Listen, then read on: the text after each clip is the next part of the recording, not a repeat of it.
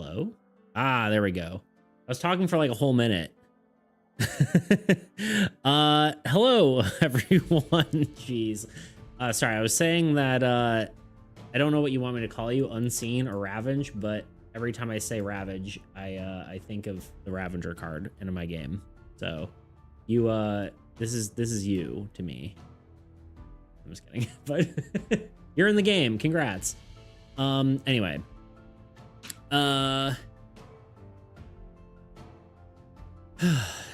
Anyway, I was talking for a minute there. Hello Tebow, hello Tuna. I will re-say that. I also said hail and well met to everyone.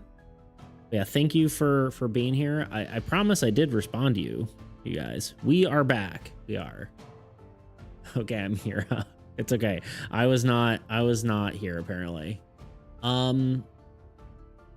Honestly, I think for the purposes of what we're doing, I'm going to hide our little guys, but for now.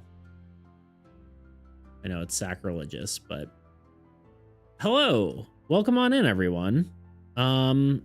We are going to be doing our D&D session today. I'll be honest, I'm not like fully prepared. Smidge nervous. But I think it'll be fine because I kind of don't know what you guys are going to be doing, so I think it's going to end up being kind of like we'll find our way, right? Oh, don't be nervous. Honestly, I always get nervous when I do D&D. It's kind of like I have to entertain everyone for whatever, but I guess that's not really any different than a normal stream. So here we are. It is the same. But yeah, I guess it's like just performance anxiety. You know what I mean? I did forget my water, so give me half a second, and you can look at your little guy standing there, and then we'll get started. I think it's good to give a second for people to roll in too. So.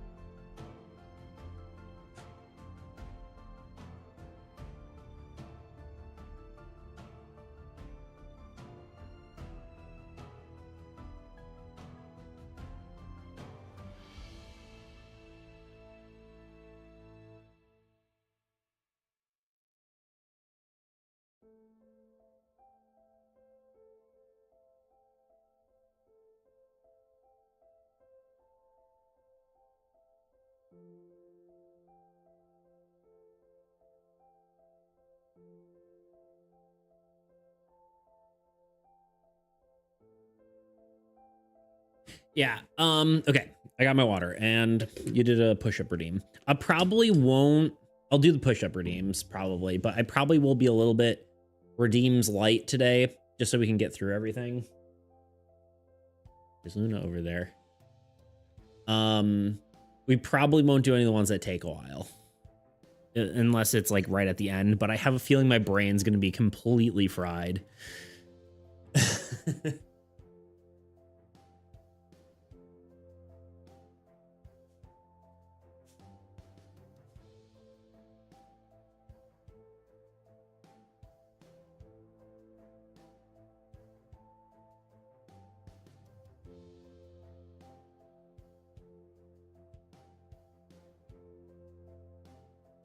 Looks like deep 2 redeem push-up sit-up.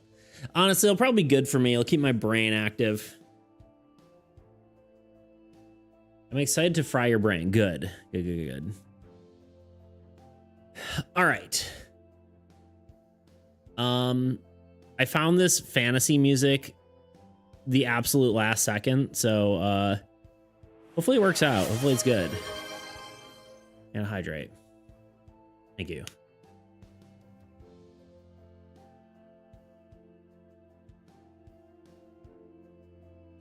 Okay, I think we'll probably copyright free. Yep. Let's hope so. It says it was. It says royalty free, whatever. And I looked it up multiple places, and it is. So Which is actually funny because they also have, I pulled it up. We'll shout it out real quick. It's this guy.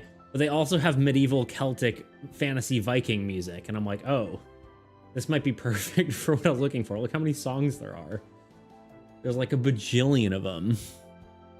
This isn't the playlist we're listening to. We're listening to like the fantasy one, Fantasy Fair, which doesn't have as many, but yeah, anyway, shout out to Alexander Nakavada. Probably butchered that, but you know, here we are. Anyway, we are here today. My kind of music, indeed. The free kind. No. Yeah, we are gonna get started right away, I think. No need to dawdle around. I don't think we already got a good number of people in here, and I don't think we should wait too long, but so base rules here.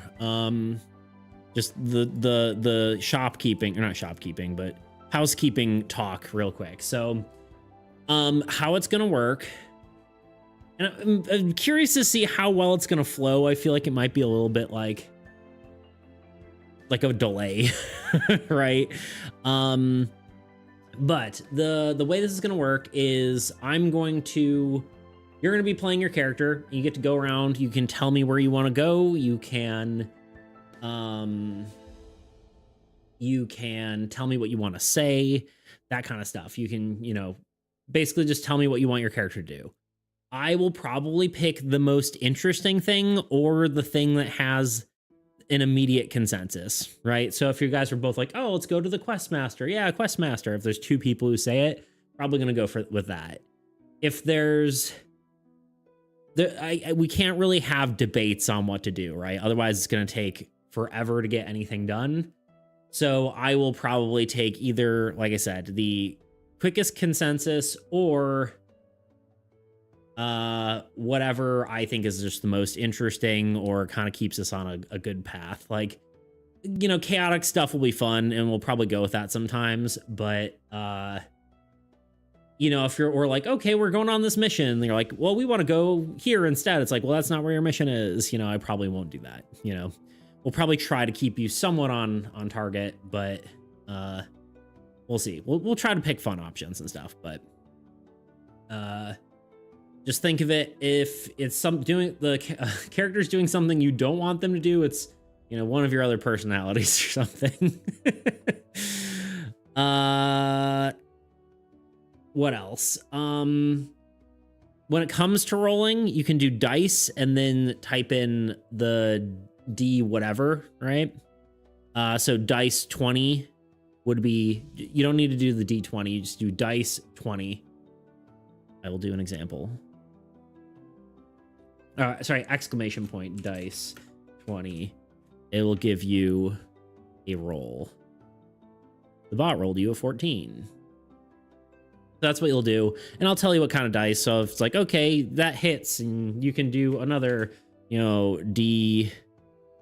dice, you know, I don't know, you hit him with a D8 damage. You did 6 damage, whatever, right? So that's how that's gonna work. But yeah, so you get to control where your character goes, what they say. And you know, most of my stuff is usually pretty role play focused, so we probably won't get too bogged down into you know, the nitty gritty of combat, but maybe we'll see where you guys take us and what we end up doing. I think that's everything. Everyone understand? Does that all make sense?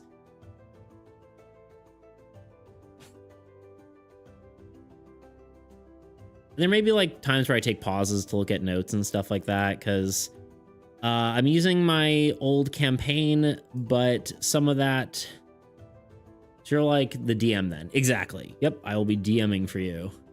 And you guys will be this character collectively. You'll all collectively play as, we never when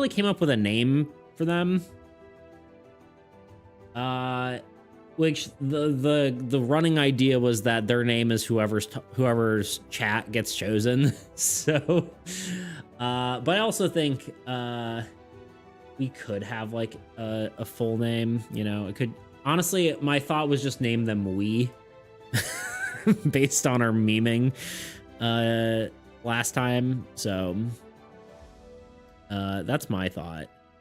The character we.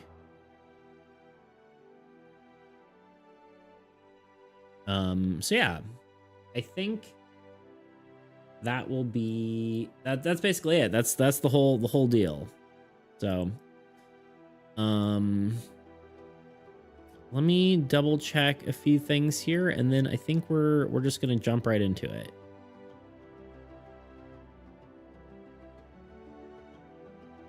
Hi, I'm we. We? No, me. Exactly. You? No, I'm we. You mean us? No.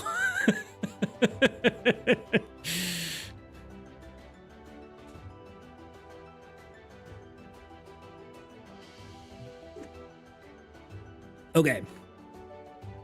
We are we. Indeed. We are we. I am we.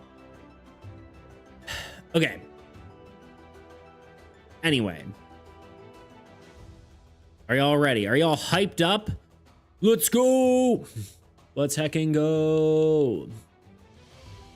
NPC looks around confused. Indeed. Indeed, indeed. Okay. I'm trying to, like, I feel like I'm stalling here for a second. I'm trying to make sure I have everything I need, and like, am I forgetting anything? But I think I shouldn't start stalling. I shouldn't keep stalling. Let's just do it, right? Everyone ready? Let's go. All right, let's do it. I'm going to give you the guys the prompt again, let you know where you are, and then we'll go. Let's see. Let me pull up. I have a description of the guild hall. Probably not.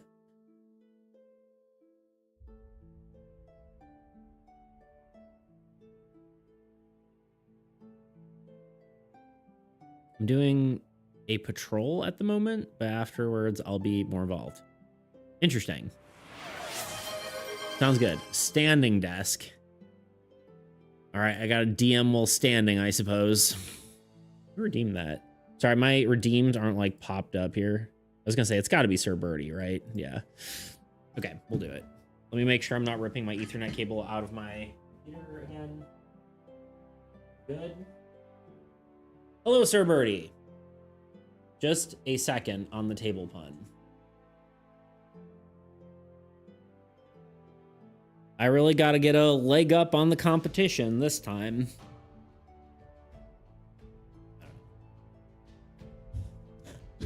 Tabletop games. You need to... nope, I don't have anything for you. Anyway, Sir Birdie, welcome on in. We're going to be doing our D&D campaign where you guys get to shout out answers or shout out what you want to do as your collective character, and see what you guys do. Okay. Ooh, got one. Okay, I'm ready. I'm just double checking. Do I have NPCs, locations, world information? No.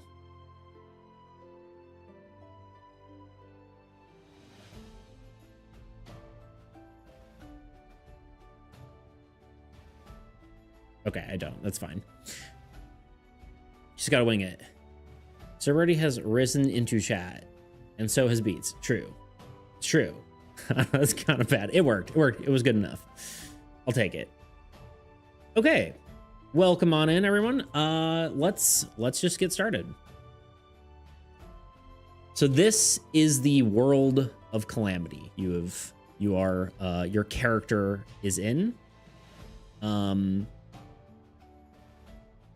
A brief history is 500 years ago, a chaotic magic swept through the lands. The through the planes of existence, collapsing them into a new world most people call the Calamity. Few survived its mayhem and found one place of refuge called a massive floating island holding a mysterious crystal protecting its inhabitants from the chaotic magic that plagues the land below.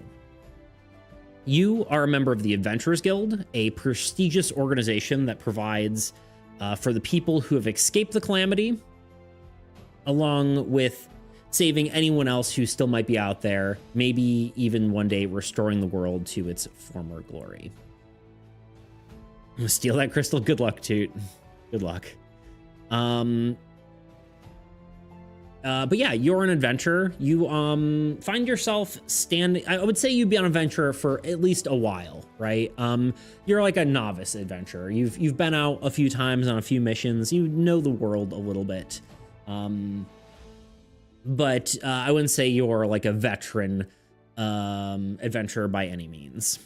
So yeah, you are standing in the guild hall. We'll say you're probably standing kind of in the middle here, the dining hall. You basically see yourself in a room that's very like tall ceiling, sort of opulent hall with a lot of wood, right? Like very, very wooden floors and some really nice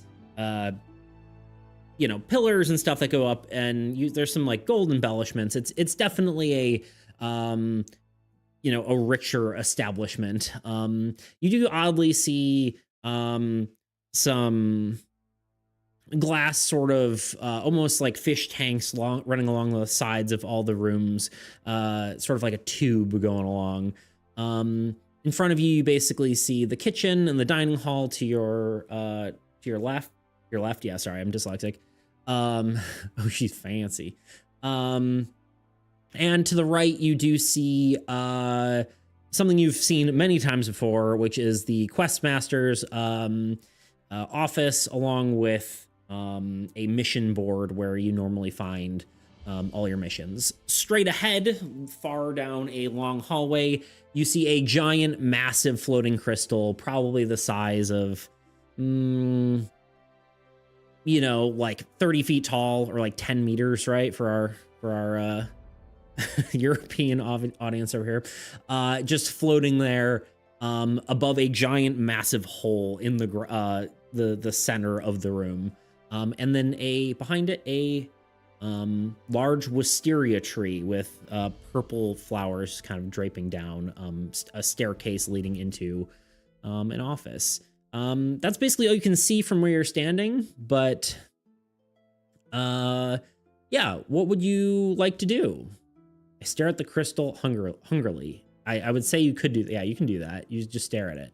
Let's go to the bar, y'all, and spend like 1 hour or so, JK. Yeah, I don't want to just put you that's like, I feel like that's how every D&D quest starts, is people just starting in the bar, right? And then people joke around. I could have just put you in a mission, but I feel like it's going to be more fun to have you move around. You do, of course, know of the other places that you can probably see on the map. Hopefully you can read it. There's a dormitory where, adventurers who live there stay. Maybe you live there, maybe you don't. I don't know, kind of up to you guys, but there's a jail, which you'll not need. Training grounds where you guys can train. Stables. There's also an arcane forge, which is basically sort of a, crafting area where the arcane specialists and blacksmiths reside, and then there's a library. There's also a chapel and an infirmary as well. You wake up in the tavern. Yeah, you're just hammered. You just wake up on the table like, I'd like to receive some cookies and take them to the Questmaster. Okay, you know what? We're gonna do it. You said it, we're doing it. You go up to the bar, and the bar isn't just like a bar. It's not just for alcohol. It is for getting food, right? Like you could sit at a table and you'd have someone wait on you and that kind of thing. It's pretty equipped. Like you are, as an adventurer, you are kind of a an elite group of people, right? I mean, you are a novice adventurer, but adventurers are pretty well looked upon for the most part. This is great, Nilby. Thanks for putting this together. Of course, yeah. I mean, a lot of this is stuff I already had, but yeah, I think it's gonna be fun. We haven't earned the respect, so we need to bring cookies. Okay, so you go to the bar. Oh god, do we even have? I don't think we actually have a specific bartender in the Adventurers Guild. There isn't. So generic man A, generic bartender A is staring there. He goes, "Oh, hey, what can I get for you?" And I guess, you know, you asked for cookies. We don't need to role play that out specifically, but bartender, cookies, please. Hello, Anonymous. Welcome in. We're doing our D&D thing. We just started. So, of course, if anyone has any questions while we do this, like whether you know something about the world or, you know, anything, I think you can kind of pick it up as we go. Are we broke? No, I mean, you've got like... also definitely, if you haven't, you can take a look at your character sheet in the Discord. But I believe you've got like 50 gold or something like that, and probably rations and stuff like that. Like any sort of, you'd have like a food allowance at the Adventurers Guild, so you could probably just get cookies for free. If not for a small, like, you know, a few copper, you know, nothing too expensive. I'll get it. Yeah, honestly, we haven't really gotten too far into it. You're standing in the guild hall. The bartender,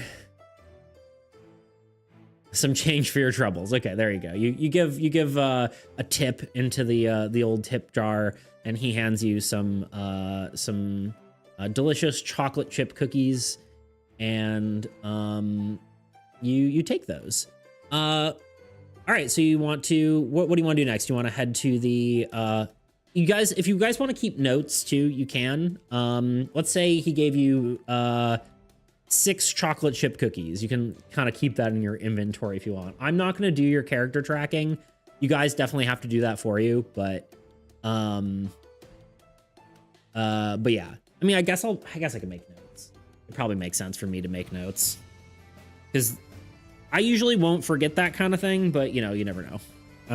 You give 6 chocolate chip cookies.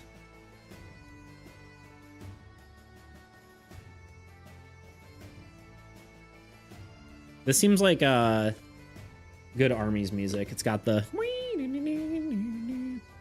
I'm a forgetful one. Yeah, so you guys definitely should keep track of your character. Yay, multiple personality party time. Let's go. Indeed. Okay. Where would you like to go from here? I know Toot said you want to butter up the quest master. But is that where you want to go next? We'd like to take the cookies to the quest master, possibly. Okay. Seeming like a good option. It's probably where you should be going. So, yeah, you're looking for work. You know, of course, you do see people like walking around the bar and like people walking around the guild hall as well. So you do notice there are some people around as well if you'd like to talk to some of them as well. But for now, you go to the quest master. You want to talk? Okay, so you know that you would know this. The quest master, her name is Reyna Kibanis. She say to a random person, "Have a great day," but only one person, no one else. Okay. You are walking. Tebow, roll me do dice or exclamation point dice D8 or sorry 8 exclamation point dice 8.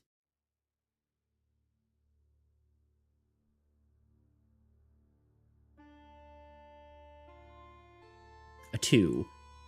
You walk up to there's a guy and a girl. They're walking down the one of the hallways, kind of, you know, heading toward the dormitory, and it's he's got a hammer on his back and sort of like sort of spiky brown hair. He looks kind of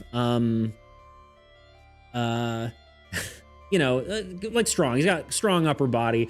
And you walk by him and you go, good day. You go, good day, sir. And he goes, yeah, you too, man. See you, dude. And then he walks by. Oh God. So person, final. I probably won't be as good at staying on top of chat because it is going to be, I'll want to stay in the moment. So if I get behind, I probably will try to stay on task as much as I can. Just so you're aware.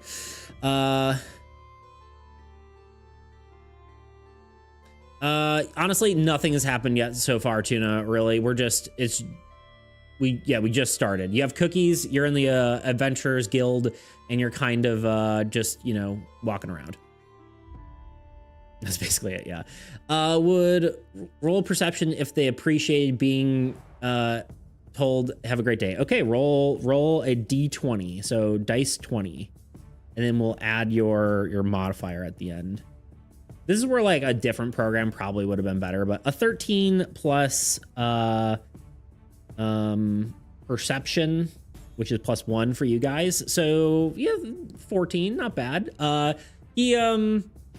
Yeah, he seems like he appreciated it. He's a little confused because I don't know if you guys know each other, but he was, you know, he was happy to hear it.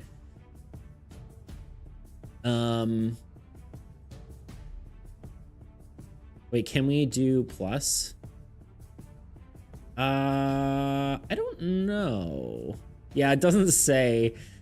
Do a D1 + 1. Try that. Or like dice 1 + 1. Because then you could see if a one-sided die adds 1, right? Probably doesn't work though. You're probably right. There you go. I mean, that's the way to figure it out, right? That was the best test I could think of. You just add it afterward. I've got your character sheet open, so he rolled a 0 somehow. I mean, yeah, no, probably not. Okay, you walk past him. You say hi. With a 14, you remember his name. You like as you look at him, you get a better look at him. You remember his name was Cyrus. That's basically all you remember. You remembered seeing him in the halls before. Building our rep. There you go. A sheet of paper is a D2.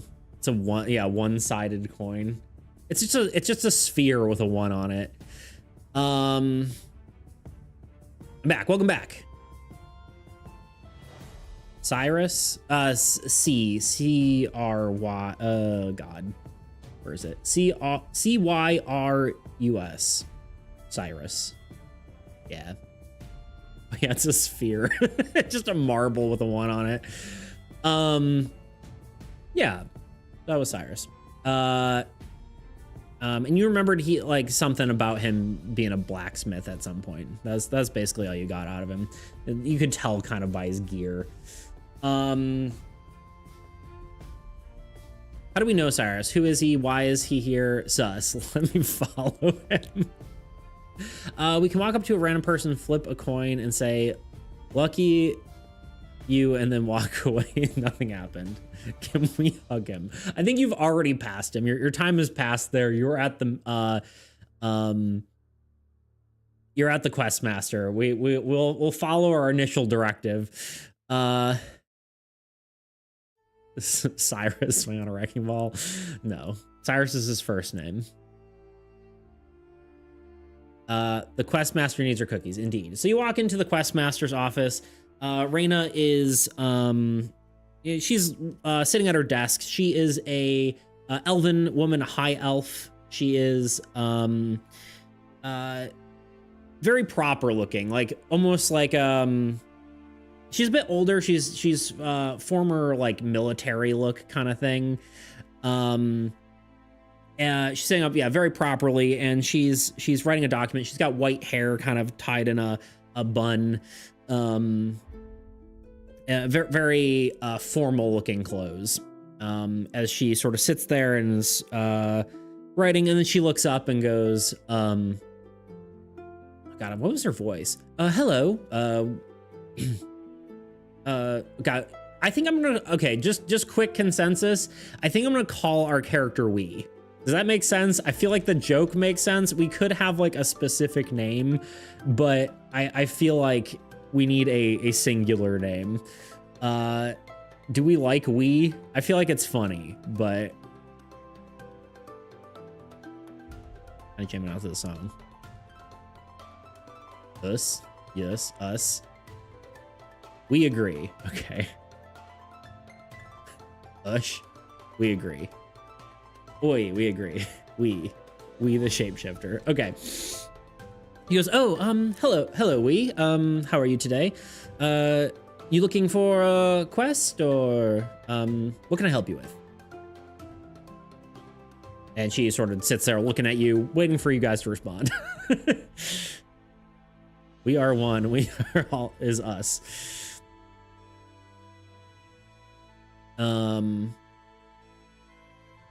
Yeah.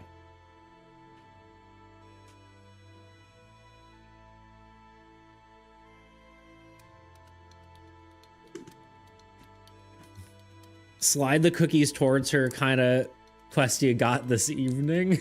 Did someone say us? Okay, yeah. You set the cookies down and slide it toward her. She looks down, slightly amused. She goes, oh, thank you. Very kind of you. You know what? I need dice myself. Hold on.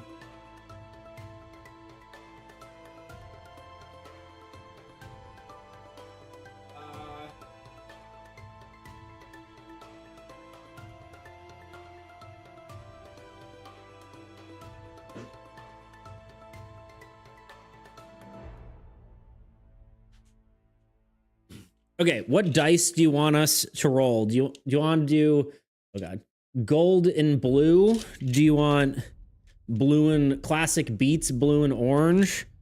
Or do you want ones with little whales on them? What are you feeling most lucky with?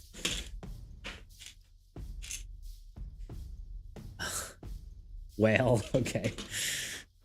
Blue and orange, of course.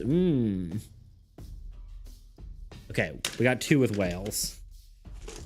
The closest consensus. The quickest consensus. Yeah, here, let's see. Can we show these better? You can't really see them, but the little blue guy in there is a whale. Okay,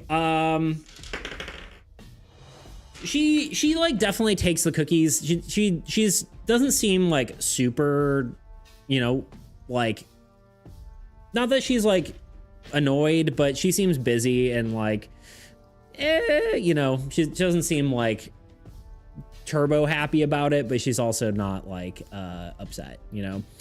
She's like, okay,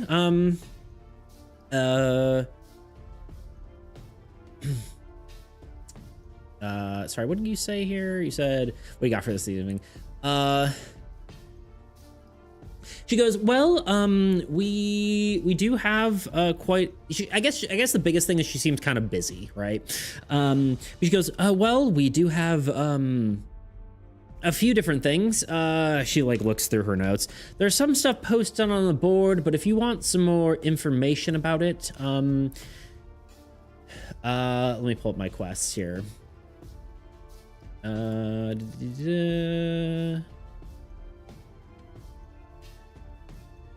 Sessions. Wait, hold. What the? Sorry, I don't remember how to explore my own thing anymore. She goes, looks like there's a farmer who's been having some issue with sheep disappearing. We've got there's a cave with spiders that needs to be investigated. There's a scientist talking about a haunted house. Recently, some of our adventurers also discovered a giant library on the actually no, I won't. There's a library that seems to be might have some good resources for us to investigate. What else? There's some weird light spotted up in the northwestern region as well. That seems like something that also needs to be investigated. We ate the house. We ate the sheep. We ate the cave. Shag request. No. Who's taking my sheep? And she kind of just keeps prattling off about different things. She's like, it does seem like they have found the lost city of Taladan, which is also quite interesting. But yeah, there's quite a bit to do. Any of that would be advisable for you to check out. So yeah, so in short, basically, she talked about a farmer who seemed to need help with his sheep, basically, disappearing. A haunted house, seeming some ghost activity. It's a, she kind of hands you like a stack of papers that you're looking through. Seems like a scientist has having problems with some sort of weird, phenomenons he doesn't understand. Yes, a library. There's a massive structure that some of your fellow adventurers found in the northwest, and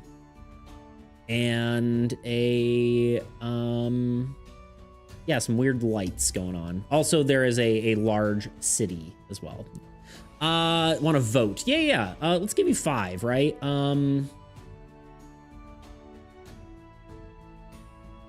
Honestly, in ways of most interesting, I would say, let's do 2. Can you? Yeah, I'll make a poll. Thank you. Let's do haunted house, library, weird lights. Lost City. I'm trying to think if there's any other good ones in here. That's 4, right?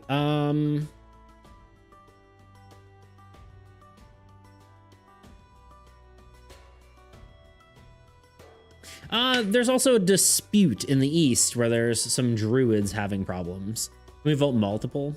No. Just dispute is another one. That's another decent one. Probably not the best, but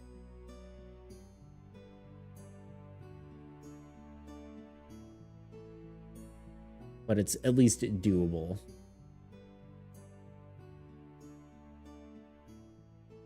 You cannot vote multiple. You can only vote 1. Unfortunately, that's just not how Twitch works. I was gonna say, yeah, no. I'm a nerd. Library. Library nerd. I love that.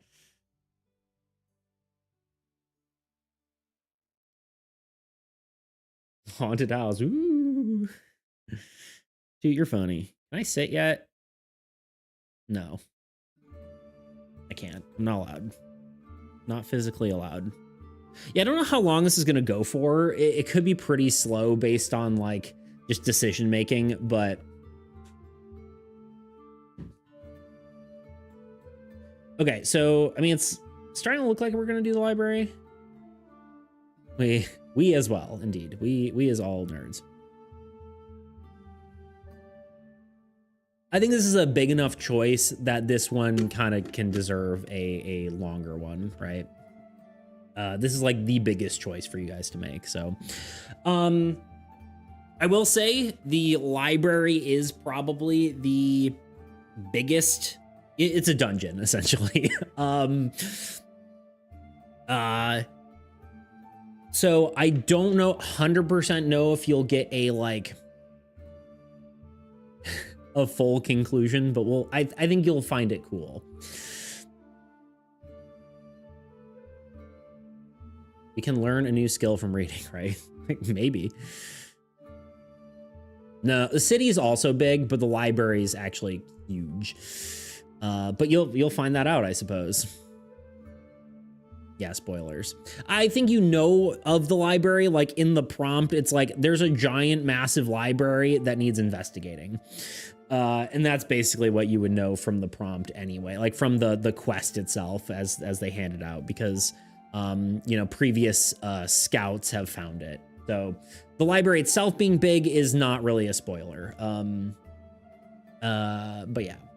Actually, I do have a map for the this could be spoilers though. So let me pull up the map on a different screen. Give me just a second. I was about to say I wasn't expecting to go to the library, but it wasn't something I wasn't expecting either. There's more, I just need to make sure I have it open here. Okay, you're going to the library. I cast Fireball, JK. You do not have Fireball. Try again. D&D.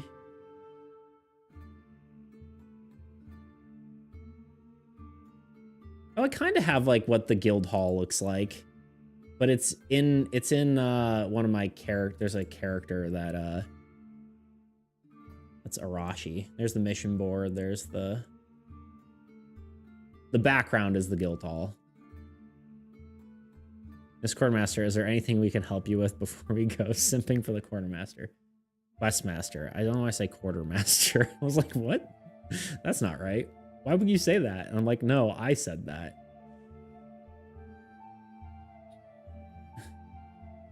Library map. Please don't open the wrong screen. Thank you.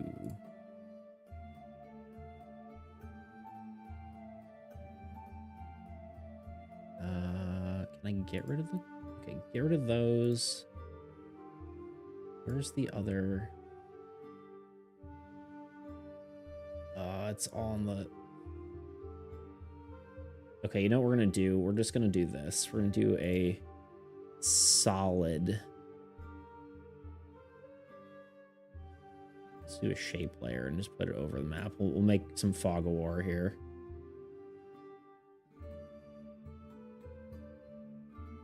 Okay, that works. Okay. Okay. Sorry, let me catch up. I just wanted to make sure we had a map for you guys because it's a thing. You ask if the Questmaster if there's anything else I can help with before you go. She goes, well, if you if you find anything in your travels, anything that'd be useful, as per usual, it'd be nice if you could make sure to you know, bring anything along, right? Any sort of materials or anything that would help any of our endeavors here. Hello, Sir Sunflower. Welcome on in. We are doing Chat Does D&D, so you will all control our character. So if you have you know, any questions, just let me know, and we'll be leading you. You're about to embark on your quest. You just selected one for exploring a library out in the chaos. I find that we're going to a library in D&D. I'm playing library, which is okay. Nice. She's really busy too. Maybe we can help her organize the papers or something. We shapeshift into the quest giver and head off the sanctuary. Library nerds. Yeah. Nerds sanctuary library. I read that backwards. Sure. Yeah, you transform and she gives you kind of look. I would think she'd know you're a shapeshifter at this point, and she goes, huh. And then she just kind of lets you go. She's like, I don't have time for this.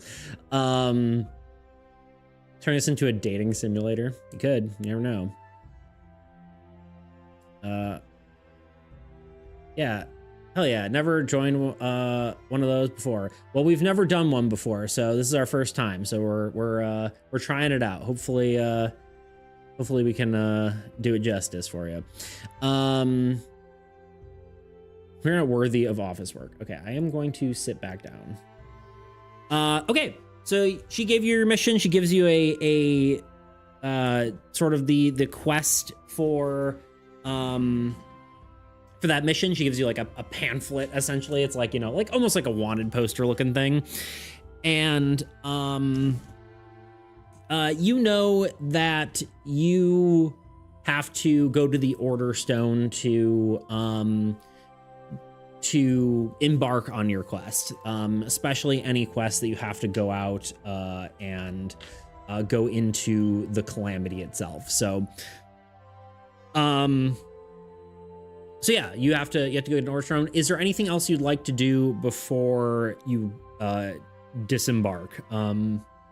Would you like to go anywhere within the guild hall? There's the library if you need any knowledge. There's the Arcane Forge if you want to, you know, maybe get any sort of equipment or anything like that. You know, you go to the chapel to pray. I don't know.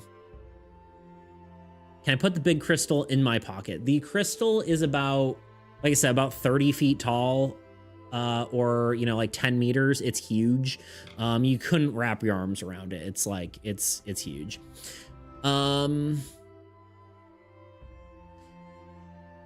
We want more cookies. Okay. You go back to the bartender and, and you demand more cookies, and he gives you another 6 cookies. He goes, wow, I guess you're hungry today, huh? And he gives you 6 more cookies. Oh, also, if you'd like to maybe find someone to go on the quest with you, you could also look for that. Shared communal pockets, yes. Do we need any health potions? I don't believe you have any, so you could go get some. You could talk to the infirmary or the Arcane Forge for that. Exist. What happens thus far? Not much. Basically, you're just exploring the guild hall. You've accepted a quest to go to the library. In fact, let's actually give it its title, because you should know that. The adventurers that found it before reported that it is the library. Oh, let me actually, can I pull this up? Tell me I'm smart. Pass me is smart and actually has this written down.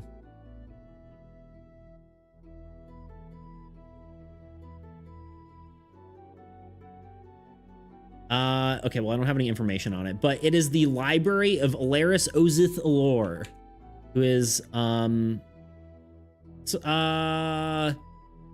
Tuna, roll me a d20.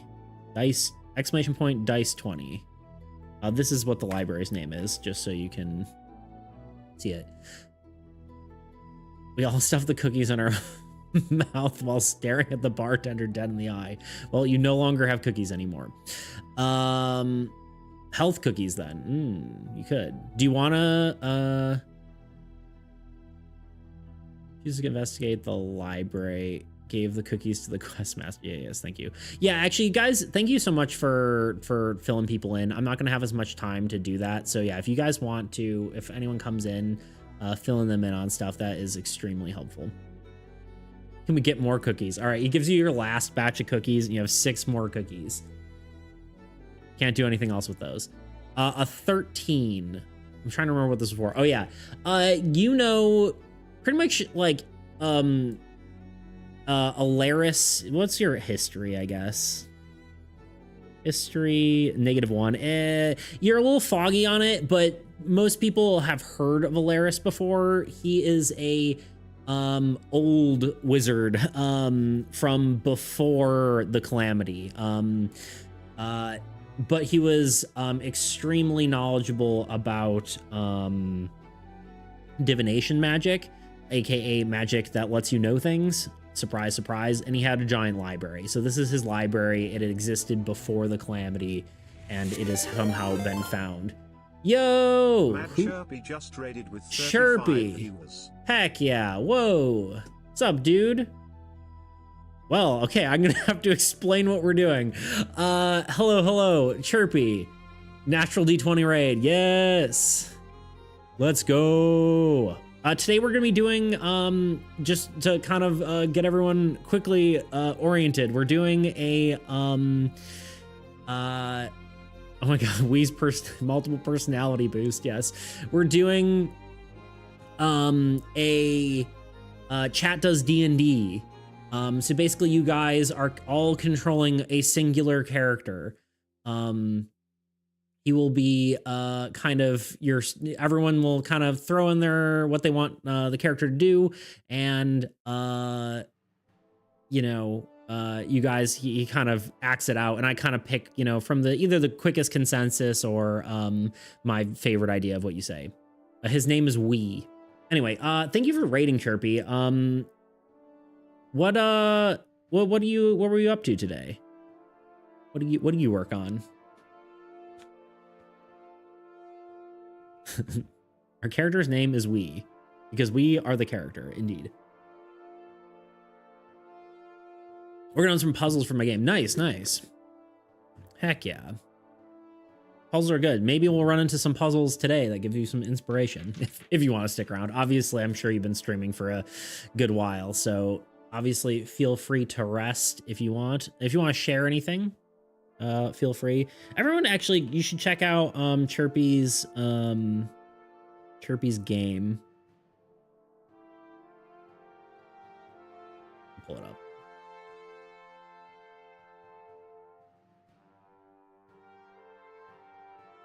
Oh God. On my wish list. Shroud of Gloom, check it out. It's super cool art style. I really love the black and white aesthetic. It's a point and click horror game, so go check it out. There is a demo. I should actually play the demo. Maybe I should do that on stream sometime. That'd be pretty cool. There you go. You posted it. Yeah. Everyone go check it out. Wishlist it. Play the demo. Kirby's a cool dude.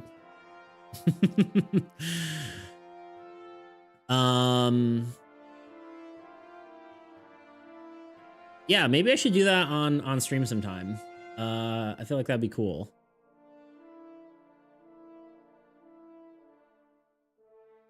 Right, his name of the character is Wee. Is because of a bit we had last stream. True. We were all just talking as if we were a hive mind. But yeah, so basically, yeah, hopefully you had a good stream. Yeah, let me know. Yeah, I definitely will. We could do a playtest trade. I could play your game and we could play my game together. Anyway, yeah, normally I work on a co-op TCG.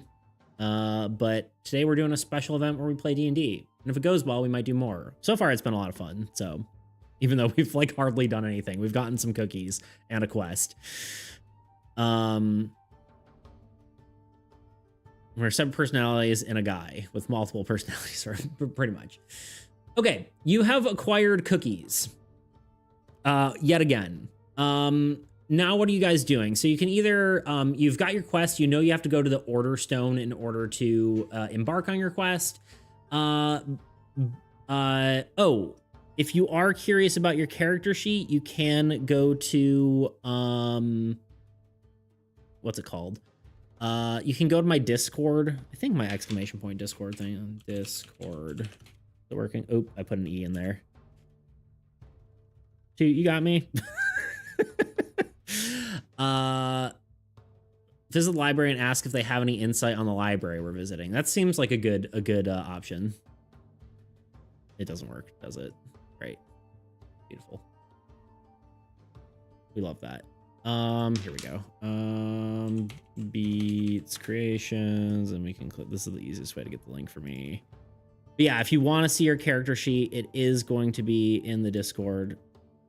Oh, you did it. Thank you. Appreciate it too. What a mod. What a guy. First and foremost, I want to attack the shopkeeper. Classic. Okay, I think going to the library and talking to the librarian is a good idea.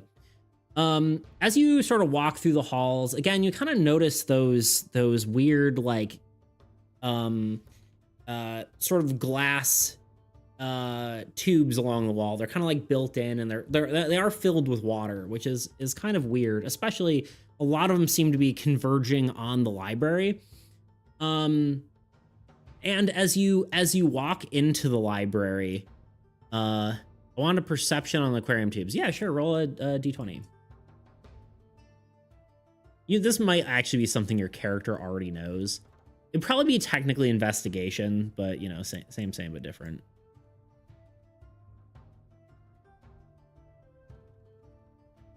He rolled a 2. You've kind of forgot. Oh, you have an important NPC that's key to the part of the narrative. Let's attack him. That's how D&D works. Exactly, you got it. You catch Eldritch Blast. You don't have Eldritch Blast. Yeah, you don't really know. You haven't visited the library before. You haven't really had much of a reason to, we'll say. And you're kind of unsure what the whole water thing is. You know, you haven't been an adventurer for too long. Never had a really reason to go into the library before. As you walk in, you look around and you see it's a pretty nice library. They have you know, there's lots of books lining the hall, or lining the rows, and you see actually that these tanks of water, these tubes, they run through the bookshelves as well, which seems odd, again, having water transported through the bookshelves. And I got a ready to run, but I'll be lurking. Good luck, good luck to we. Indeed. What the? And suddenly you see a few books just floating by you and rearranging themselves into the you know, correct spots. Water tubes between the books, indeed, yeah. And then you see swimming within the tubes a small fish. You see Guppy.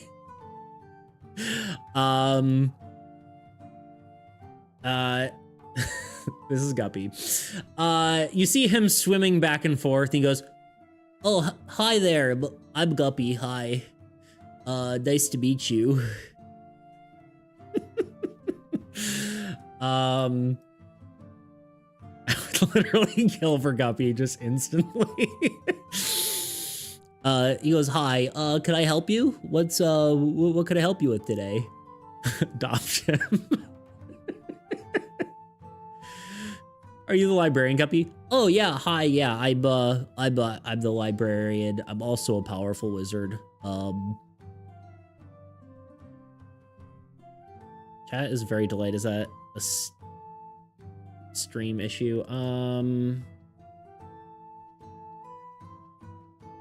Probably. It might be. I'll check and see if it's this. But what channel is she posted? It should be in news. The news channel. Oh, that's casual. We immediately adopt Guppy. All right, in your mind, you've adopted Guppy. Oh, I'm a powerful wizard. Yeah, for sure. Oh, we are hitting an ad. So will you decide what you're gonna ask Guppy? We will take a 3-minute break. And then after that 3-minute break, we will be free for another hour. In the meantime, please check out one of my videos while you wait on our Be Right Back screen. We'll, like I said, 3 minutes and a whole hour of ad-free content. So, yeah. Think what you're doing next. I've been trying to think of a way to create a magic system for my game that lets players craft their own spells. Seems like a fitting And after video. years of searching, I finally found a solution from an unlikely place. Mad Libs. Yeah, that's right, Mad Libs. The book that you fill in random words to get silly sentences like, "Ouch," he said stupidly as he jumped into his convertible cat and drove off with his brave wife. Or at least that's what the book has as like a prompt.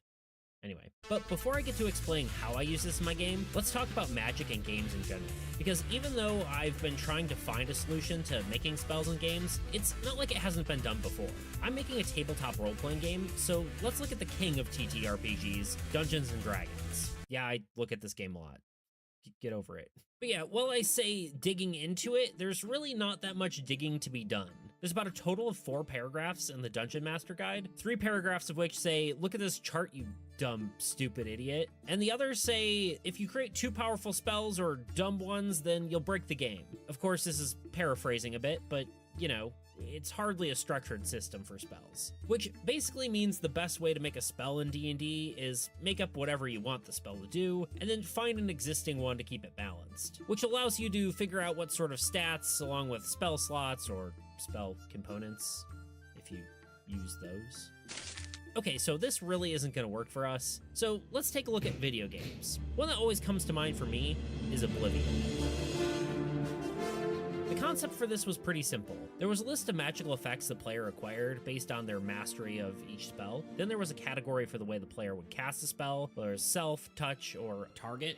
Target meaning spell like pew pew. Furthermore, longer durations or more powerful effects would have a higher gold cost, along with a higher mana cost when you actually, use the spell. So this is a pretty cool idea. However, in classic Bethesda style, it could be completely abused and made the game incredibly broken. For instance, I remember one time making a character with 100% chameleon, which basically made you invisible all the time, and other characters couldn't even see you, even when you were attacking them. Or this one I found where someone used a drain effect to somehow become invisible riding a horse, seeing your own lifeless body. I don't know. Now, that isn't to say that in a tabletop RPG, a game master couldn't help balance this sort of system and make it fair, but that just kind of puts us back in the same problem of D&D's spell creation. Now, I know there's probably newer games that have better spell systems that exist. Like, I think Wizards of Legends is supposed to have some cool stuff, but I don't have time to play other people's games. Come on, what are you talking? I'm making my own game. Yeah, get out of here. Okay, but seriously, let's get to the point. I was pondering all of this over one day, and then it came to me.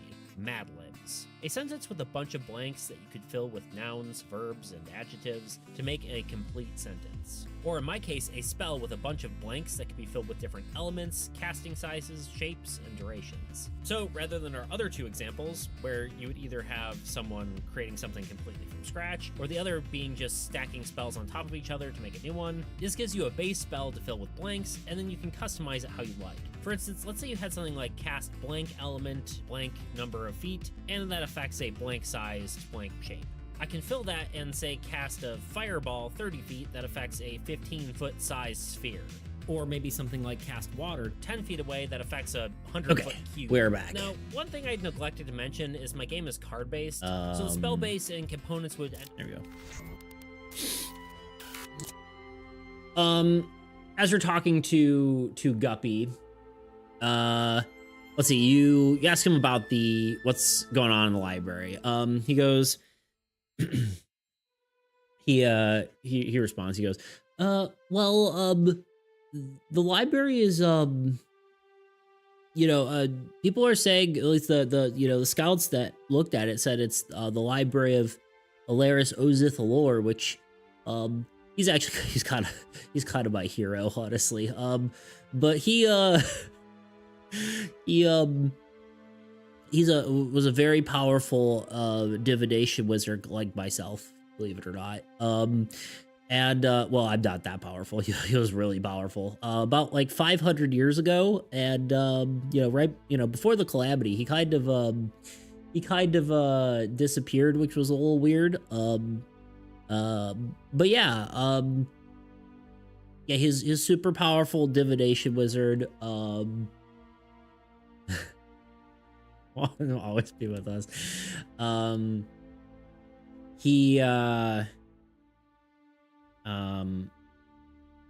trying to think. What can he give you here? He I love Guppy. Guppy's cute for sure. What else can he give you? What kind of information? From what I heard, the library's got like a lot of sections. It's really big. It's the biggest library ever, really.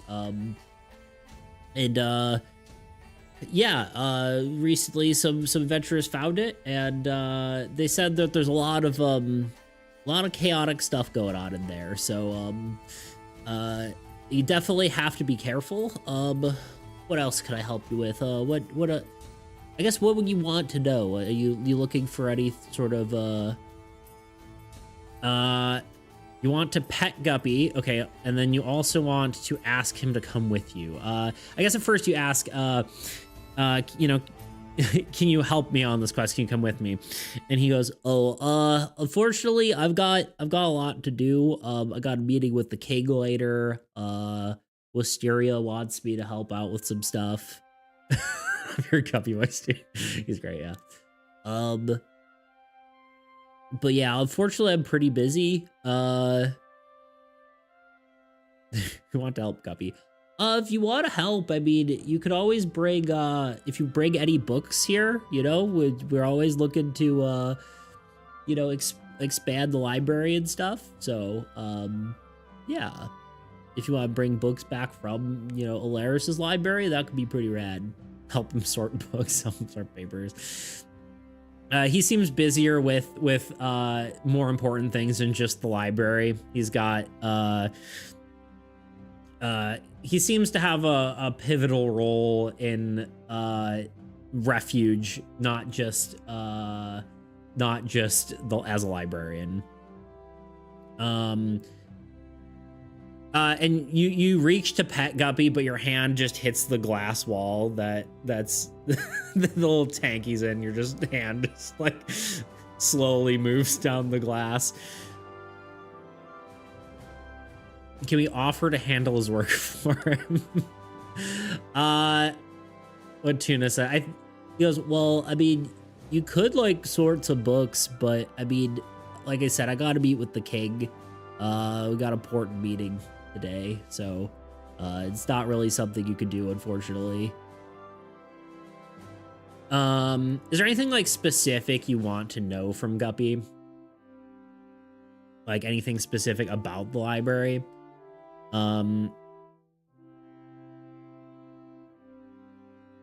The water isn't it's like a fish tank sized tube, right? So it's like, you know, yay big. Guppy's like the size of like, you know, I don't know, like a dodgeball.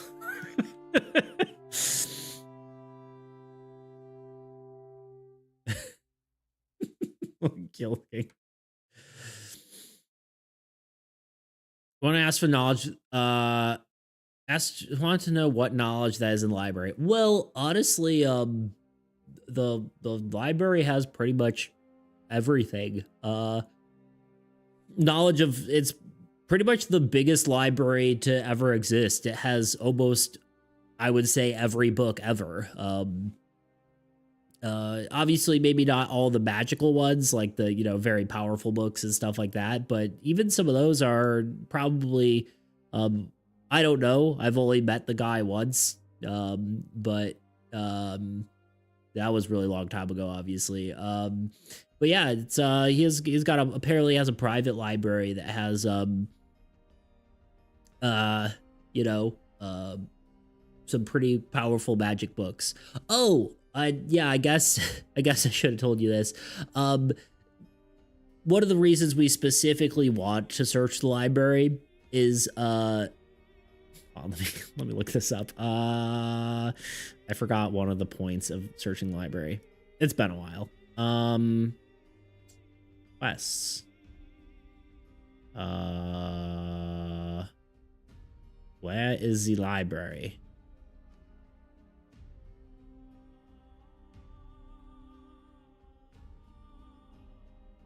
It's not in quests. Missions.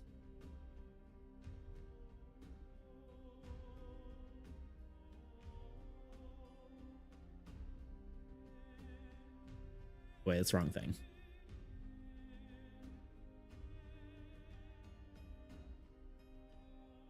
Where the heck did it go? Okay, whatever.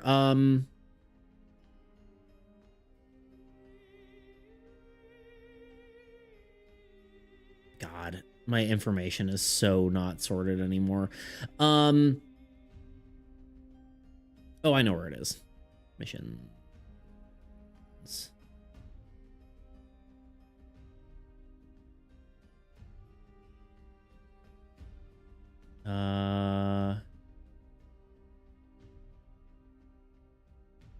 Yeah, okay. Sorry, I just want to make sure I was doing right. Yeah, so one of the reasons we want to go to the library is that it said that Alaris was working on a book called The Last Truth of Alaris, which basically could help us understand what actually happened to you know, why the calamity happened in the first place. It's pretty much like a very, very powerful divination book, which is probably it is private library. So if you want to go find that, then yeah, that would be pretty rad. We shapeshifted into Guppy. Just a library? What? We'll keep meet the king for you. Are there any rare items we can find in this library? Now you asked that. He goes, yeah, I mean, like I said, there's a lot of books. And maybe even Alaris may have had some powerful items himself. But also there's potentially some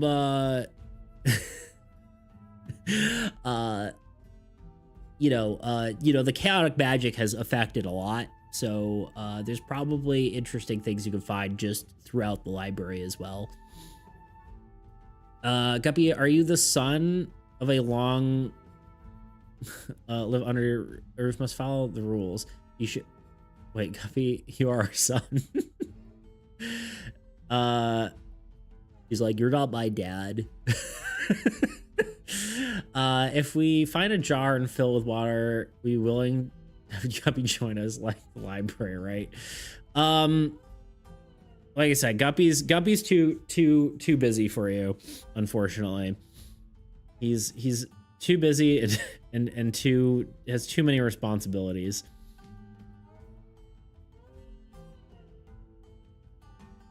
Very unfortunately. And hello, oh god, how do I say your name? Aoyui? Aoyui? I don't know. You tell me how to say your name. I'm very dyslexic and can't words. So, welcome on in. We're doing Chat Does D&D. If you have any questions, let us know. But you are all controlling this character that you guys created and going about my homebrew world. You just met Guppy here, who is the librarian. Let's do a book sorting time lapse. Okay, if you guys really want Guppy to come with you, we could. Guppy, if you don't join us, I'm trashing your book. Okay, Guppy can come with you. Because you're very intent on it, and I guess it's a one shot, so why not? Okay, I mean, I guess I could tell the king to, to wait, I guess. I mean, I've got, like I said, I'm pretty busy, but, sure. I mean, if you're really insisted on it.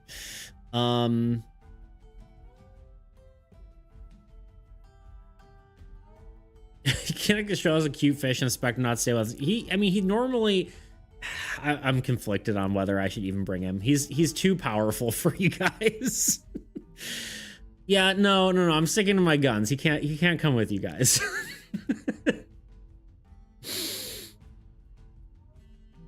Guppy's too powerful. And too busy. Okay, dang it.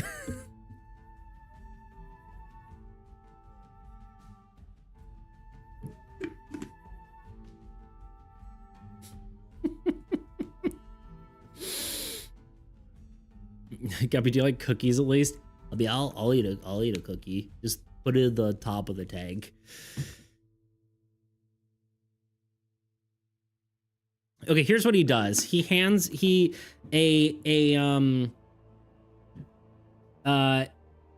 telekinetic hand picks up a object from inside the library, and he places a small gem in your hand. And it when you grab it, it projects a image of Guppy, and he goes hello, and it is a sort of communication device with a virtual sort of projection of him. There you go. There's like an advanced stone of far speech. You can talk to me whatever you need to, if you need any sort of information. Okay, you can just dial me up. All right. Emperor's nickname, or the nickname is good enough for me. Love the art. Do you do it yourself? Yeah, this is actually technically a collaboration between me and a friend. This one, all this stuff is me, but this Guppy is a collaborative effort. Yay, Guppy has telecommunication gem. Indeed. Our character's name is We because we, chat, are the character. Indeed. Okay. All right. Would you like to move on? Would you like to do anything else in the guild hall? Let's explore. Yeah. This is We's a changeling rogue with a hammer for some reason. So, all right. Pete's, what music is? I'm getting deja vu from it. I have no idea. Some sort of royalty-free something. Final boss of the Dark Wizard from Kevin MacLeod, aka the Goat. Kevin MacLeod. Yeah, there you go. You can take a step around the corner of the door library and check if Guppy's gem works. Okay, you walk outside there, you go, you thank Guppy for your time, and then you walk out and you go, is this thing working? Yeah, it's working. Hi. It should work for like thousands of miles. It's pretty powerful. I don't know much about D&D, but I always wanted to play. Yeah, I mean, for sure. You can, I mean, honestly, you guys just tell us what to do. Tell us what you want your character to do. You'll go there, do the thing. You can talk to the people, and I'll just ask you to roll a dice if you ever have something specific you want to do that's difficult. So, all right, you're moving on. Again, you're playing next. You're playing now. So just, yeah, there you go. Potions and tools from the forge.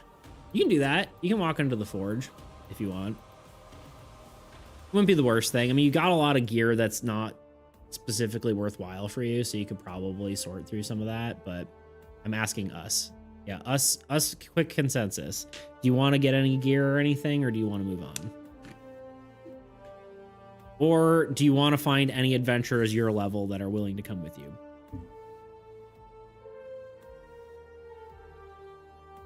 And what do I do? Just when I ask, what do you guys want to do? You say what you do. Right now, you're in the guild hall. If you see any of these places, you can kind of go around and ask for stuff. If you're talking to a character, you can suggest what you want to say. Simple as that. Gotta go. Guppy will stay in my heart. Indeed. Guppy lives on for eternity. Bye, guys. See ya. Backflip. Your character does a backflip. You can do whatever you like.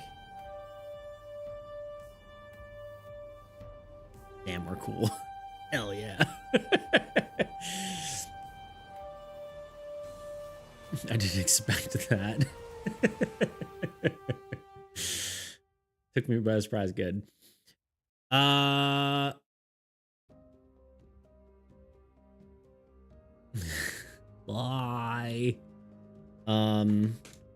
Actually, that's the reason these dice have whales in them, is my friend got them for me because the little whales look like Guppy. That was the intention. So perception check. Did anyone notice how cool our backflip was? Okay, sure. Actually, yeah, sorry, roll a d20. So exclamation point dice 20. These songs are a little more intense. I think I'm gonna go back to the sort of beginning songs that are a little less whatever. You rolled a 1. So when you did, well, no, I don't think I'm gonna make. Oh God, what's happening? No, stop. Oh God. Okay, Spotify is broken. Hold on. It's a crit failure on the look, not on the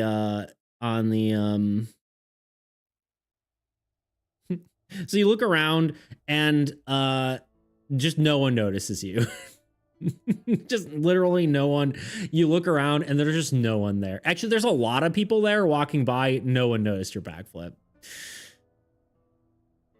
It's not even that no one noticed, like there wasn't no one there. It's just no one noticed how cool your backflip was, and that kind of disappoints you a bit. Sorry, I'm so bad at work right now. Okay.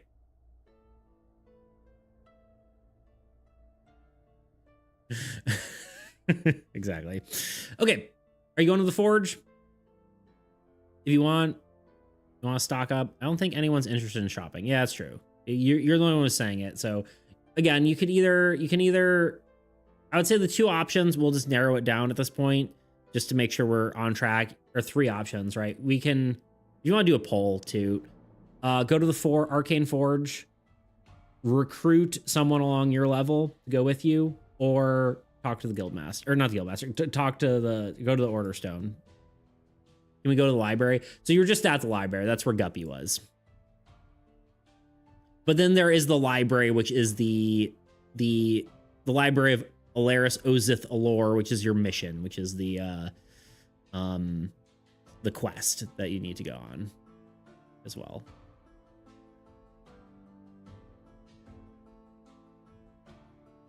Yeah, Guppy's the librarian. Pulls up.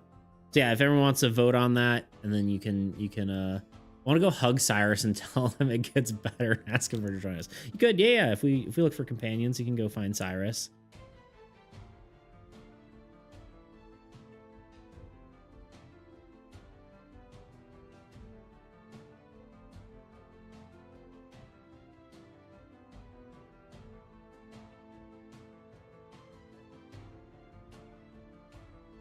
Yeah, if you vote.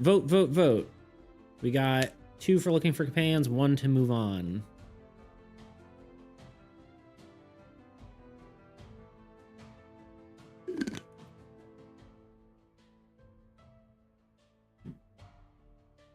Ooh.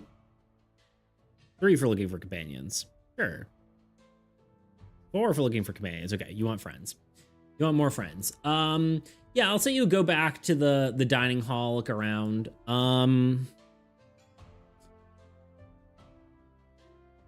Okay, let's see who you see. Everyone here do dice D8.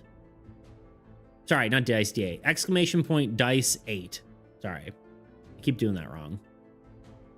Really doubt ourselves, huh? Got 2, 1, 6, an 8, an 8. Okay, everyone's rolling. I was like, most people were just rolling, like, commenting here or there, and then everyone rolls. Okay,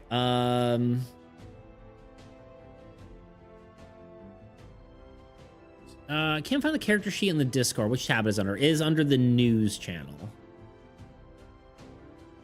Okay, let me write this down. We got a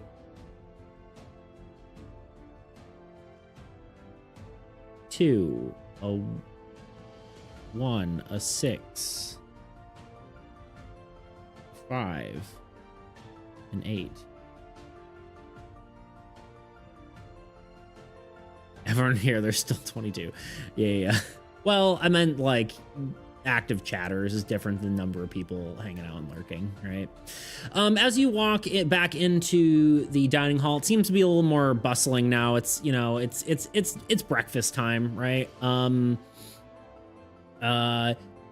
You see hanging out in the hall is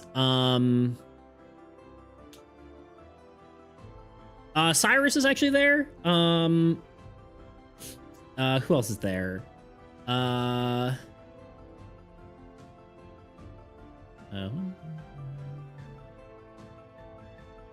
You see like a big burly guy who looks pretty experienced.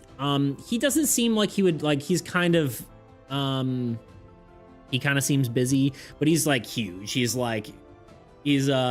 looks like a valiant fighter. He kind of has some cool wooden armor. And he looks important, I would say. You can actually, something you can tell is whether someone's important, or whether they're a high level adventurer is, the high level ones will have a bracer. And the bracer basically, actually I can show you. Do we still have Arashi open? No. Where's Arashi? Oh wait, I opened it in an image, didn't I? Not in the. Yeah, see this bracer? They have one of these on. If they're like a higher level adventurer, they're wearing one of these. And he definitely has one, and it is you know, it is more embellished. It looks fancier. Neil, you're doing great. I for one am thoroughly entertained. You're you're an excellent Twitch DM. Thank you. There's Cyrus is there. He just seems to be eating breakfast. He seems a little bummed. He's eating alone, which I think you might think might be why. There is a there's actually Arashi's actually there, so you actually see wait, I keep doing that. You see this lady. She's got a water cape. She's sitting there, very very water magic heavy, just based on looking at her. She seems kind of be like she's definitely like closed off posture. She doesn't look like she wants to talk to anyone. She's so pretty. Thank you. Yeah, I drew her as well. It's been a while since I'd done a piece like this. I probably should do more. Yeah, she's a water genasi. And then what else? And then there's a fairy. And actually, I have art for her too. There's this girl. She's there as well. She's flying around. She's just like she has a cookie as well, but it's as big as she is, and she's just eating a singular cookie. She seems extremely excited about it. I think that's what you see. Have we seen the king? If not, we can't change into anything we haven't seen. I would say you haven't seen the king before. I'd like to flirt with Cyrus. Okay, you guys can sit with Cyrus. Yeah, you go up to Cyrus and you sit at the table, I guess. I was gonna say that. Didn't want to sound weird. You sit down. He goes, hey again. Sorry, I got a little confused last time when you said hey. I didn't recognize you at first. So but yeah, how you doing? I see you've got a quest lined up. He sees the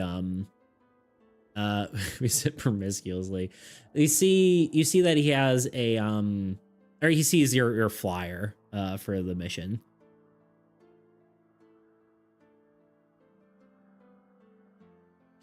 Our clothes we are wearing don't change. Ah, there you go. Yeah.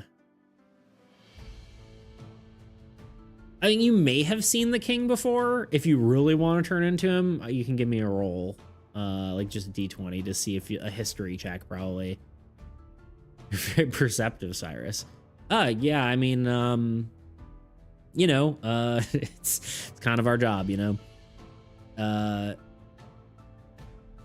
Can I help you? He sees like, you know, you just sat there without saying anything. He goes, can I help you? Or generally the character you're playing, I think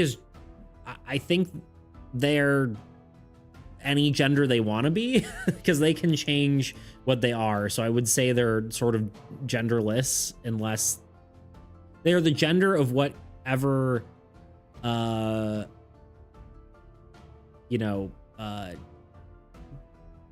shape they take on, essentially. I would say that's kind of up to you guys, I guess, technically, but I think that would make the most sense.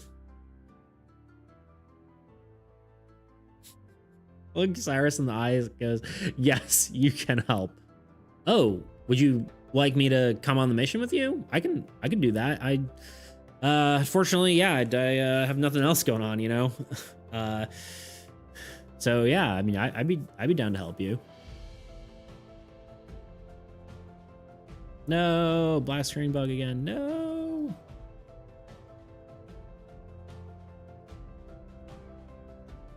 Whatever gender we are when we roll or take an action, I'm guessing. Well, it's gonna be Yeah, whatever form you are currently in.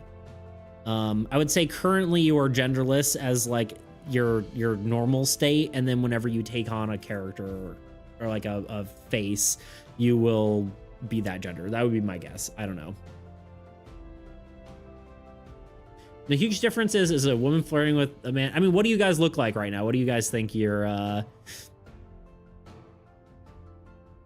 Now Cyrus is so nice to us. What can Cyrus do? Yeah, you ask or give me another perception. So gender neutral. I think that makes sense, right?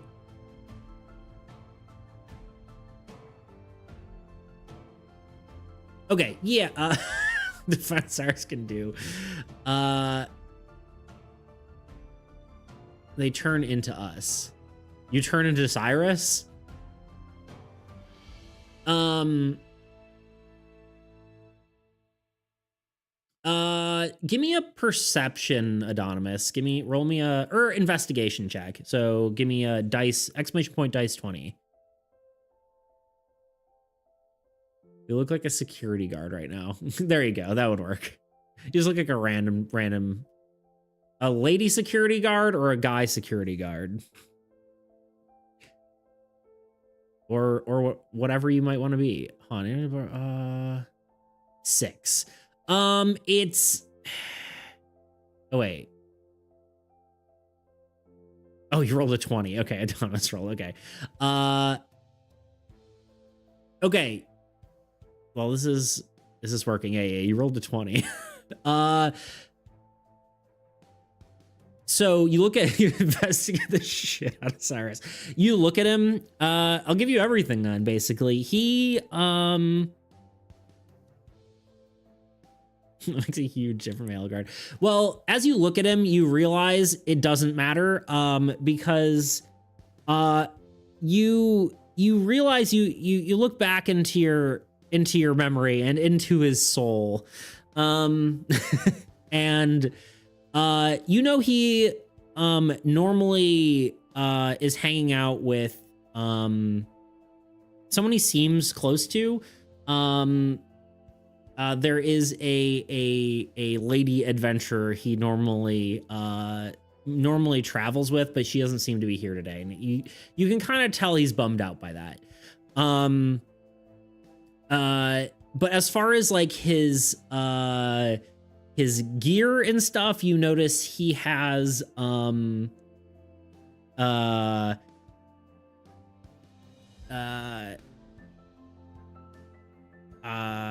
he actually has some similar gear to you. He's got a big old war hammer on his back. He seems to have some, not like quite tech, but he seems to have some like enchanted items and stuff like that.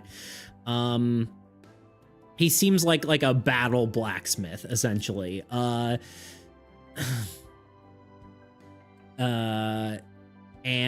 he you can kind of tell he is mechanically he's an artificer, but yeah, he's sort of like a battlesmith kind of guy. This party only has room for one hammer. Sorry, Cyrus. Cyrus is not well, he is single, you can tell. You get the vibe, right? But he doesn't want to be. He has a serious crush on his lady friend. That's what you get out of that for a 20. I feel like that's fair. Technically, it's an investigation and not an insight check, but we'll give you all of it.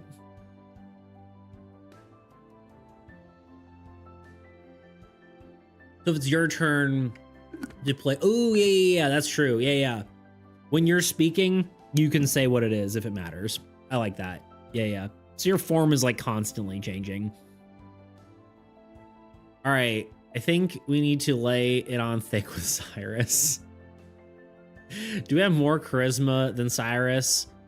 And can we steal his girl? No. Can't leave it overtime. Can we go behind the corner and just shapeshift into his lady friend? If you want to do that, you could. I would say you've seen her before. but up to you whether how that's gonna turn out. I like how we haven't left the guild hall yet. It's still fun. I honestly don't. I think we're having a good time. Morally incorrect. I look like an armed security guard. There you go.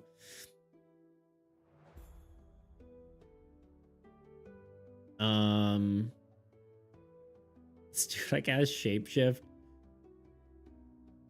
I want to steal Cyrus and make his lady jealous. Can we cast a spell on him? Like, do we have powers?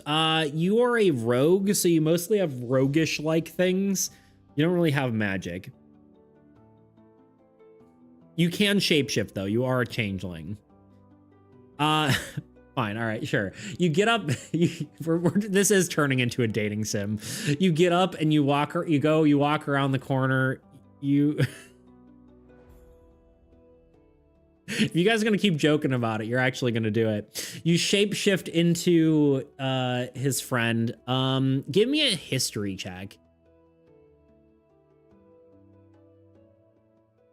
Cyrus, we're currently looking for a party to go on quest with fellow hammer enjoyers.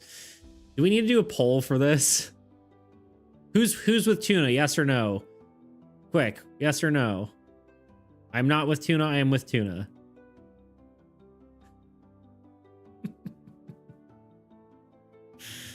Guess I'd do deception check. We can do this. I guess if you're doing a poll, that would work too, but. You like Tuna's idea? Yes. There's one for yet. We like Tuna's idea. Whole stuff. No, we need to get Cyrus. We're 50-50. Someone tie break.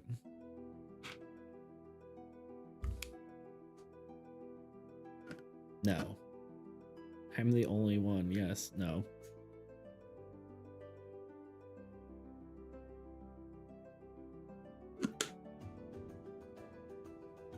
It's court's gonna be a 50-50. If it's a 50-50, I'm gonna roll for it. I want to repair Cyrus' art, not further break it. Lurkers, please, I ask for your assistance. All right, we're gonna let the fates decide. 1 is yes, 2 is no.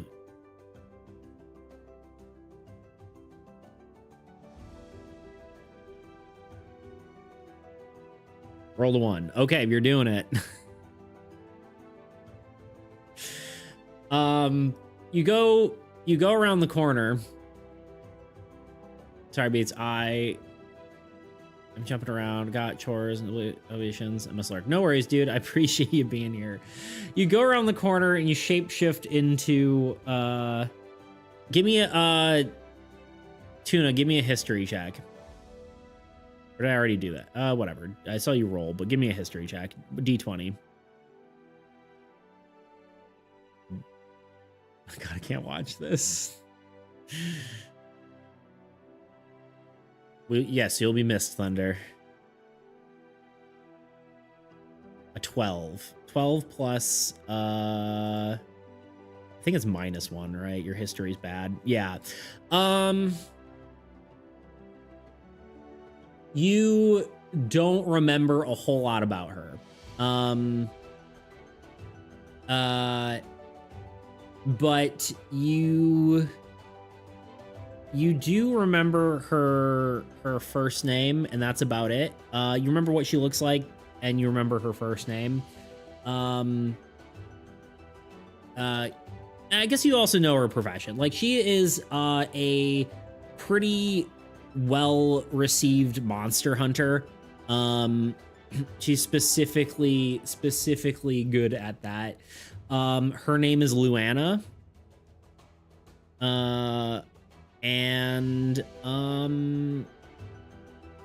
Yeah, you remember what she looks like. You transform into her, and you walk back to the table. He's kind of confused that you just kind of got up and then whatever, and then walked back and then sat down. roll a. I want Cyrus. Would be an amazing gay couple. She looks so comfy. Trying to go with. Never forget her. Let me see here. I'm gonna roll. You guys roll. I guess Tuna one more time. Give me another d20. This is for deception, which you actually are very good at. So.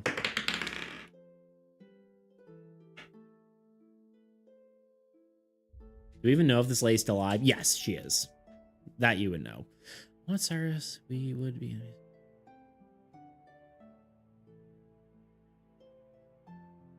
Hi. Oh, do you want the dice?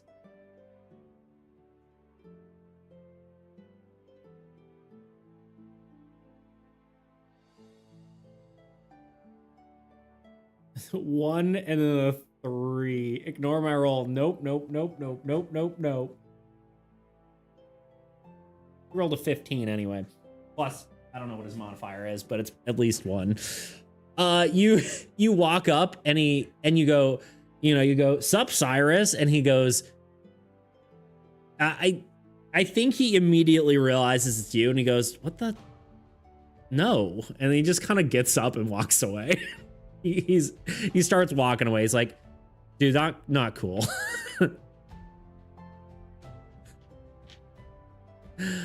I rolled after I saw your roll, but mine wasn't better. Cyrus is a dude. What? Yeah, Cyrus is a dude.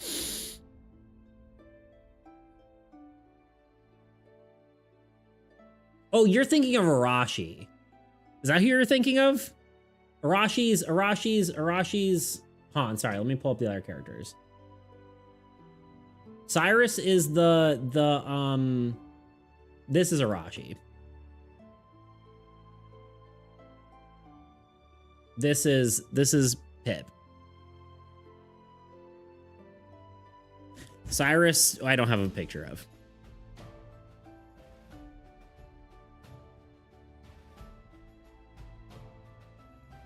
No. Arashi. Yeah. If you join us, you'll meet her again. Get back here, Cyrus.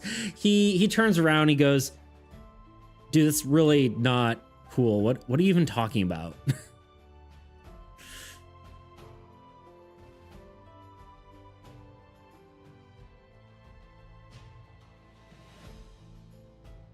I've been simping for the wrong person. It's embarrassing. Sorry. Yeah. Maybe I could have been more clear, but yeah, Cyrus is the one they were talking to earlier. I guess that's probably why you missed that. Are we close to an ad? We've got to be, right? No. Okay, 15 minutes. Oops. What have I done?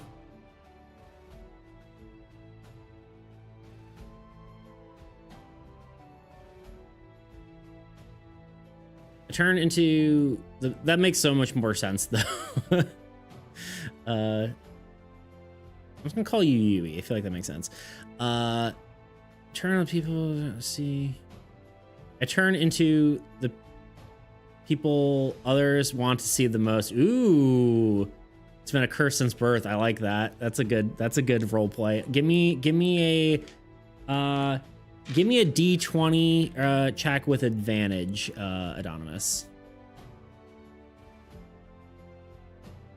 Let you practice asking her out. Actually, Tuna, you also roll. I feel like it's fair that the person asking the thing rolls. Does that feel fair? And then an advantage will be whoever gets the higher one. 2, another 2. Shit. Tuna, give me a roll. A 9. He fate does not want love to win. He goes, look, I appreciate it, but it's just I don't know, that kind of weirded me out. I really would have, if you like been honest to start, I don't know, but yeah. Just great, Tuna, just great. He goes, look, it's fine. I don't worry about it, but that just kind of put me off. I'm sorry. Lost a potential companion lover. Cyrus walks away. He doesn't seem like, he seemed like that de-escalated it. Like he doesn't seem mad at you anymore, but he seems kind of just like put off by it. Oh wait, actually, yeah, your modifier, it's a 12. Deception plus 6, so 7 plus, no, sorry, not.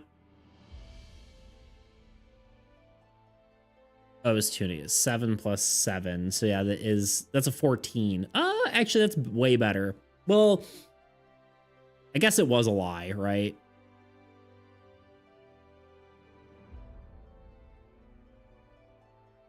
Yeah, you do have a deception. I mean, that is a lie, right? I mean, you could have, that is not your original intention. So yeah, let me get a roll. Let me give you a roll to see if that changed his mind. Hold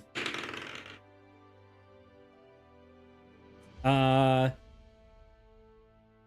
He, after saying that he like kind of seems like he's gonna turn away, and then he goes he seems like he's annoyed and like doing the like walk away thing, and then he like he turns, like he contemplates it in his head, and then he turns back. He's like, okay, fine. Can you just stop looking like her? It's weirding me out.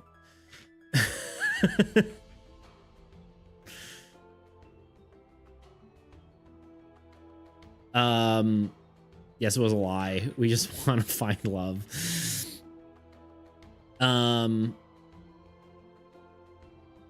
Yeah, so he like, he changes his mind. He kind of was, yeah, I forgot about your modifier. But yeah. Sorry, thank you for understanding. He goes, yeah, no, it's fine. I mean, I get it. I guess I've never met a changeling before, so I didn't know. So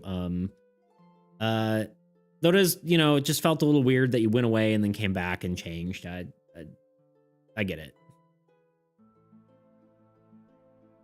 Makes it hard to find party members with this curse. You're being understanding. Yeah. It's, yeah, totally fine. Sorry, it just kind of threw me off. Yeah, forget, just kidding. One of these days we'll roll high, so Cyrus likes us changing. Indeed. There's, okay, should we go? I feel like daylight's burning at this point, yeah?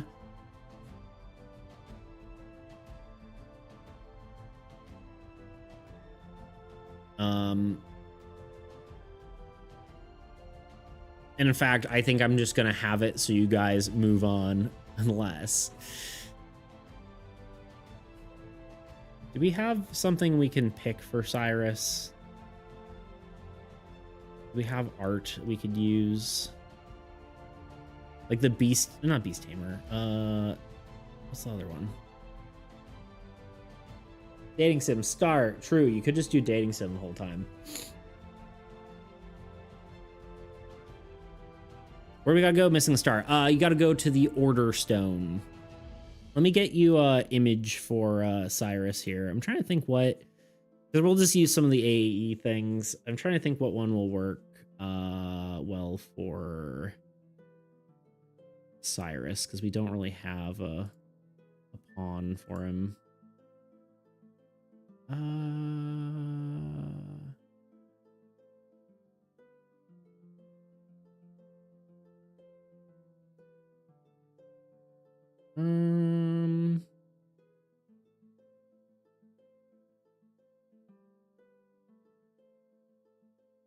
It's been 2 hours. I know, right? We've done nothing. Cyrus the Virus from Con Air.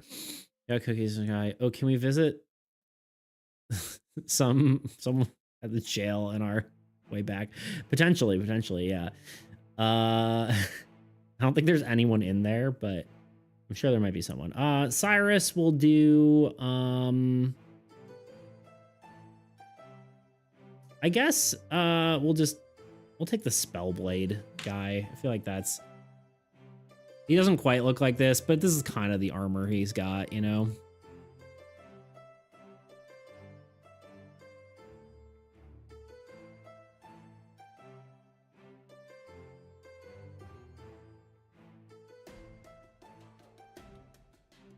He's technically has a sword, but it feels at least somewhat on brand.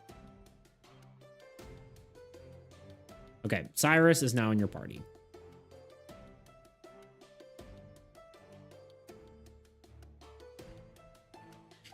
Can we recruit someone from the jail? I don't think so. All right, let me make this simple. We ask Cyrus to join us, and we can ask him.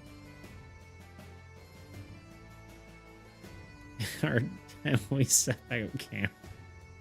There's no camp. There's no camp to set up. You embark from here. You go back to your dorm. We recruit someone from the jail. No. Sorry, my grammar leaves the room when I'm trying to get people to understand me. No. You're good. You're good. My grammar leaves my brain always. So, Cyrus, can you take me to the stone? I'm new here. Yeah. Okay. So, I think we're about to hit an ad. Are we in an ad? How's ad time? Oh, 6 minutes. Okay. We'll get started and then we'll whatever. Anyway, so you and Cyrus move on. You go to the Order Stone. Cyrus seems like a little bit more, I guess, advanced than you. Can we leave this map? Yeah, we're working on it. You go to the Order Stone, which has it's a giant, massive pink crystal floating in the center of the room. Beneath it, there is a pit leading literally straight down to Outset City below. There's guardrails going on the side, and you see like a sort of platform where there's a few specialists looking like they've got like, you know, like a monocle that has like, you know, the super zoomed in thing. And you see them taking some specialized tools and chipping away little bits of the stone. And you see them, they sort of see you approach, and you hand them your pamphlet, and they take it, they look at both of you. They sort of write down like a estimated time it will take to complete your mission. And you see they chip off a section of the stone. Cyrus holds out his bracer, and they place the stone in the bracer, and you see the bracer sort of magic runes on it activate, and it clamps around his arm, and the seal on the bracer letting you take it off just completely fuses shut as the gem is placed inside of it. They have like a smaller bracelet they place around you because you don't have your own permanent bracer, and they place a similar sized stone in your bracer as on the bracelet as it locks around your wrist. You would know this already. You've probably been on a few missions. Essentially what this will do is, with the smaller the crystal, the shorter time you have, the larger the crystal, the longer time you'll have. Essentially what will happen is, because this is the Order Stone, it will always go back to a point of order. So this stone will the piece that you have in your bracer will always bring you back to the Order Stone. And the bracer being locked onto you will ensure that you are brought along with it. It also protects you from the chaotic magic below, and keeps you from getting corrupted by the sort of chaotic radiation of the calamity. After getting your stone, you walk into there's basically a beam from the center of refuge all the way down to the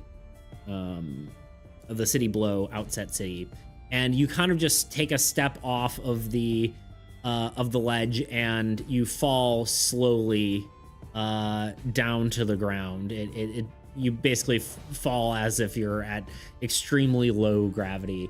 Like it has sort of like a feather fall enchantment, almost like a, like a tractor beam as you float slowly down into the city of into Outset City.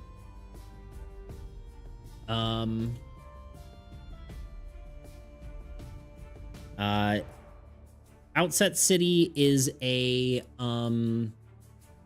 sort of a frontier that is still protected by the Order Stone. There's no real chaotic magic because the Order Stone helps protect it. However, it can constantly be attacked by chaotic creatures and things like that. Things weird can venture into the city, but they can't be created there, right? You basically were up on Refuge, which is a giant floating gear, and you've descended to the city below, which is Outset City. From here, you have to secure transportation to get to the library. You will probably skip past this for the most part.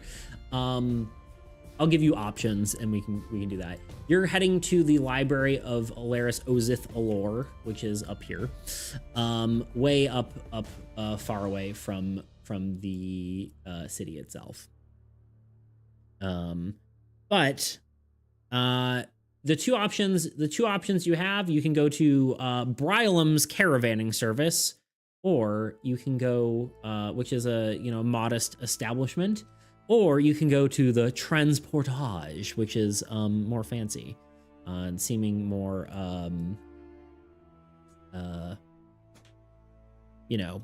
posh.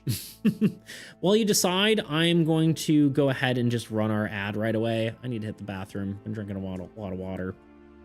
So yeah, we'll do that, and you guys can decide what you want to do. Be right back.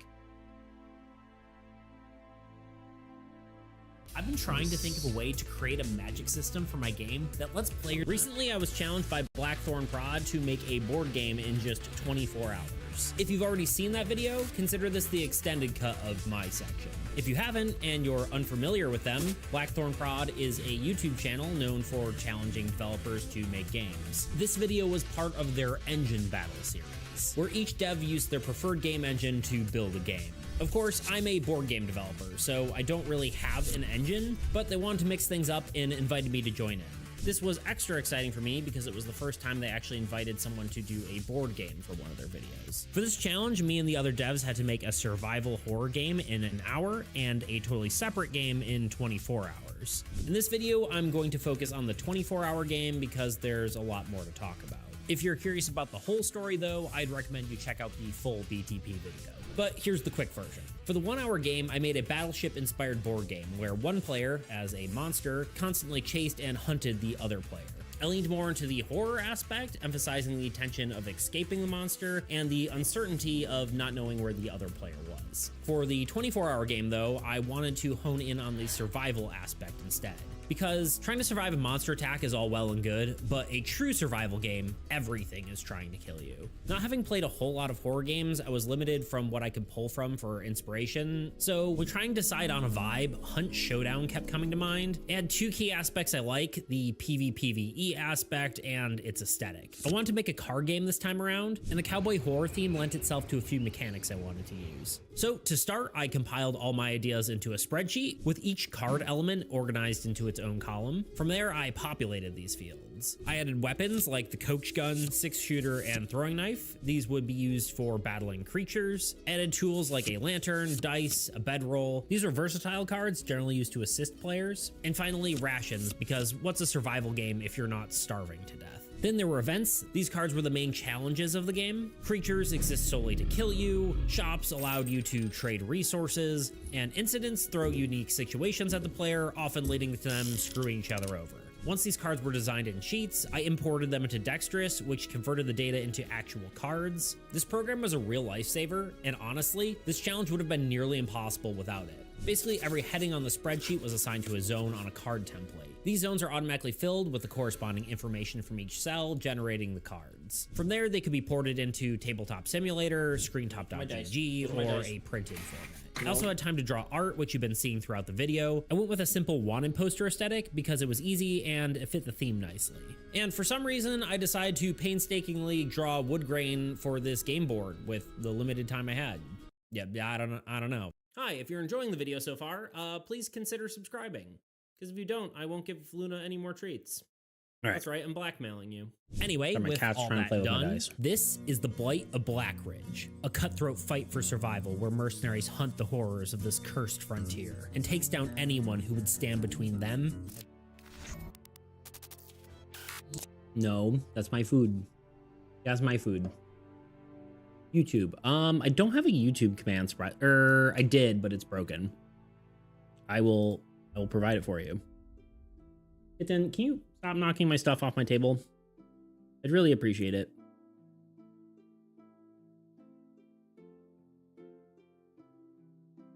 Oh my god.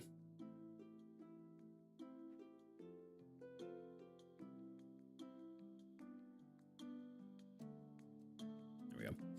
I should probably need to take off my hoodie too. It's getting too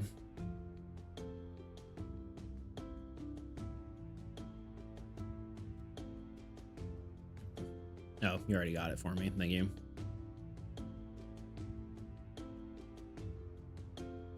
I'm slow. All right, let me take off my hoodie. It's too hot. It's too hot to DM and work at the same time. Okay.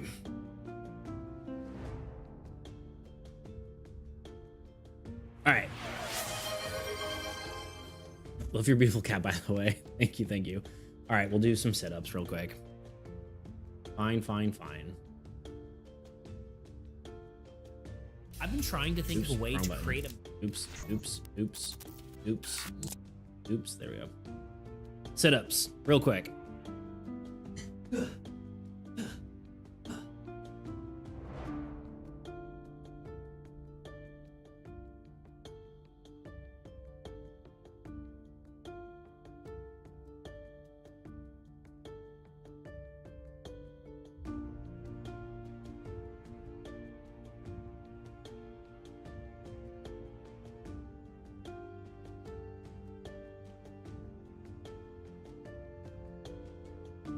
Hi, you. Wanna say hi? Oh wait. Oh yeah, it was. Wanna say hi? You want to escape?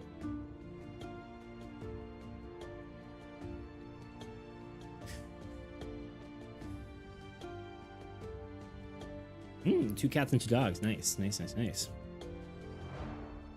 Yeah, Toot did that on purpose for sure. Yeah, we even have emotes for Luna.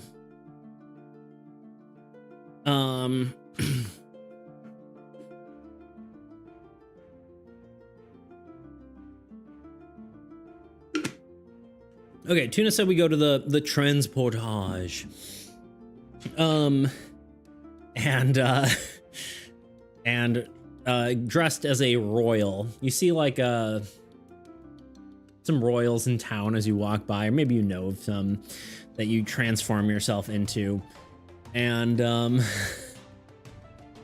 don't know how well it's gonna go, but you got good deception. I was making sure no one was saying anything in the stream chat. Oh, thank you for joining the Discord.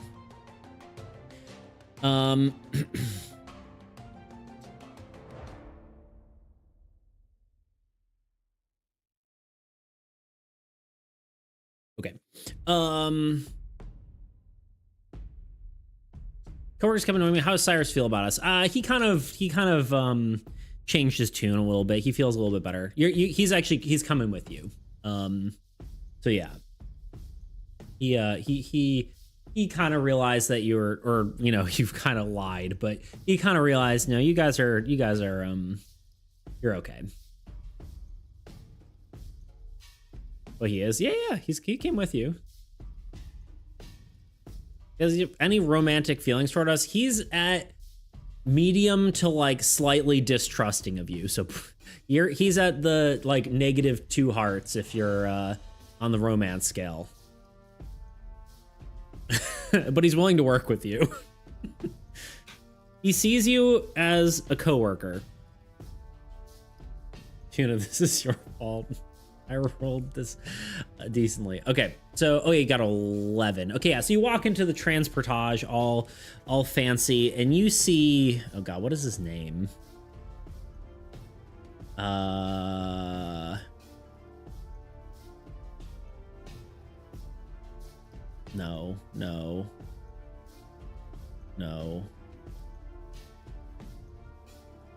Oh, there it is. Outset City Denizens. Elwyn.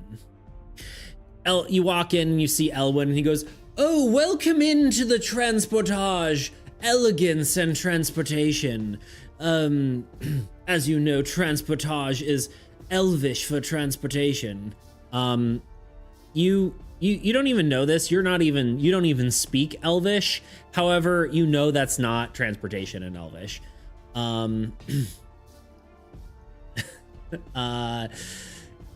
You roll a 18, essentially 11 plus 7, because you have very good deception. You go, hello. You go, hello. I am looking for transportation. And he goes, oh, a fellow noble, I see. Oh, yes, I'm quite. And then he rolls extremely poorly. He's like, oh, sir, I didn't realize it was you. Let me do, what can I do for you? And we're not going to go too far into this. Let's say you secure transportation easily without having to pay much, if at all. They actually help you because a lot of the we're exactly 12 hours apart. Yay, dang. 12 a.m. here. Ooh. Yeah, it's very a lot of time zone issues. Not issues, but you know. Yeah, it's like well, it's 3 o'clock right now for me. Well, I don't know who's saying anything. Anyway, I'm just gonna keep us rolling here. What was I saying?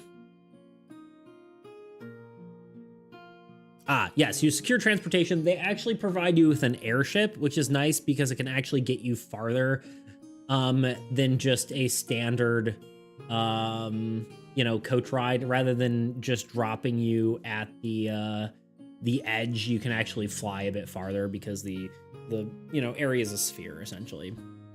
They drop you there and you make your way. You walk up there. We're gonna say you get there with little to no issues. Oh, my feet are aching. Yeah, you walk for a good while. Can we pop the thingy halfway? No.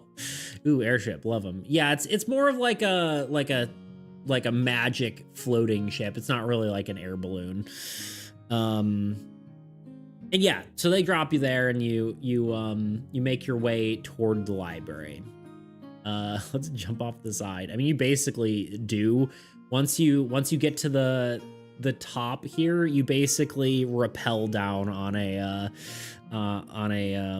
well, they probably just cast Featherfall on you and you jump off. That's more or less how you get to the off the ship, because otherwise if they flew any lower you would be potentially attacked by anything or consumed by the chaotic radiation. So yeah, you walk your way to the library, and when you're outside of it, you see this absolutely massive structure. It almost looks like a cathedral, except you're scared of skydiving. Well, good, because it's already done and over. You're already at the library. I'm railroading you slightly, but we need to move on. You see yourself in front of this massive, like I said, it almost looks like it's very, opulent. It looks very like almost like cathedral-esque. Like it's got that sort of Gothic architecture. But it goes so far. It's huge. Like you almost can't see the end of it. Not quite, but it is huge. You see lots of weird things going around this place. There's you can see in some of the windows and stuff, and you notice like there's a lion, walking past one of the windows. You see some strange birds flying around the top of the one of the spires. You see one of the sections of building, you see weird vines growing out the window and climbing up and over. You see, through one of the windows, you see just water, just filled completely with water. And actually, to be more specific, just to get you in a little more interesting, flying around the top of the spire, you don't even just with a closer notice, you notice that they're not even just birds, they're pterodactyls. Can we shapeshift into a little girl? Little girl? You can shapeshift into whatever you want. A little grill. But yeah, you see all this weird stuff sort of happening around it. And in the front and center, there is a tell us why you want to do that. That's a good question. I want to ride the pterodactyls. They're flying around the upper area. You definitely wouldn't be able to reach them.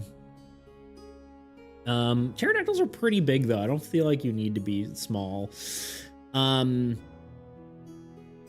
in front of you is two massive doors to enter the library. I'm just gonna say you go in because I don't need to ask you. Can we shoot them down? I guess you got 6 bullets. Just checking. Have we made it to library? Finally. Yeah, you're at the library of Alaris Ozith Allure. You've got to climb the vines. Aw. If you want to do something other than go in the front door, I will allow it. We've got one for shooting down the pterodactyls, and one for riding the pterodactyls, one for climbing up the vines. I vote vines. Or you can go through the front door. Scale the vines. Give me a second. What condition is library in? It seems pretty well. Like the condition is pretty good. However,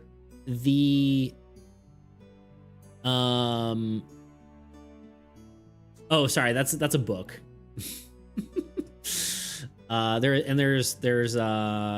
There's not really a basement that you can see. What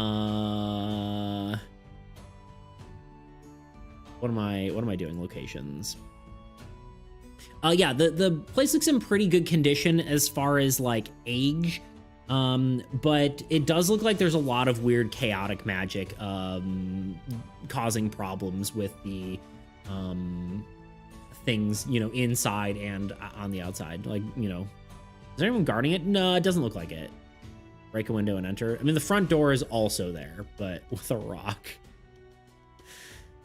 Let me look at the library here.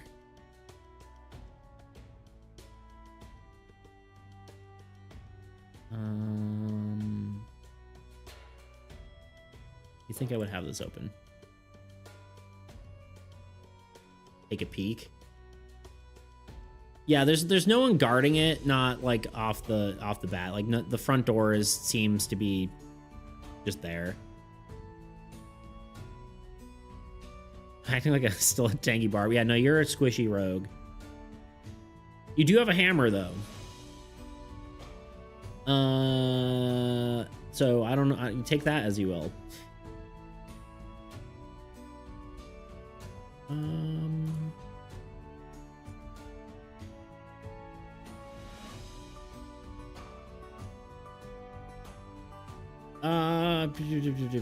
What area would that be? That would probably be...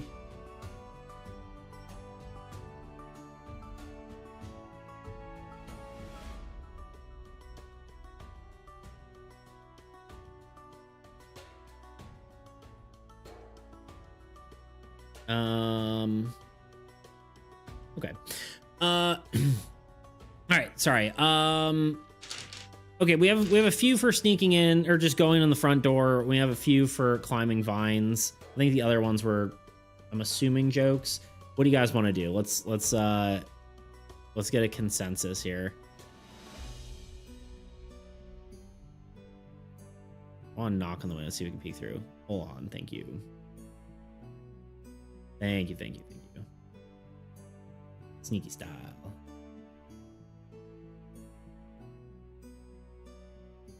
Check the pull. Yeah, there's certain ones where it's like it feels like a decent sized decision where it's like this needs to be whatever. But when you're like talking to characters and doing that kind of stuff, I feel like we're kind of learning how to play the game, right?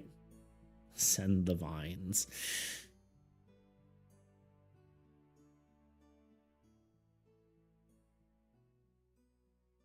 Or a rogue, right? You are. Well, you've decided to ascend the vines, it looks like. Okay, so you kind of walk over to the section of the library. I'm gonna need to do something different here. Hold on. So I can actually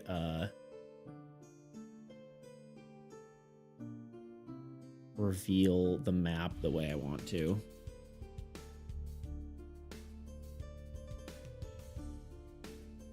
Oh, wait, I guess that would be... Yeah, it would be right there.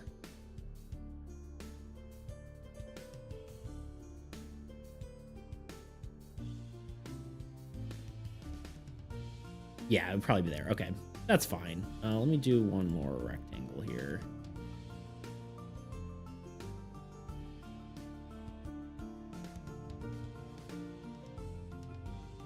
We have to obscure the map, so we got to do fog of war. There's probably there's better ways to do this. I probably should find a better system for this, but here we are. You climb up the vines, and as you're moving through them, you see a crack in the window.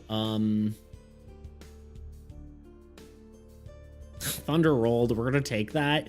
As you climb up the vines, what's your dexterity, or what's your climbing? Which would be probably acrobatics. It's decent. You're no, take my roll. Okay, we'll take both rolls. Ready? You're climbing up the vines, and you see a crack in the window, and you try to climb in that way because I'm assuming you're trying to get in the building. You climb through it, but as you do, your leg you kind of trip and start falling, and as you fall, you actually because of your 14-year-old, you land nicely on your feet and you don't take any damage, but you are in the building now, and you found yourself inside. Actually, I probably should do this. Your oh god, how do I do this? Control? Shift? Control? No. Oh god. This rectangle. Okay. You find yourself in a small section on the inside of the of the thing. This isn't going to show you much, but is there a way that I can turn off? Did I do this? That's all on the line art layer.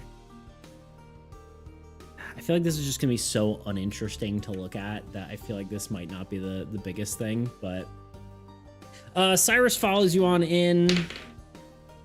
He, as you like, you stick the landing, you do like a superhero landing, and Cyrus just goes and hits the ground. He seems fine, but he kind of face plants into the ground. It's like, I'm okay. Dang it, Cyrus. I'm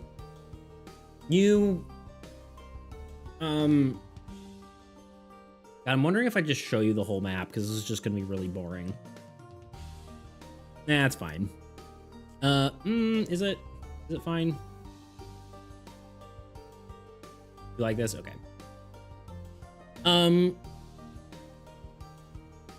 There we go.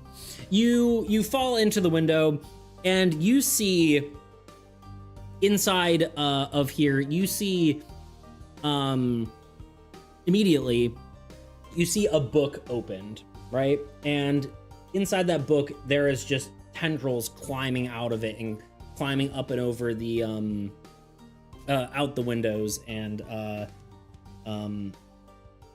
it's not really out of the book. There just seems to be like a bunch of books that are like intertwined within the vine that climbs out.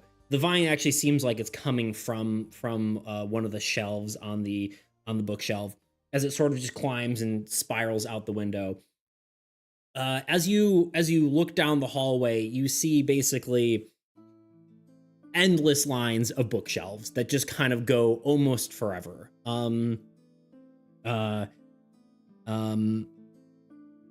It's like a very, very long way.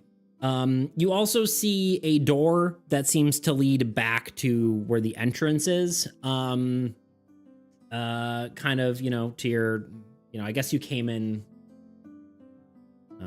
We'll just do a new layer. You kind of came in. Wait, actually, we have your character. What am I doing? Hey, what are you taking my carpet for, huh? What size are you guys gonna be? Shrink you down. You guys are here.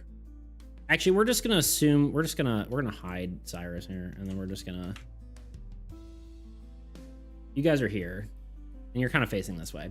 So you see a door here. It's actually probably like a decent ways to get there at this point. Cyrus, what do you know about this place? Turn around and give Cyrus a thumbs up. Yeah, you go.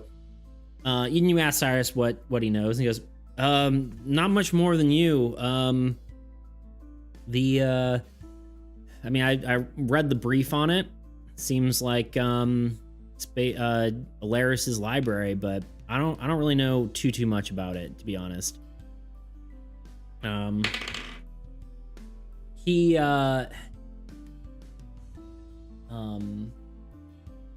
I don't think he honestly would know that much. We know way more than Cyrus. We asked Guppy. True, you did. But yeah, you do know it's the a great library by a powerful wizard from ages past.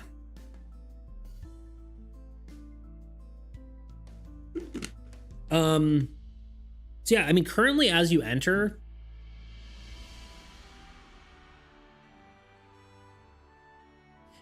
yeah, you talked to Guppy, and Guppy gave you a lot of information on it, so you know more than Cyrus does.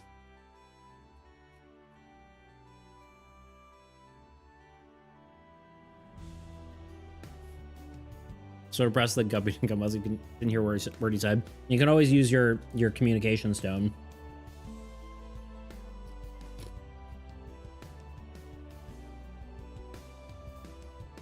We should find the closest librarian so we can shapeshift into someone who can get by.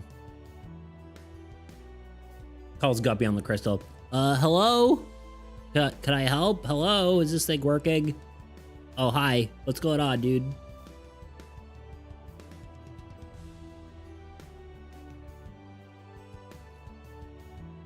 Yeah, we made it. We miss you. I miss you too, dude. Thanks for calling. You need help? We played the bagpipes for Guppy. All right, roll me a performance check.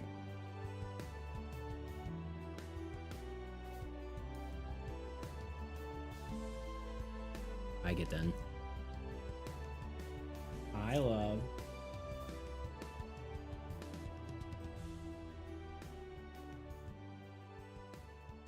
rolled a 20. There you go.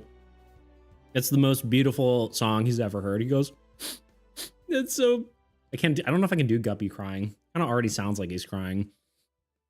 That's the most beautiful song I ever heard in my life. And you gain a point of inspiration.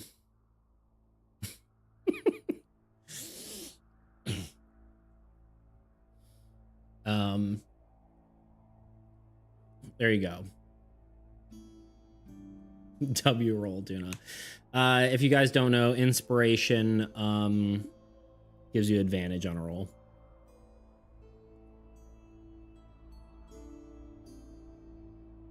So if you ever fail a roll, you can use it to reroll. All right. Where would you like to go? Would you like to venture deeper into the library, which again seems to span for forever? Or would you like to head back into toward the front of the building? Or anything here do you want to investigate, or do you want to, you know, whatever you want to do?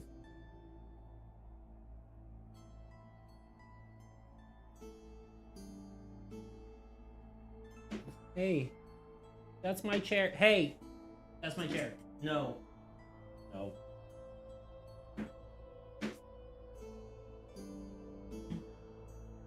Sneak toward the front door and see if there were any traps.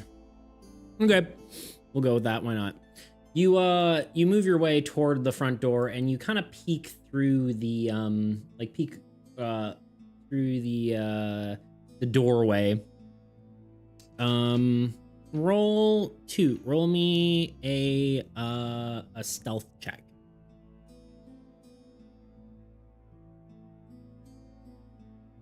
Which will be, again, a d20, and you add 9. Exclamation point dice 20.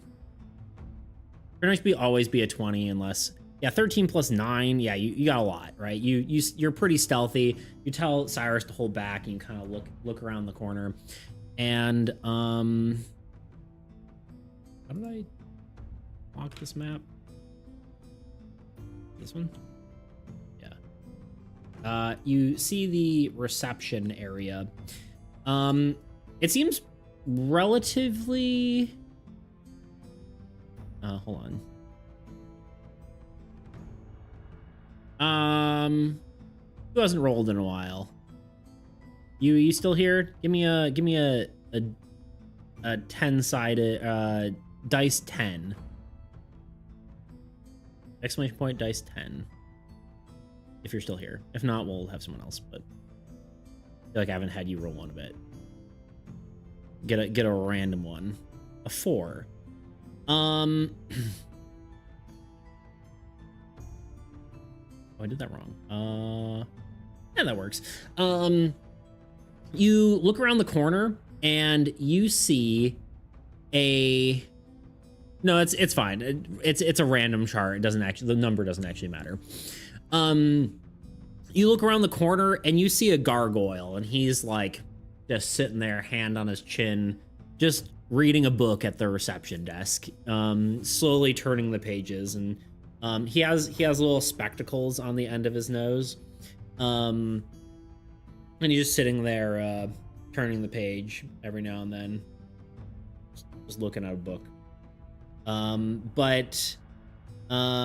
Yeah, that's basically all you see. It doesn't seem like there's anyone else hanging out in reception. Just a gargoyle.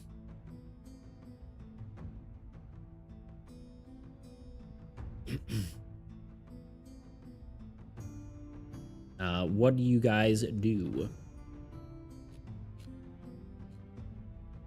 Yeah.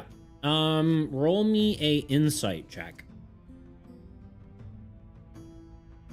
I guess we'll say with Tuna. You've been jinxed. Test our mace on the gargoyle. You look at them and you can tell they're just very not hostile. He's just sitting there, and he's reading. He doesn't seem hostile in the slightest.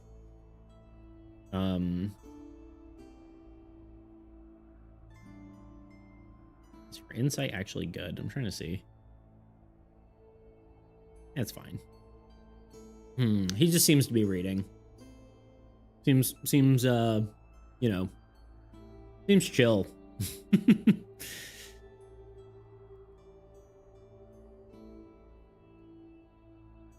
Honestly, these spicy chips are not quite doing it for me right now. I want food, but spicy isn't quite right.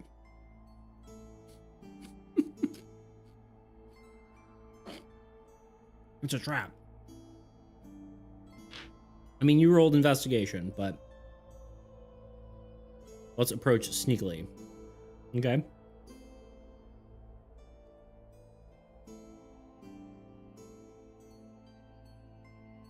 If I were to sneakily approach the gargoyle and ask him what he's reading. Okay, you sneakily approach him.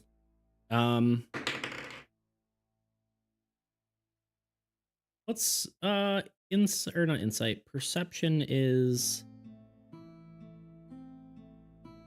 what skill? No, get wisdom. Yeah, he oh, it's like I have a character sheet for a gargoyle. Yeah, he looks up at you as you walk in, and he actually notices you immediately. But he doesn't look alarmed or anything. Despite how sneaky you are, he looks up from his book and goes, "Oh, hello, friend." He speaks in a very slow, calm voice. And he goes, "You don't seem like you're from around here." Stupid? I don't think, I guess with your insight check, you wouldn't assume that. He just seems like he's made of rock, right? He's like a very, he's a stone creature, and he seems like just because of that, he moves somewhat slowly. Yeah, I think you would know that from your insight. Yeah, but he's like a big gargoyle-like creature. He seems to move slowly. He's got little spectacles. He seems kind of refined. His body's chiseled, but it does look like he has like a suit. Do you have any books on how to find love for my friend Cyrus? He's super lonely. I like that. You sure something gonna notice us? Okay. He goes, Cyrus is like, wait, what? And then like, no, come on. And like, he's like embarrassed. And the gargoyle goes, oh, wait, you guys are in the room now. God, I'm definitely going to have to do a different, I'm going to have to use not Photoshop if we do continue to do this, but I'm having fun with it. So we're definitely going to, I feel like we probably will have to do this regularly. We'll see though. Anyway, you start talking to him. You ask him the book. He goes, "Oh, well, yes, let me think about that." He sits there stroking his chin, and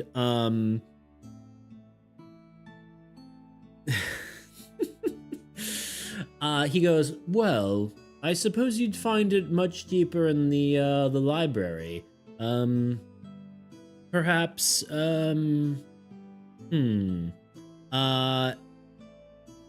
I wish I made this so I could turn off some of the things so I could point you toward to where the dungeon is, where in the dungeon it is. How does he describe this to you? Cat, why are you knocking stuff off my desk? Why are you knocking stuff off my desk, huh? What are you doing? Why are you knocking my water on my desk, huh? Look at this little butt. Look at this fluffy butt. It's a book of picture.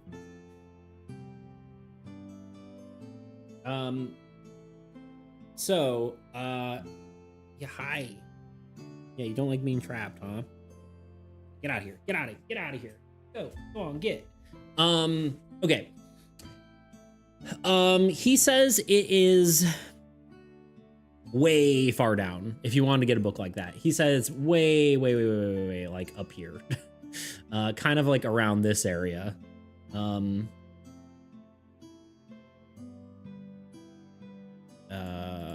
do I do this?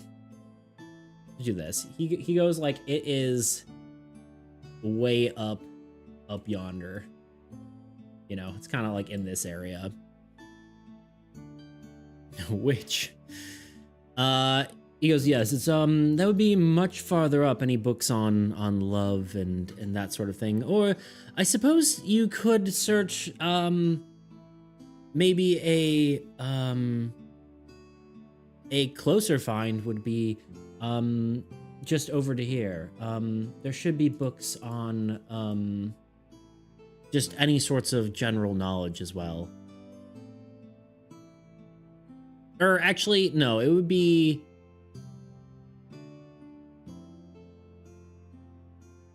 probably actually, sorry, it would be more likely up a bit farther.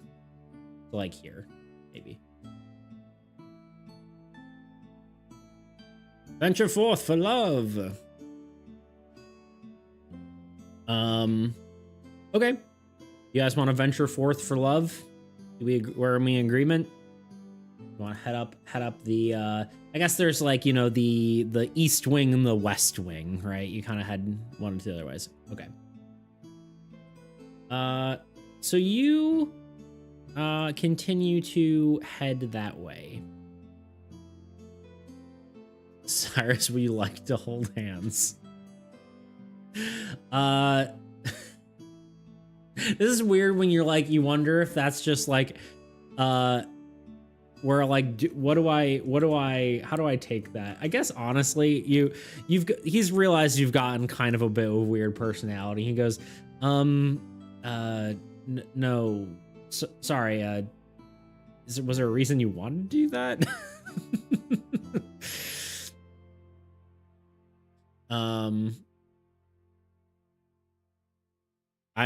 I don't think that's super appropriate, really. He goes, he's feeling a little weird about it.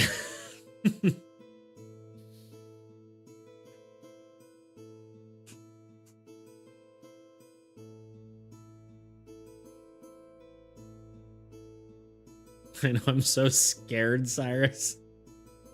I don't have to say, you don't have to say yes, Cyrus. If you want to use the excuse that you're scared, Yui, roll a deception. Unless you think you're not scared, your character would be scared, then roll me a persuasion. Although your deception, I believe, is better. Because this place is scary and it feels safer if you're holding hands. Lie. I was gonna say it's probably a lie. 19. Yeah. He sighs. He goes, really? Like, aren't you like an adventurer? I feel like this is, even though you rolled really, really high, I feel like this is something he wouldn't do. But he goes, shh, you can just hang on to my jacket. So he allows you to kind of like grab your arm, or like to grab his arm. He goes, no, Pinky's like, we can't have our hand. It's like, what do you do? He's getting like weirded out by you. You can hold my arm, but we need our hands to fight if there's any creatures. He goes, are you hitting on me? He kind of realizes at this point. I love how you've turned this into a dating sim. It's good. Uh-oh, sex-based terms. Someone used something inappropriate. Slap my cheek. All right, fine.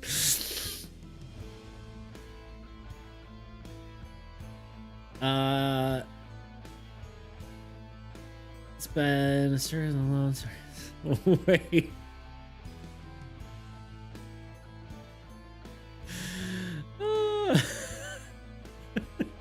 That was in the context. I think that was weird. You did one of these, but but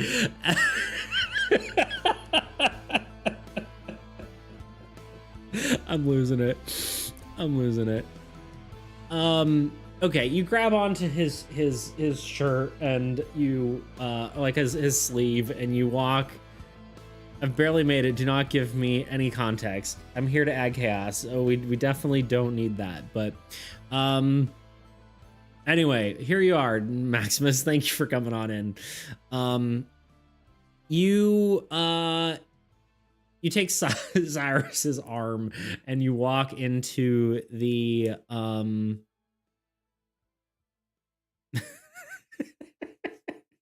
Look, Cyrus, we don't like men to focus on the mission. There you go.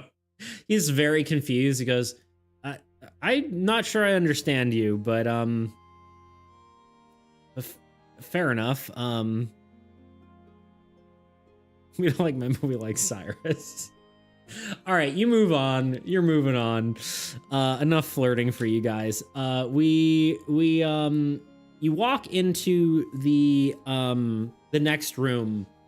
And one of the things you notice is above the door, you see a plaque. It's a gold plaque that lines the top of the door in big numbers. It says 000. As you walk into the room.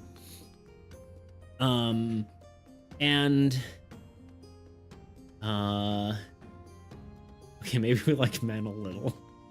You do have basically, I think at this point it has to make sense that your character just has a lot of voices floating around in there, right? That's basically how this works. Your character is controlled through committee.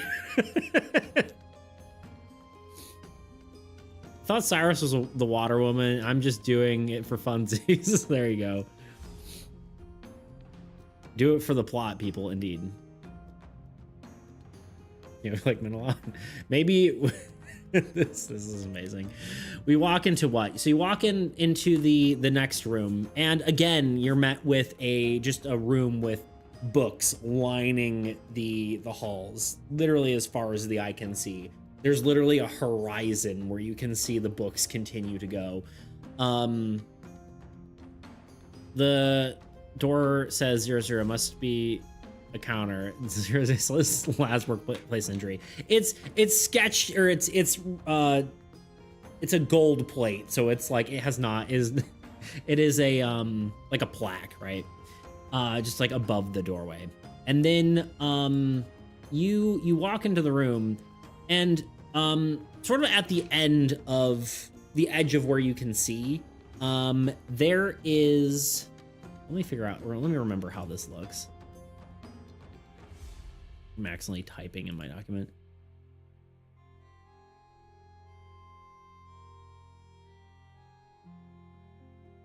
Sorry, I'm just reading the description here. You sort of start walking, right? Scan on the book tiles, interesting one off the top of the shelf. Yeah. So you grab one of the books and you look at it. It is a book on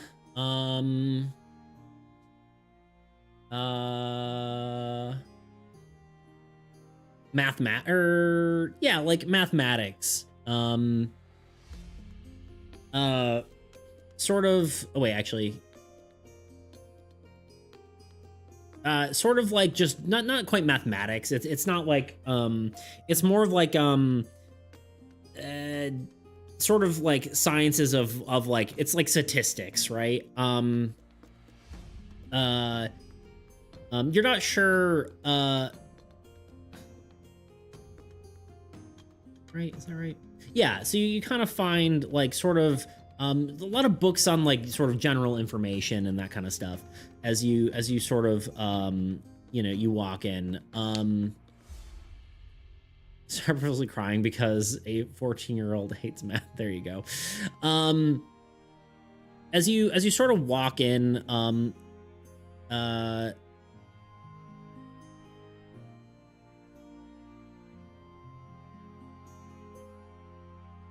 yeah. Can I see what the books are sorted by? I don't think you would know that, but you can. I mean, it does seem like. Give me a investigation roll. So, type in !dice 20.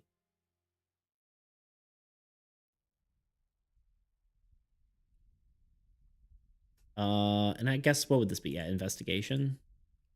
Your investigation is -1, 11. I'll tell you this. Immediately you notice that the books in front of you are alphabetical.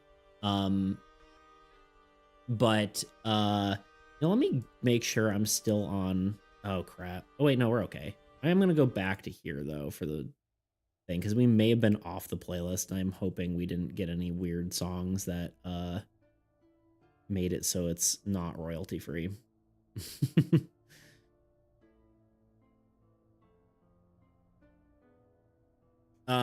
Within the immediate, well, alphabetical by what author, I believe. Is that right? That's standard, right? Whatever.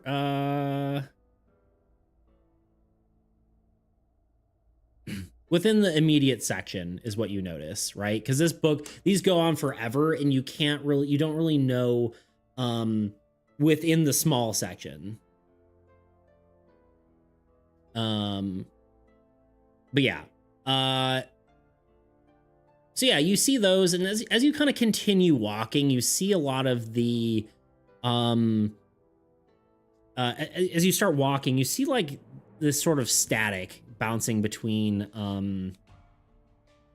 books and sort of off of do you think about scrambling books as you see a lot of these books sort of have sort of crackling almost with energy as you see also like it kind of gives you like this fuzzy, like your hair stands on edge, like there's a lot of static in the room, right? And you see a lot of these shelves are cracked and starting to be like just like cracks going along the shelves, and some of these books are strewn about on the floor. If no one says no, I guess we start scrambling books. Yeah, I guess you start grabbing some of these books and tossing them around. Toss a cookie at it. What are you tossing a cookie at? The books? The shelves? I think Maximus already touched it, so you kind of touch the books, and it doesn't seem like anything. You get like a weird feeling from it. The static energy is kind of everywhere. It's kind of like, it's not even like crackling really necessarily. It's not like giant bolts of lightning, at least where you're at now. It's more like you touched a doorknob, right? And you feel, not only do you feel a tiny shock, you feel almost just like a weird brain tingle. Look up what's on the ceiling. The ceiling looks like kind of more the same. I mean, the ceiling's just kind of a normal ceiling. You don't see really anything interesting. Just like, the books just keep going. As you sort of keep walking more, you see this it kind of amplifies, right? As you keep walking. There's the cracks get more pronounced. The floor starts having cracks along it as well. The electricity seems larger. Like there are larger bolts kind of just crackling around. It's subtle, but we look at the floor of wear marks to see where people have been visiting commonly.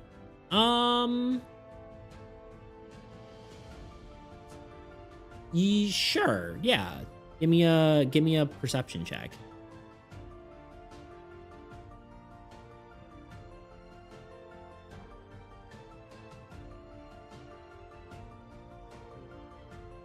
$17. Yeah.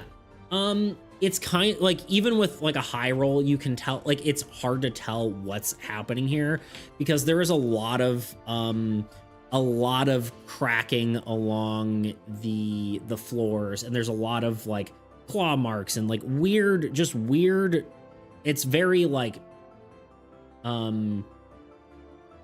it feels very worn in this area, and it's kind of hard to tell where anyone would have gone regardless. But it does seem like there's been some weird traffic back and forth, right? You don't really know exactly what's been here, but people have kind of come and gone. There's not a ton you can suss out from it. Checking, you said you look at the walls behind the bookshelves. I mean, if you look at the walls behind the bookshelves, you just see mostly wood. There's nothing really behind it besides you know, a hollow wall, or not hollow wall, but like something, I guess you could see out windows. Like you look out a window next to you, and there's kind of like just like an empty space between the two corridors, between like the west wing and the east wing. And there's kind of just sort of an outside area, sort of a what's it called? Like a courtyard, but it doesn't seem like there's any way to get into the courtyard. Claw marks, interesting. Yeah, I guess you also find some other weird marks as well. You see like weird slime on the ground and stuff like that, but you see like some feathers and some other weird, just like a bunch of random stuff. Yo! Tuna Arpiano gifted a tier 1 subscription to our U14. Tuna, thank you for gifting you based on what it said. U14. Thank you. Appreciate the sub. Oh wait, how are we doing on time? That reminds me. Okay, 6 minutes away. Jeez, God. Can I taste the slime? Sure. You touch the slime. It feels slightly acidic, like not really like horribly, but it definitely doesn't, like, it kind of irritant. It's an irritant, and you put it on your tongue, and your tongue is slightly numb. But you don't take any damage or anything from it. Does the energy get more apparent toward the love section? Sort of, yeah. The deeper you go, the more the energy seems to, the stronger the energy seems to get. And as you continue farther down, so sour, kind of bad. Yeah. Kind of, I mean, I think the taste of it is probably kind of sweet, but kind of like spicy and sweet. But like not a, like kind of like not really like spicy, I guess, more like if you had alum before, or like a tooth numbing thing, it'd be weird. What book are we looking for? I mean, you're the conflict in your own mind is finding a book on love. The actual mission is you're trying to find a book called Alaris, or The Last Truth of Alaris, which is a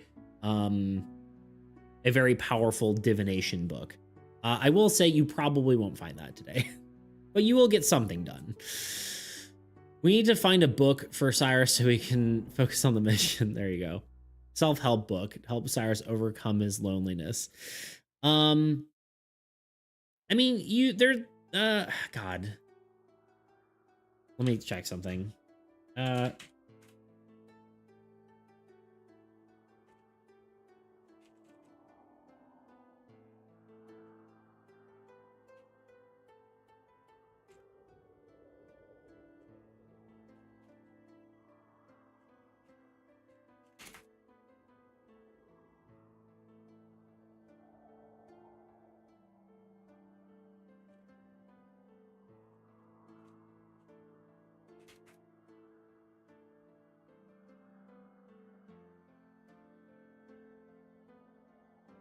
Okay. Sorry, I had to check something.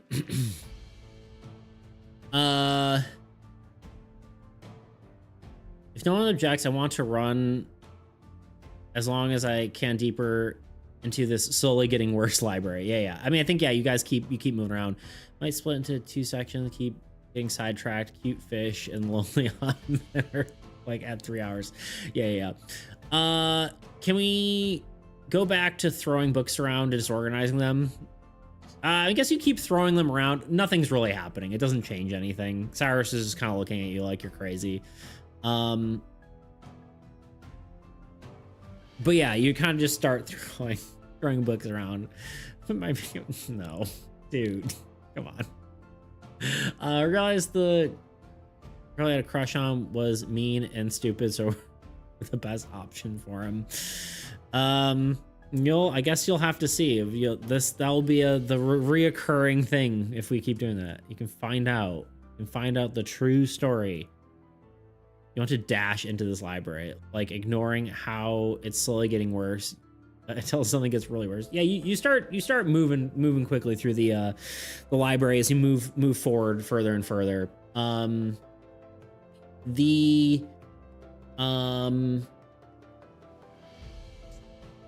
You notice the electricity gets worse and worse. Like you're almost seeing like like it's literally arcing. Roll me, Maximus, dude, exclamation point dice 20 for a dexterity saving throw. As you move deeper into here, you see fragmented wood, you see bits of paper floating around. The static is so high, you see, you just see things floating. Like it's no back rolls, gang. Heck yeah. It is, oh wait, we're probably at an ad, aren't we? No, we're not. Okay, we got 2 minutes. Yeah, you see it is just pure, like, just some weird energy. A bolt of electricity sort of zaps and hits down by your feet, but you narrowly avoid it. As some of the residual sparks bounce up, you feel like a tingling up your leg, and it shoots directly into your brain. And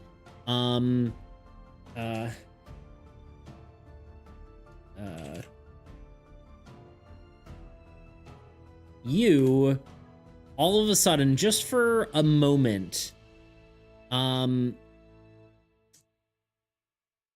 you know a lot about ants.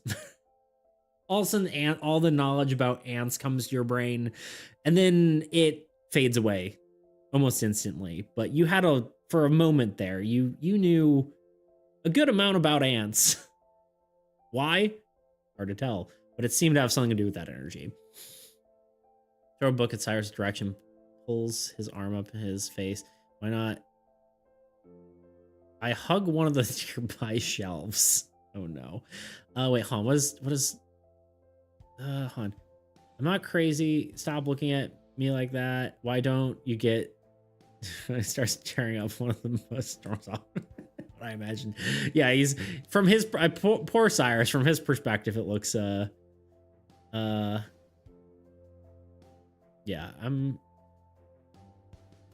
yeah, so poor Cyrus's perspective. I don't know what he's seeing there. Guppy gave us power. Okay, fine. You hug one of the shelves. You get hit by one of these bolts. Cyrus is like, "What are you doing?" As you kind of like storm forward more, and you get hit by one of these bolts. It's still not like huge, but it's a pretty big bolt. Give me a what's the check called where you have to endure something? Constitution saving throw.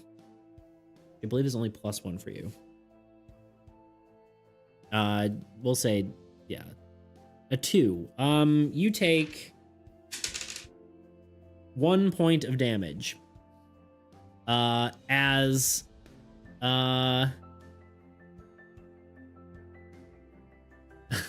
no, we're cursed. As you hold on.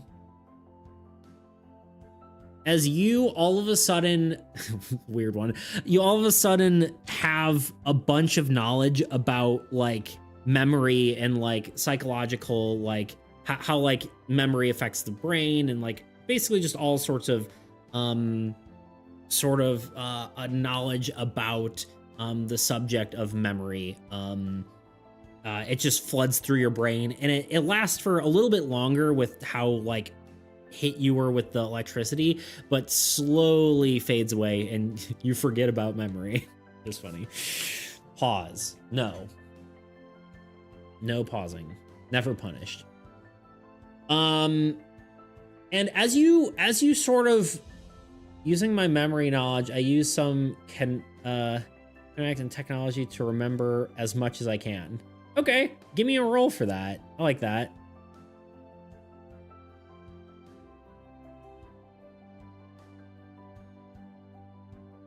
A 4.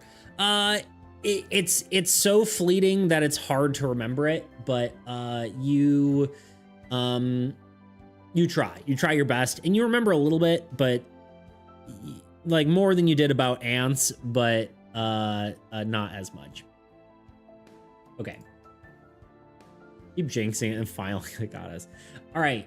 As you move forward a little bit more, you see a area where basically at this point, the library is just in fragments. There's just basically just wood splinters floating and pages just floating in this giant, massive circle. And as you sort of like crest the you see on the horizon, there is a massive tree made entirely out of energy. It almost looks like a willow tree with electricity sort of falling down. And how far are into the library? Pretty far, but it's mostly because it's huge. You're basically, you know, you're okay. I'll put it this way.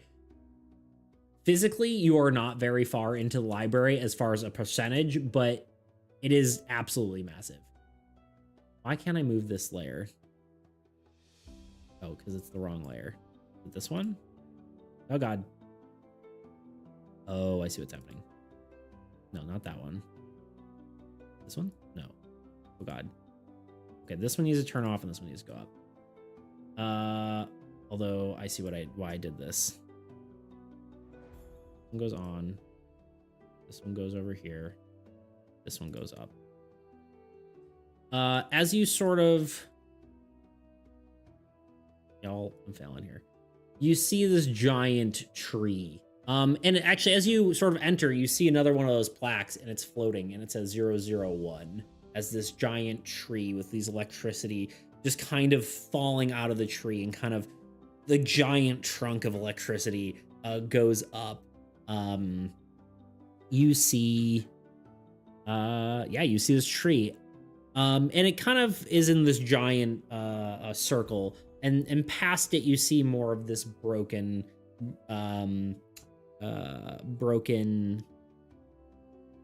bookshelves and stuff. It almost seems like the room is bigger than it should be. It's, you know, it's bigger on the inside. And across the other end, you do see more of the library continuing onward. Okay. Wait, how far into the library? Oh, I already asked that. Wait, made of what? Electricity, yeah. So it seems like energy, like pure energy is what this tree is made out of. I think we need to bonk the tree with our warhammer. You could. If we're near the tree, I can... We'll say you're basically up into the beginning of this, like, giant room.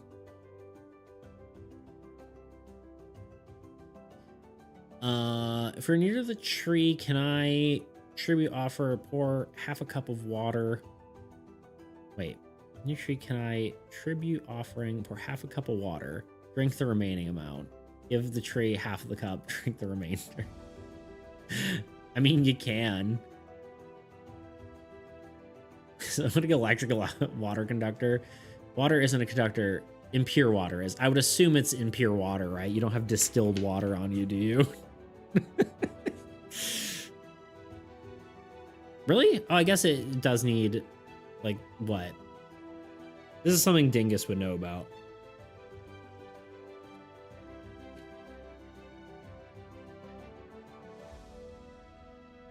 I don't think the tree uses water.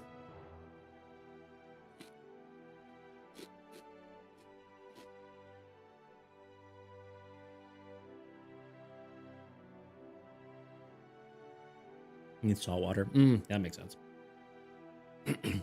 Yo, Sean the Palm was along at dawn with the fawn that yawns.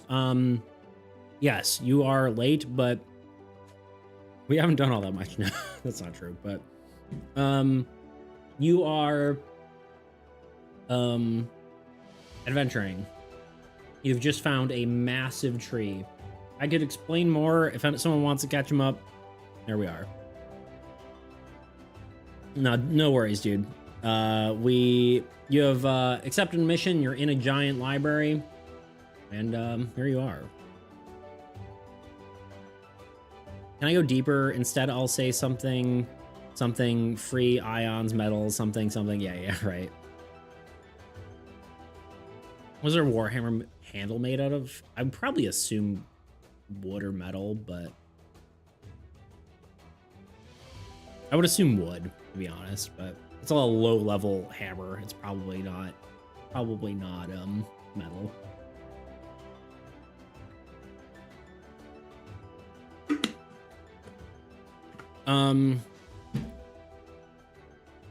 But yeah, Sean, if you want to participate, you can just say what you want the character to do.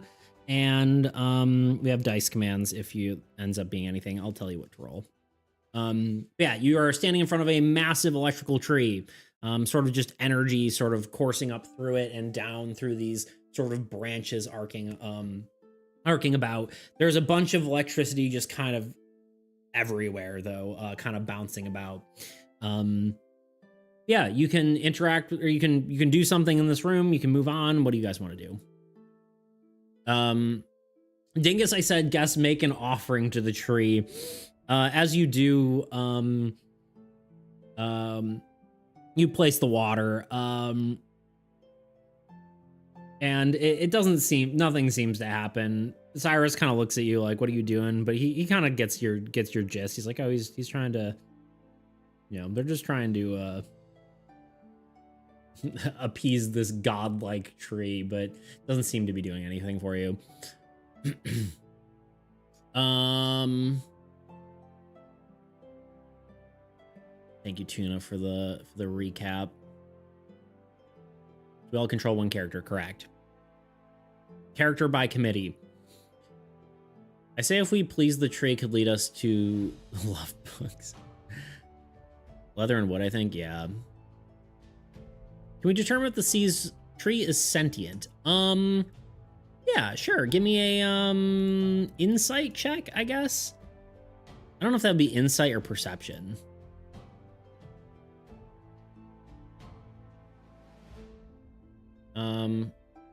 Give me a roll too. D20. Exclamation point dice 20. Sorry. I need to say that because that's 12.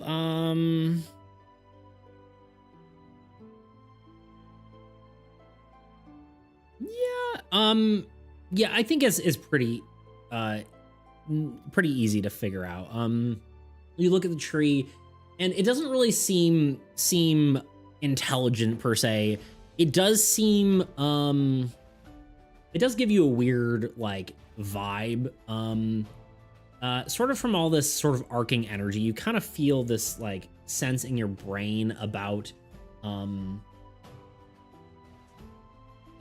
information, right? From all this lightning arcing around, but you don't think the tree itself is intelligent, right? Not or sentient, really, right? So you can assume it is not. Oh, we're definitely in an ad, aren't we? We missed the ad. Give me like half a second to take a break, and then we'll keep going. Sorry, we skipped the ad. My bad. Give me just a second. I won't take a full 3-minute break, but just give me half a sec. I've been trying to think of a way to create a magic system for my game that lets players craft their own spells. And after years of searching, I finally found a solution from an unlikely place. Mad Libs. Yeah, that's right, Mad Libs. The book that you fill in random words to get silly sentences like, ouch, he said stupidly as he jumped into his convertible cat and drove off with his brave wife. Or at least that's what the book has as like a prompt. Anyway, but before I get to explaining how I use this in my game, let's talk about magic and games in general. Because even though I've been trying to find a solution to making spells in games, it's not like it hasn't been done before. I'm making a tabletop role-playing game, so let's look at the king of TTRPGs, Dungeons & Dragons. Yeah, I look at this game a lot. Get over it. But yeah, while I say digging into it, there's really not that much digging to be done. There's about a total of 4 paragraphs in the Dungeon Master Guide, 3 paragraphs of which say, look at this chart, you dumb, stupid idiot. And the others say, if you create 2 powerful spells or dumb ones, then you'll break the game. Of course, this is paraphrasing a bit, but, you know, it's hardly a structured system for spells. Which basically means the best way to make a spell in D&D is make up whatever you want the spell to do, and then find an existing one to keep it balanced. Which allows you to figure out what sort of stats, along with spell slots or spell components, if you use those. Okay, so this really isn't going to work for us. So let's take a look at video games. We're back. One that always comes to mind for me is a... The tree sentient? No, it is not. Sorry. The tree is not sentient. A terrible idea for when we're back. I'm ready. Yeah, the tree is not sentient. Short answer. It does seem like it has, you know, based on the sort of energy around you, it does seem like there is I guess because you got shocked directly by some of this energy, you kind of know that it's like informational energy. I will say you don't have to do anything with this tree. You can move on, or you can try to like figure out what's going on with this room. But yeah.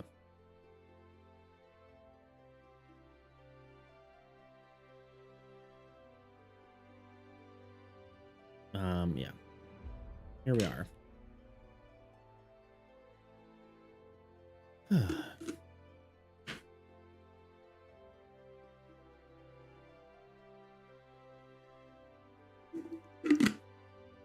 My you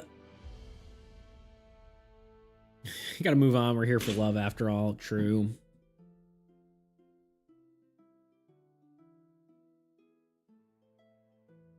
Electric tree is not love. True. Using the hammer tip as a conductor, connect the tree directly to an empty page of notes I have. What's the objective? Technically, your mission objective is to go to find the lost, or the private library of Valeris Ozith Allure and find the last truth of Valeris, which is a book that is very powerful divination magic. Your personal quest is find books on love, apparently. At least that's what the committee has determined in your brain. Okay, yeah, give me a roll, Dingus.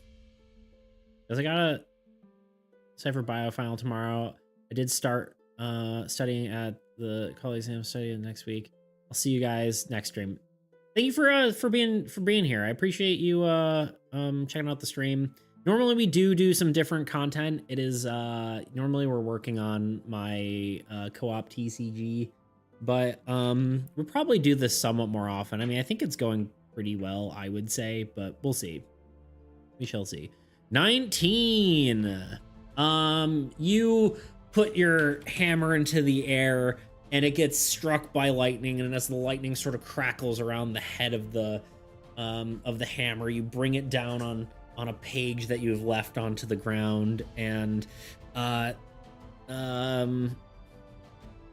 page sort of starts words just start sort of crackling on the page as it sort of just burns words into the text, and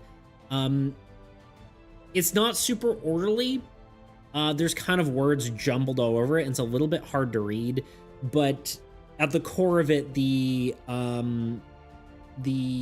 page has just a ton of information about business, just different, strategies on, like, how to sell products, and bunch of business information.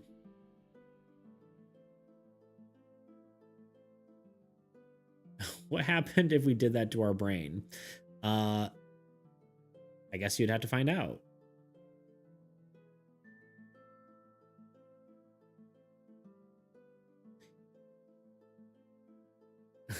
I write in bold letters at the top of the page how to make someone fall in love with you. All right, try it again. Give me another roll. Already happened to our brain. Yeah. I will say where you are now, the lightning is much, much scarier. It is much bigger bolts. A 2. Gah. You do it and lightning starts crackling around and you hit the page again and the page just bursts into flames. As like you just see like tons of words written on the paper and it just kind of burns up and fades away. Take mine, please. No, Tuna, you rolled without me asking.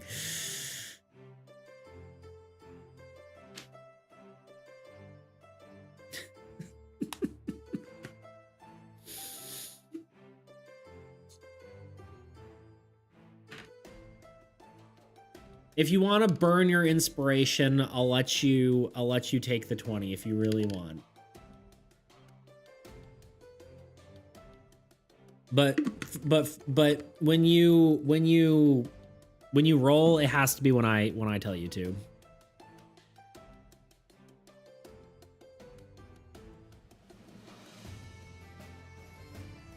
Of course. Are you doing it?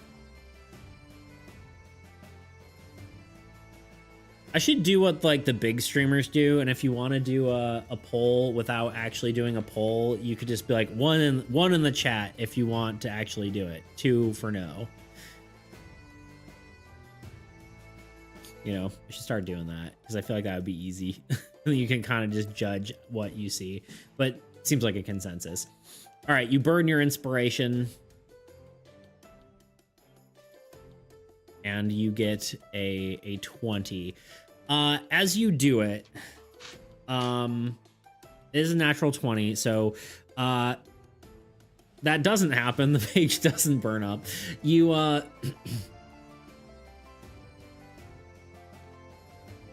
yeah, you slam it onto the page, and you bring the hammer down in a good way, and it like just like in the like right in the right spot where the page doesn't get super messed up, and you see the information. Also, welcome back, Ravage. I don't know why I always put an N in Ravage. Yeah, and you see the words form of how to make someone fall in love with you. I think the biggest problem is there's probably just not enough paper. It does write you know, some information. I think it says like, first and foremost, you must be yourself and blah, blah, blah. And, you know, your typical like information on like how to get someone to like you. It's mostly general relationship advice.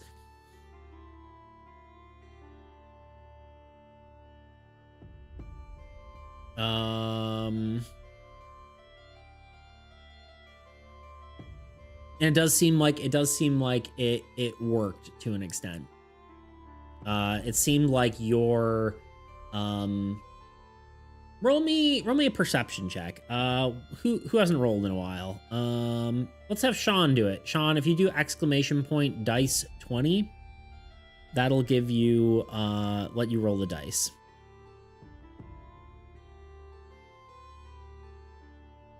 Oh, Birdie's also here.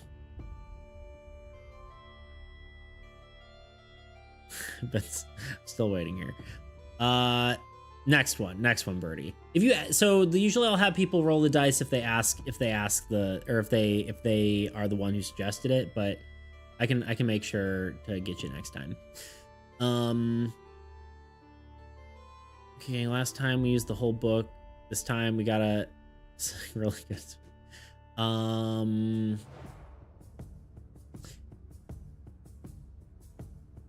Yeah, so as you sort of I guess you don't really sort of determine anything from this, but it does seem like your plan worked, that, you know, somehow the word did help you for the thing.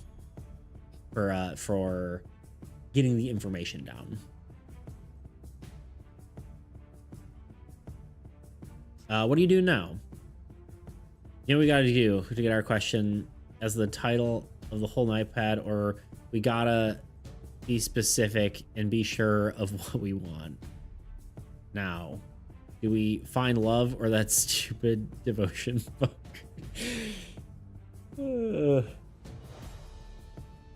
Divination, not devotion. I can't read. I vote we move on to the love section.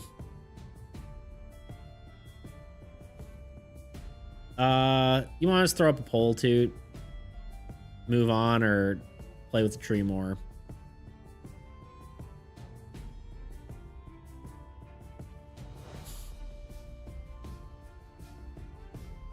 It's Cyrus that needs to find it for us, preferably. I like how you attached yourself to this character who's like you were just kind of nice to, and that's really that's literally the only reason you're. Sorry, I just find that funny.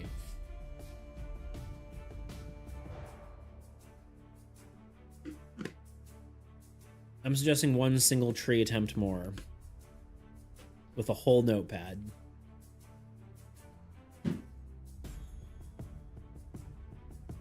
Thoughts, committee? Move on, or okay, yeah. What's next? Village rumor, go find section on love, continue with the real goal. The goal is the one you make. Oh god, okay, let me see.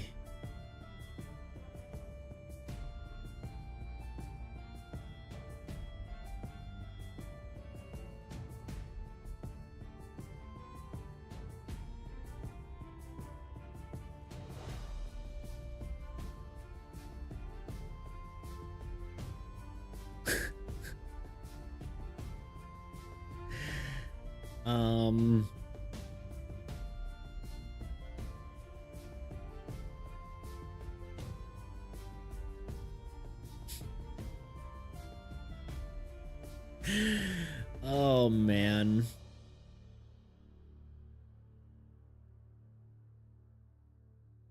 Can we get the divination, but let's find love? Maybe.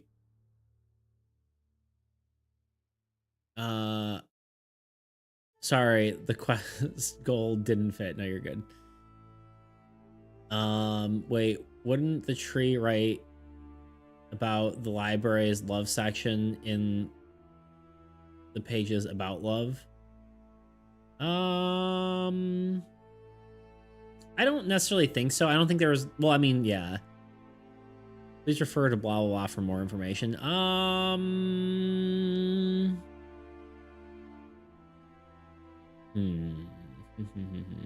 don't think so. I think it's just general information on love. It's not like a guide through the thing. Let's do the stupid quest. Guys, I'm a sucker. Wait, actually objective will grant us love. Let's do the stupid quest. We should romance the divination book. There you go. You guys could romance whatever you want. All right. Here's the. All right, I'll leave the book there as tribute and then leave. Okay, cool.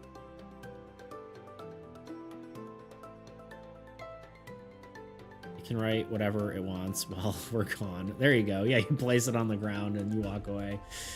You go through you kind of skirt around the edge, avoiding the tree as you get to the next section. Makes Cyrus jealous. Okay, here's a serious question. How long do we do this for? This is like my biggest thing about doing this is I like letting you explore the world. There's two things, right? One is like I'm a little afraid about not having like a fulfilling ending, right? But I also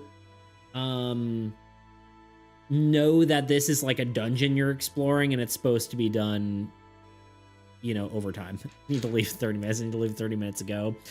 You'll learn a lot about chat this adventure. Apparently, yeah.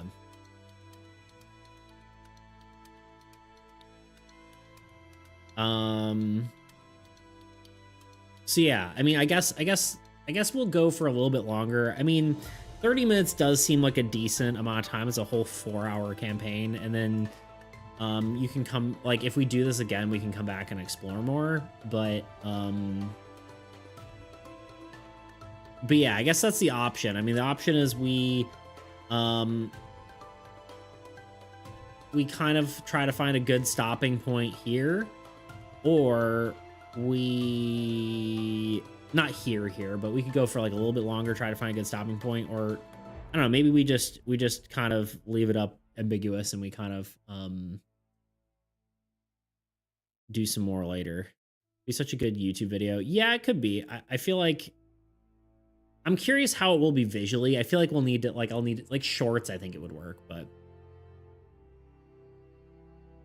typically, like, you wouldn't really set up camp. You just come back here next time. Every time he kind of resets, you get teleported back home. There's not really camping in this one. The Order Stone would bring you back within a few hours.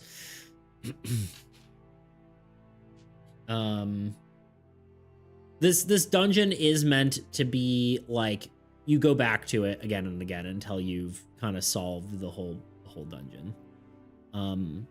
Which is maybe like not ideal for like a random groups of people, but well, I don't know. Like I said, this is a kind of an experiment. We'll see how it goes. Quick check from how's it going? You found a giant electrical tree. And now you're pressing on trying to find books on love because I don't know. Because it's what the hive what we have decided. Anyway, you move on. Electricity is information, indeed. You can roll a dice. I'm going to use it to decide on something. There you go. It's a roguelike. It basically, yeah. This dungeon. You can kind of keep coming back. It's like a timed roguelike. Okay, you move forward. You press on. As you kind of move up, you see, as you keep moving, you walk for a while. This map isn't exactly to scale, so keep that in mind. This circle isn't exactly in the right spot either. I apologize, but this one, yeah. As you move up, you do see a path that kind of leads you back to the east wing. And then you also see a path that leads straight forward more, which is kind of where the gargoyle told you to go. Again, you're kind of seeing that whole sort of line of books again. It keeps going on for seemingly endless amount of distance. You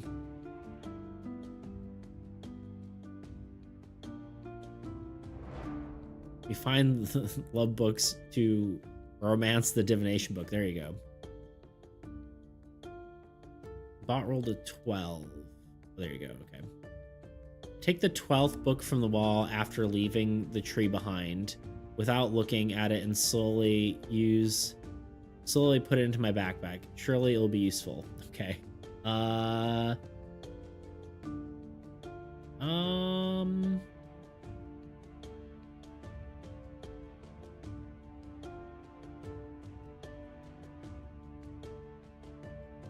Let me make a note.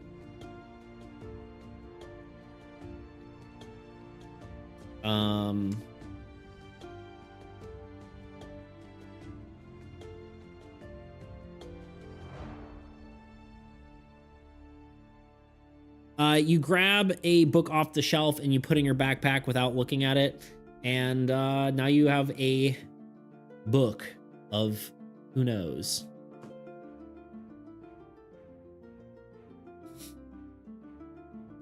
You have infinite pockets. Why not? True.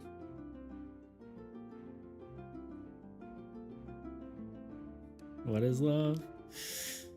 Slowly put into, stow it into, dang it, sleepy, what?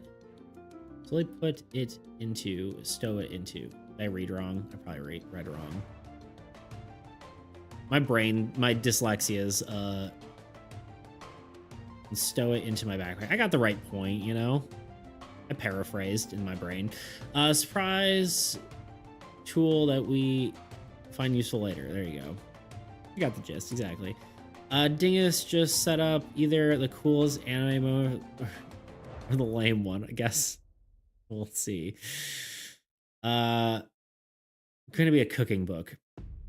You never know. As you kind of keep walking, you start going, and you know the books kind of progress, and you keep walking and walking. Do you want to turn to go into the west wing? It is not, sorry, east wing. It is not where you... How are we getting through this playlist so many times? I guess we've been going for a long time, huh? No, that can't be right. Maybe I was just missing which one we were playing. I don't know. Anyway. I'll have to download some of these songs and then whatever.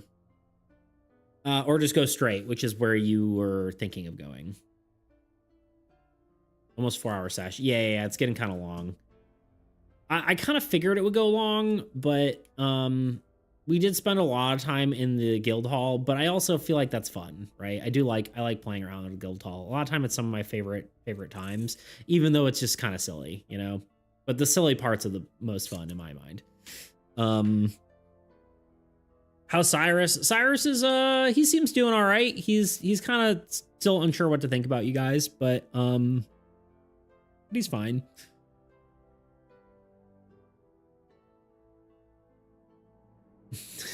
Something quest giver gave us. Oh, the Book of Alaris. That would be funny. Alaris. Do you have food to give Cyrus? You have 5 cookies left, I believe. You also have just like, what's his romance level at? Negative like 2. Probably negative 3 at this point. I don't think you're proving your point. Negative 3 hearts. Oh no. Give him a cookie. All right, you give Cyrus a cookie, and he goes, thanks, appreciate it. Thanks, dude. Cyrus is not a stray cat we picked up. I should have bet here. Yeah. Anyway. Okay, we're just gonna assume you're moving on, that you're continuing onward to your goal. You don't go into the other wing, you kind of keep pressing forward. As you keep walking, you notice things start to get darker. I think this is probably the last section we will do of the library. It starts getting darker. As you keep walking, it almost like abnormally dark. It's not like the lights dim. It almost seems like everything around you is turning black. It's like a magically dark, right? You start walking and everything almost looks like it's fading to black. All the books are like, you know, slowly become darker as you get deeper and deeper forward. Are you continuing walking?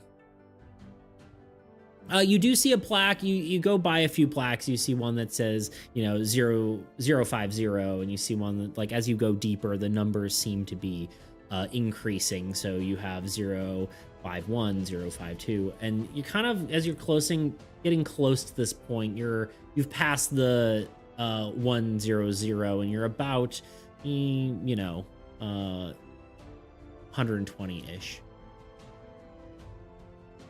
I like to start saying, I like how it started with me saying just some random NCP we get fixated on as a joke, but it ends up being true. I mean, apparently, yeah, I don't, yeah, you definitely like, oh yeah, high five this guy, and then you fall in love with him.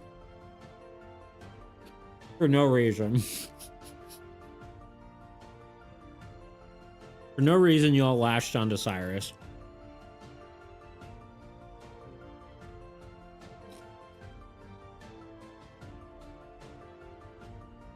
I would love to know the reason. He needed us. It's because he was lonely. You guys felt like he needed someone. Fair enough.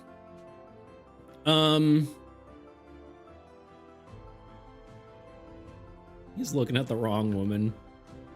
We needed him too. You guys are kind of desperate. Anyway, Dingus, try to scrape the... All right. Real quick.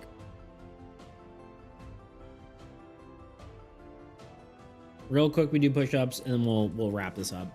We'll kind of, well, I don't know how we'll wrap it up. We'll see. We'll see how it goes. We have 17 minutes.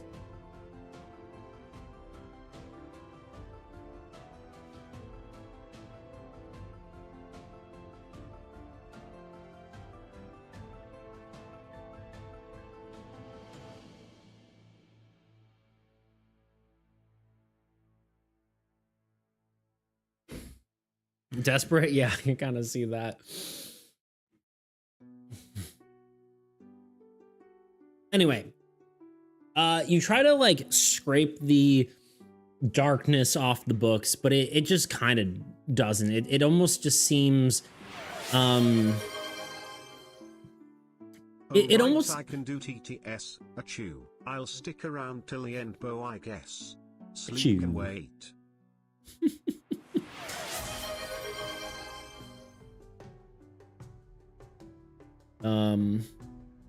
There we go. Posture check.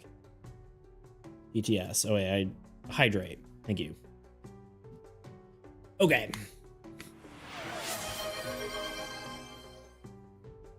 Another hydrate. Cheers.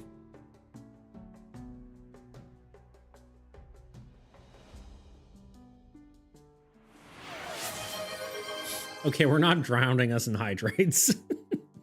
Come on. Thank you, thank you, thank you. Okay. Not this again, yeah. There we go. I finished my drink. You realize this just means we're gonna post... we're gonna... We gotta finish. We gotta finish this campaign.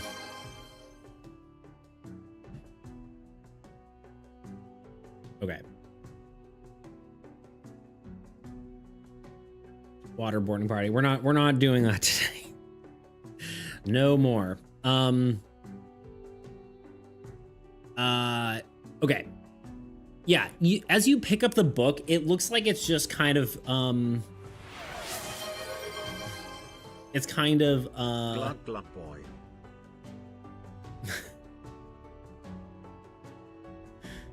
I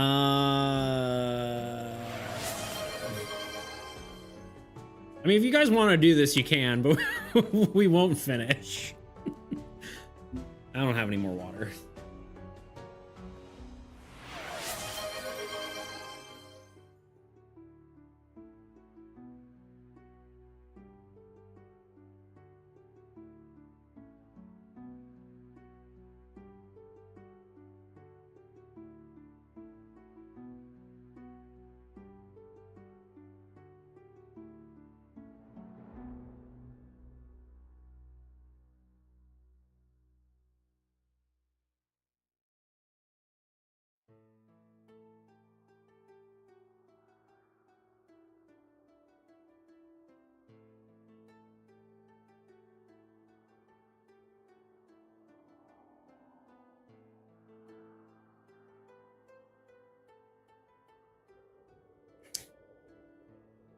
We don't need to finish.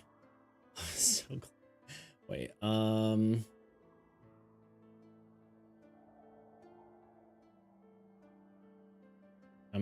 behind. Glug glug boy, try to find out this blackening is. Yes. So do we end up finding a good love book tires? No. Let's find out later.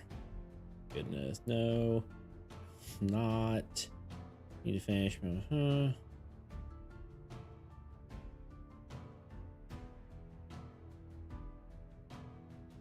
You have not looked for an actual love book.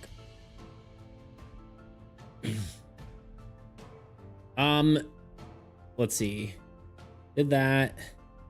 Ravenge, we can do the cast divine feline location. However, I'll probably save that till the end if you want.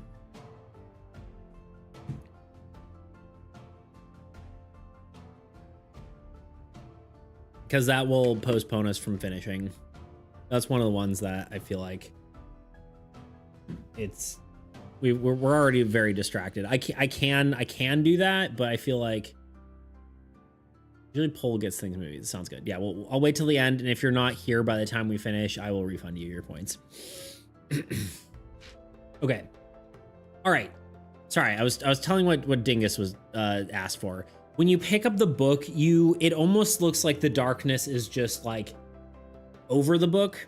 As you move it around, like if you move the back, it becomes less dark and brighter. It seems like it's like darkness just emanating from deeper in.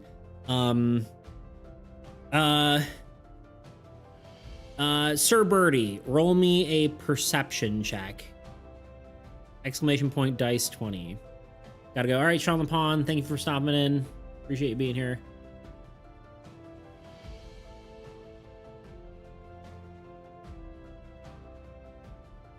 Yeah, I think I probably will.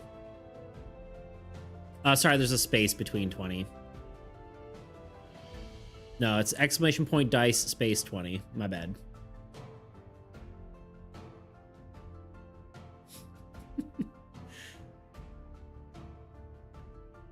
There you go. A 5. You don't really notice too much, but you do notice that the book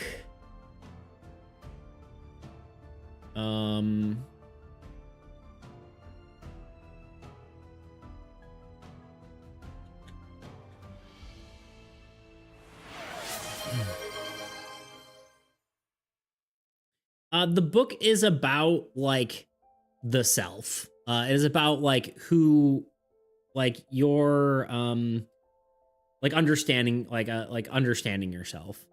And when you pick it up, you notice that as you're looking at this darkened book.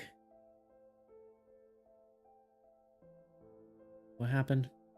Standing desk? Yeah, that makes sense. That one's fine. See, most of them are fine. Honestly, just some of the ones that take a while, and also like ones that are spammable are a problem. I don't mind standing. We peaked at 30. Yeah, I saw 35. Nice. Yeah, it's honestly, well, I mean, part of it was the raid, right? Definitely Chirpy's raid was great. He's got like, a higher whatever. But we also have been getting people who we don't normally see because of, I think, D&D, the D&D category. So it's pretty cool.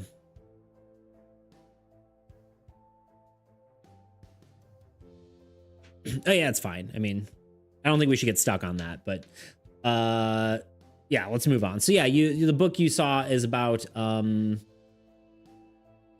self.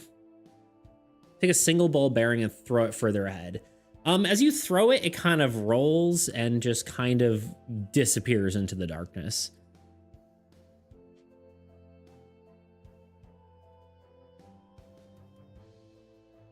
What will you do?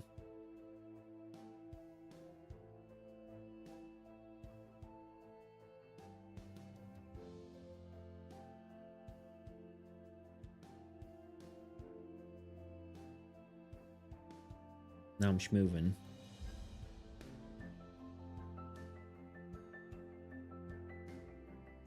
We've all gone silent.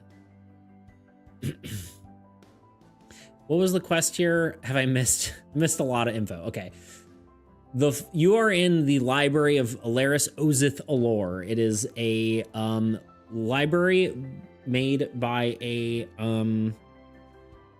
famous divination wizard from the before times.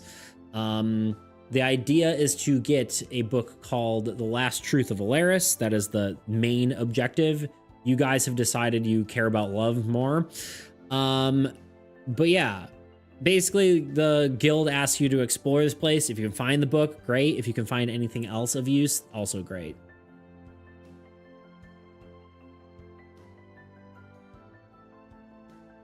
Wait, if it's a book about self, is the organized by author, they may have it made a book on love. Are there sections? If yes, where would it be? You don't know that. However, you do seem to notice that the library is categorized by, has a, a number above the doorways. You're technically you're standing around like 120. Can we call Guppy and ask him what to do? Numbers, I see, indeed. You call Guppy, he goes, hi, you need help? Oh, well, I mean, I don't know. I guess that's kind of for you to figure out, but, maybe just, proceed with caution. I don't know.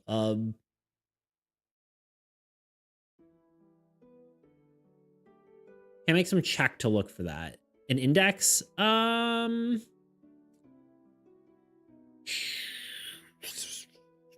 Sure. You know what? Why not? Give me a D20. He's talking riddles. Not even mad. He's so dang cute. What are you asking for help for though? You're just like, hey, can you help me? And he's like, I don't know. What do you want? You rolled a 14.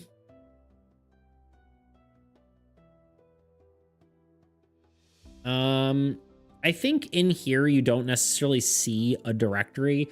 14 is good.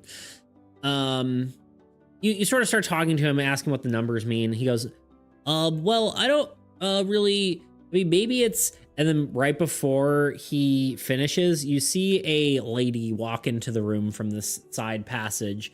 She kind of looks like an explorer sort of person, almost. And she walks up to you and she goes, oh, hello. I didn't see you there. You don't seem like you're from around here. Hello, my name's Tori. You seem a little lost. Can I help you, or another person?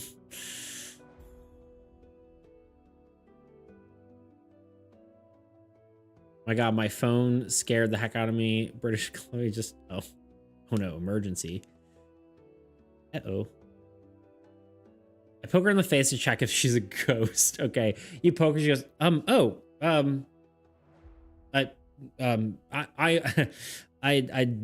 assure you I pull across out and tell her, get away. A woman will not take my man, Cyrus. Tori, can I help you find this book? Oh, yes, of course. That is my main job here. I help people find what they're looking for. I seemed like I heard you talking to your friend here and asking for information. She like points to your communicator. She says, I can help you.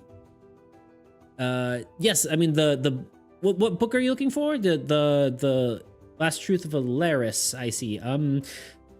Are you asking about the Book of Alaris, or are you asking about love books? That's the real question. Try to consider them local and need a book around these parts. And tell me about these numbers, the categories. Love book, obviously. I'm gonna say you ask about both, but okay. Or love, I don't know. Oh, yes, love section would be just past, well, this weird ominous darkness. And I'll say you asked both. The Last Truth of Alaris is, I couldn't say for certain. It would be probably It's not on in my my records. But if it is truly one of Valeris's books, it would probably be in his private library way at the end. It's usually any book that is not in circulation would be at the end. As for categorization, yes, everything is categorized by number. Are you looking for a specific section or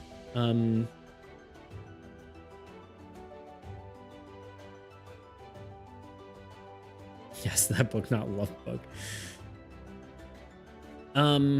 If you're looking for a specific section, I can point you. I mean, if you're looking for a book on love, that's just past, like I said, the ominous darkness. I couldn't tell you what it is, but yes, it's quite weird, isn't it? As she finishes her speech, I say thank you with a small bow and dash as fast as I can into the darkness. Where love books would apparently be apparent. It's wandered to Overdraw's private library. Private library is way at the end, which is like way up here, basically, is what she says. And I guess you just start, you go and you sprint. Of course, love section is encapsulated in mysterious darkness. She mentioned it was past it. It would be just past it a bit. But she goes, well, actually, before you go, books on the psychology of love would be just past this section. If you're looking for like romance novels, they'd be on the east wing up around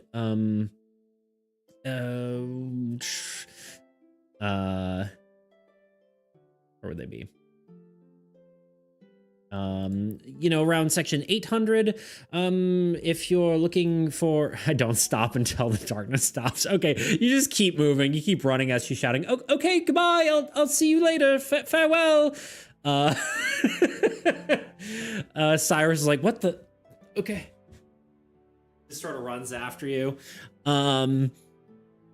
And you as you run into the darkness, things get darker and darker. Okay, nerd enough. Let's go, Cyrus. As it gets darker and darker, you notice everything sort of fades around you. And you and Cyrus are standing. Sorry, this is so good. You and Cyrus are standing in this pitch darkness, and you see a small, humble little building. It is sort of just materializes out of nowhere. It's a stone building with a thatch roof. It almost looks like a really modest church. And you see children running around in front of this church, and they're playing, and but they were wearing pretty shabby clothing. And you see a stern looking woman dressed in some like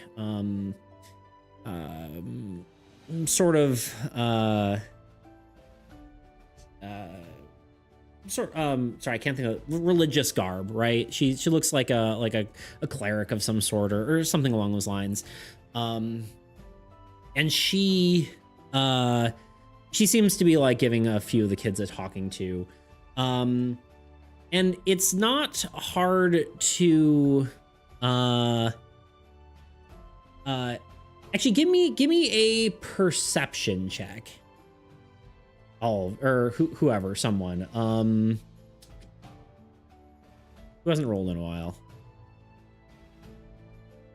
Dingus, I guess. There we go. A 12.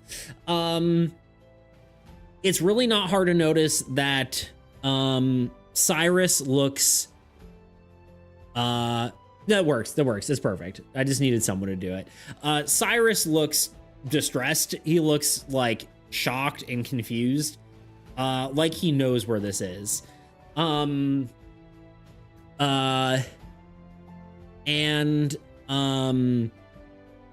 can also notice that this looks like a very like I said, like a very modest, potentially poor town, or poor, like, you know, village area. This building is a orphanage in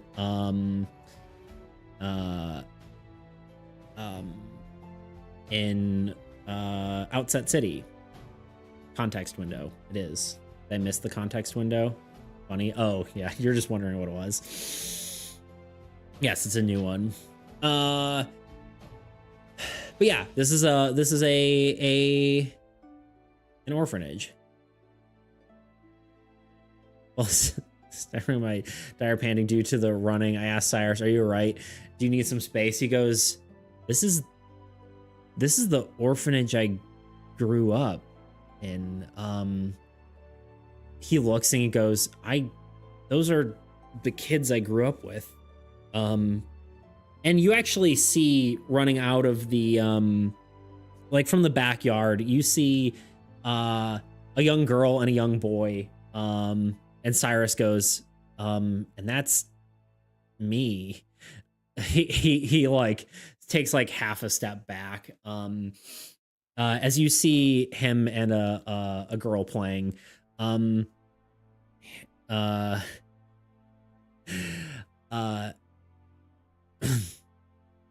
you ask him that? Go up to the kid and ask, "Hi, little guy, how are you?" Okay, yeah. You crouch down, go, "Hey, how are you?" And he goes, "Oh, hi. I'm okay. Cyrus is cuter than Guppy. What? Apparently we're doing that. Yeah. He goes, "Oh, I'm doing okay. You know, just just finished our chores, so you know, we're allowed you know, an hour of play, so want to see a cool magic trick?" Yeah, sure. Yeah, okay. And you see the girl, she's standing next to you. It's a really cool trick. Anyone can do it. Okay. He like nods. He's just like nodding. The girl's standing next to him. She like takes like half a step almost in front of him. Not like in front of him, but like, I don't know. The thing where the thumb looks, can we shapeshift into a kid version of our original look and play with him? Ooh, could. Stream keeps freezing behind. Going phone. Ah, sorry. What's up? You do the thumb thing, and while you're doing the thumb thing, you shapeshift into a kid, and he goes, "Whoa!" Like you distract him with a thumb. He's like looking at your thumbs. I can't remember how you do it. Whatever. I can't remember how you do it. You do the trick, and then he's focusing on a thing. He looks up and sees your kid. And he goes, "Whoa, that's crazy."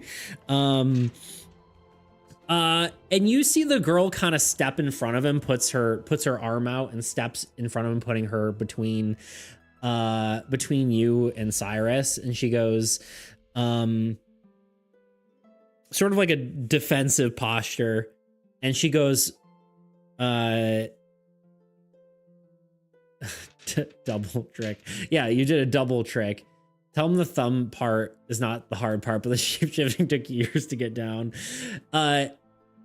And you can tell that, or the girl walks in front and she goes, "Are you a monster?"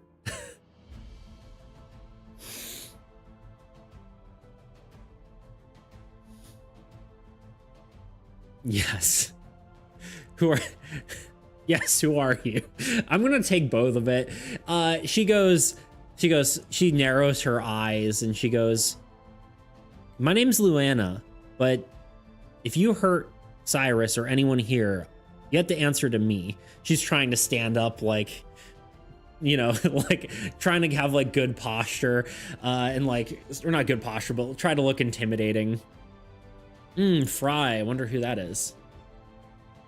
Yes, but only eat evil kids. She kind of keeps squinting her eyes. She pulls like a stick from outside behind her back. We would never hurt Cyrus. She seems to believe you, as she like kind of steps back a bit. At this point, I ask her, "Are you an evil kid?" and start staring at her. Smell evil. Oh, agile. Crap. Okay, we're gonna take a quick break, and then we're gonna. Man, I don't know. Oh man, she's got a grip on him early. We gotta step our game up. Yeah, you're fighting the childhood friend trope. All right, let me take a quick break. It'll only be like 2 minutes, and then hopefully we'll wrap trying this to up. think of a way to create a magic system.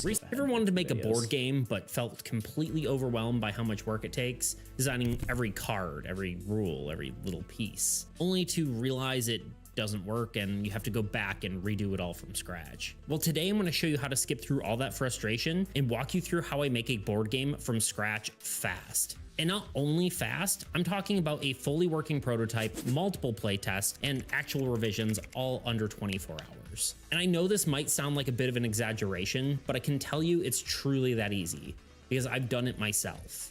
Twice. Between 2 24-hour board game challenges and a bunch of other projects, I've learned how to make board games and do it quickly. So if you've got an idea and a single day to spare, let me show you how to bring your game to life. And stick around because I think some of these tips might just change the way you make games. To start, let's talk brainstorming. Maybe you've got an idea, maybe you don't. Either way, I recommend starting with brainstorming. Just write down anything that comes to mind. For me, usually I start with a core concept, something I'm trying to achieve. In the case of my 2 24-hour game challenges, I started with a theme. Partly because that's what the challenge required, but honestly, it's a great jumping off point if you're just starting from scratch. That core concept can be anything, narrative, mechanic, or just a vibe you're going for. The most important thing is to get the ideas flowing. Write down everything, even the bad ideas. You never know which ones might evolve into something useful. Don't be afraid to borrow inspiration either. Pull ideas from your favorite board games, but also video games, books, movies, whatever inspires you. Sometimes adapting ideas from outside the tabletop scene can lead to something truly unique. But say nothing's coming to you, then talk to a friend, bounce ideas around. That back and forth can spark concepts you'd never come up with alone. You're a nerd and don't have friends? No problem.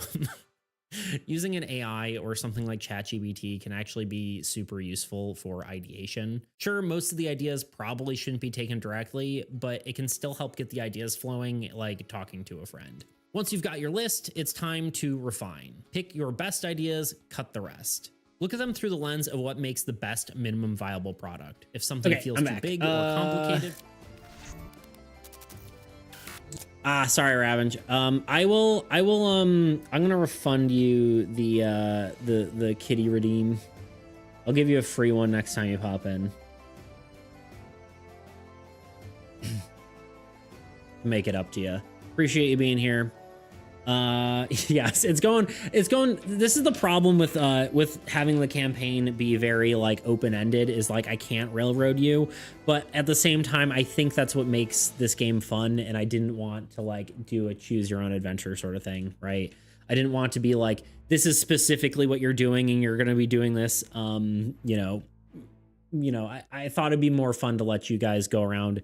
And honestly, yeah, you're joking. It's like, oh yeah, we want to get you back on track. And sorry for, the love storyline taking over. I love that, honestly. I love that you're like making the story your own, right? Don't get me wrong. I love me a good romance story. I think you're barking up the wrong tree, but we'll see how it goes. But yeah, I think I'd love to make up a world as we go. Not sure if a good DM idea. No, I think making a world as you go is totally fine. It's, I usually, you have to have a base and go from there, but honestly, ChatGPT is great for it. If you really want to make like random stuff and like have stuff, you can just ask it, be like, here, make me a thing. And then you kind of role play that. Tyler's playing hard to get. I think he's not, you can figure it out for yourself. Anyway, yeah, you're in the darkness now. You're deep in the darkness. Tebow, what is your character? What is he thinking throughout the situation as you're talking to this kid defending? What does this remind you from your own childhood, or from your own memories?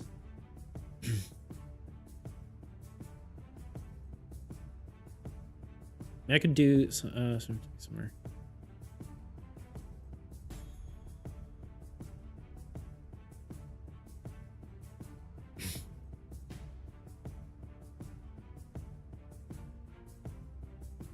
I'm just putting you on the spot, Tebow.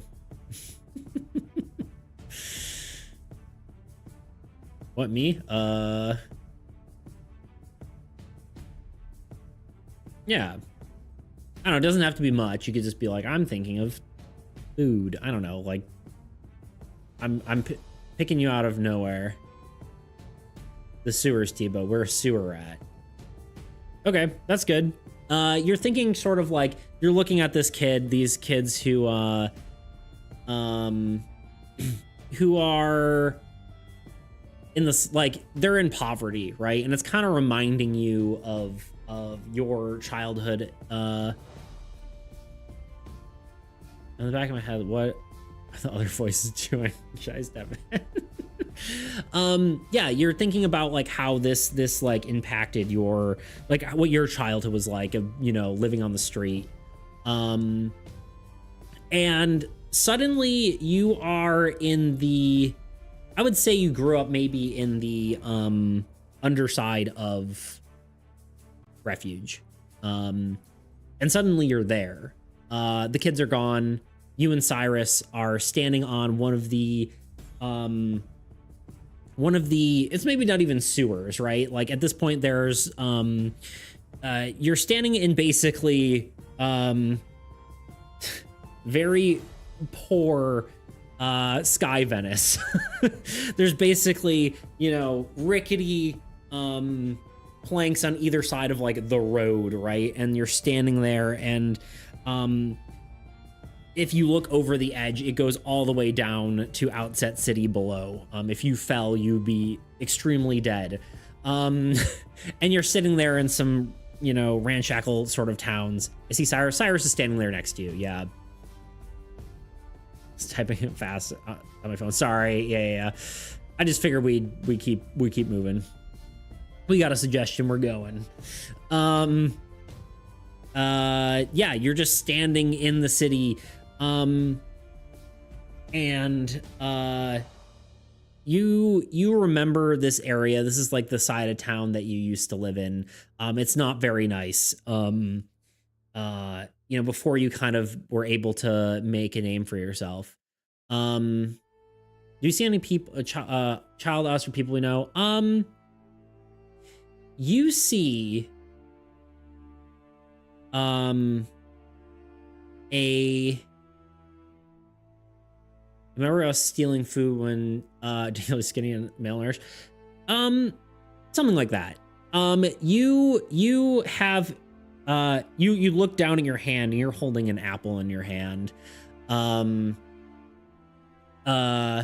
you look up and there is a shopkeeper who you have had who basically never gave you the time of day. Like you would sometimes take food or you know, even steal from the trash to get food, and he wouldn't even let you do that.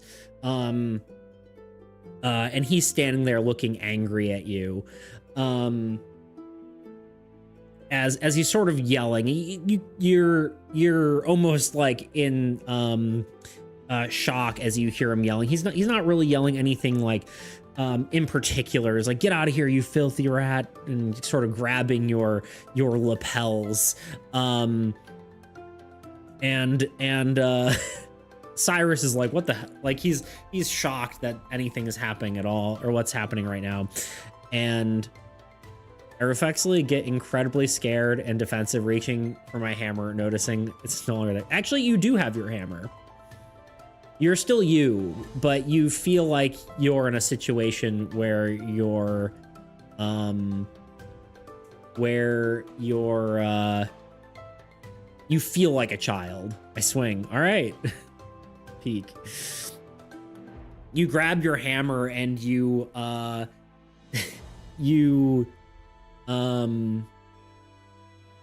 swing it, and you, not full force, don't want to kill him. Yeah, you like hit him in the chest with it, kind of pushing him back, you know, like a jab almost with the hammer. And he's give me a roll to hit. Give me an attack roll, which oh wait, you don't have your hammer equipped. Just give me a second.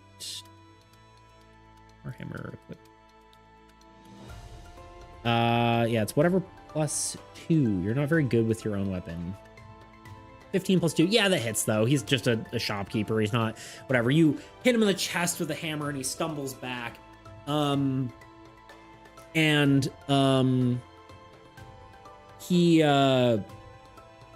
looks shocked.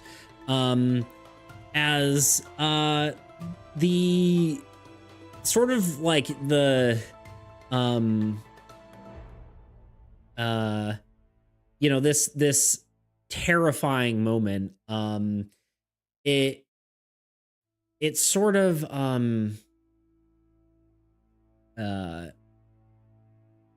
me a second here.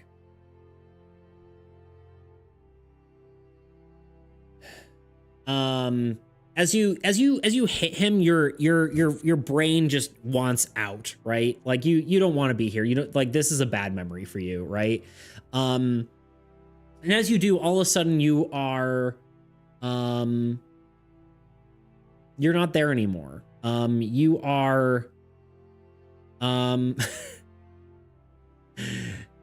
you're in a nice diner. It's a one down in Outset City. There's a nice diner by the river, and you and Cyrus are there sitting in this nice cafe, and it almost you're sitting at like a nice date spot, and you're sitting there. Cyrus looks around like, where are we? And we got a date. Let's go. He seems definitely weirded out, but he's like happy that it's not like something chaotic. He's like, what are we doing? What is this? He like asks you, like, concerned about where you are. What keeps happening here? Do you have any idea? Wait. We're waiting. Yes, says French fry.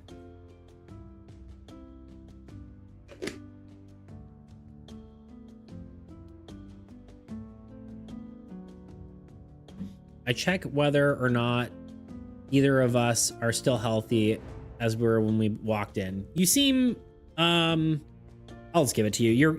You seem okay. Yeah, still little mentally shooken up, but physically you look fine.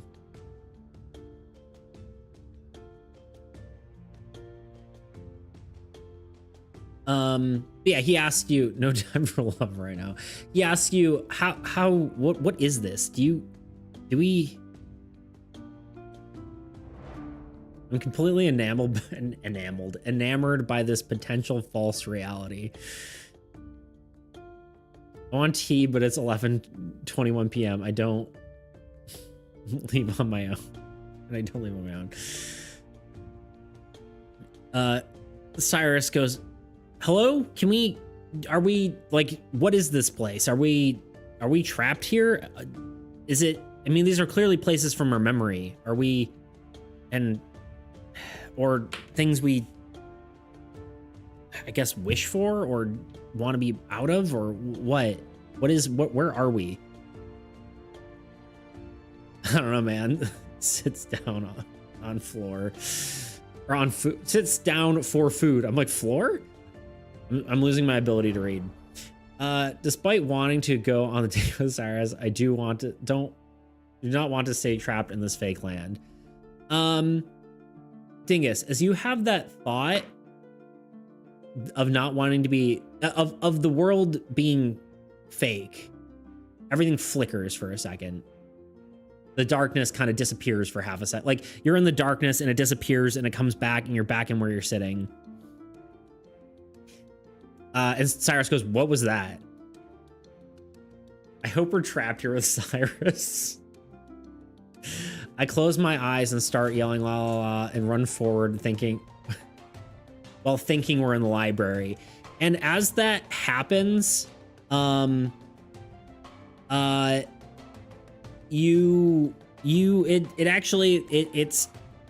the duality of man. I imagine anime like that when it flickers. I guess my command isn't enough to fully collapse the darkness. No, it starts. Yeah, it starts like your mind is in a torment of those thoughts, and it seems like when your mind reaches that sort of perspective of you being in the library and not here, it seems to flash and you know, the room disappears and reappears, and Cyrus go, what's going on? What's happening? If okay, you want to get out.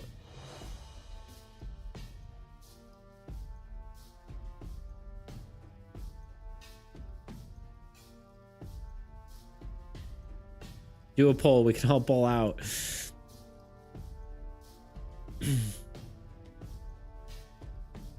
I think Toots is on his phone, so I'd have to do a poll. Poll out. I think at this point you get the idea, though. You all work together. Your minds. I can't pull right now. Sorry, guys. You're good. As your mind pushes back. You know what? Sure, we'll do it. / poll. It feels more fun.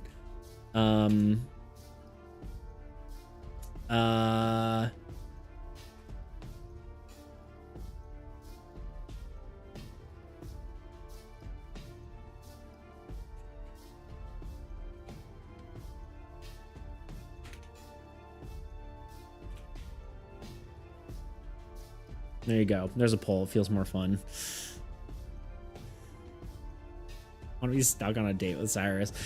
Makes gameplay sense to make the poll. It does. I thought so too. You're right.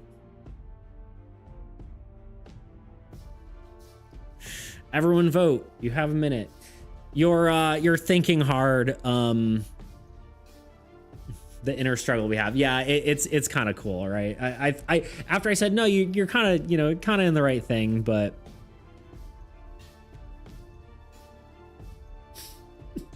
you get stuck in this reality forever, and that's the end of your character.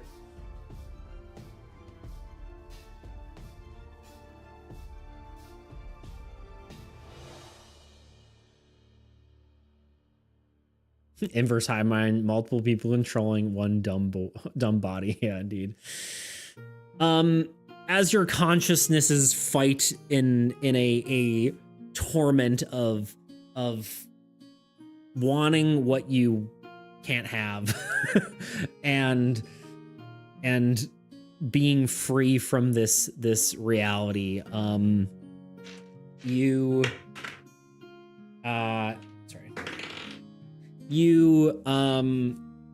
finally break free, and all of a sudden you're back in the library, and so is Cyrus, and you both look around, as it seems like, actually, as you're exiting this land, you see almost the blackness reappears, and the scenario you're in fades away, and you're standing in darkness, and as you are, it almost seems like the world closes.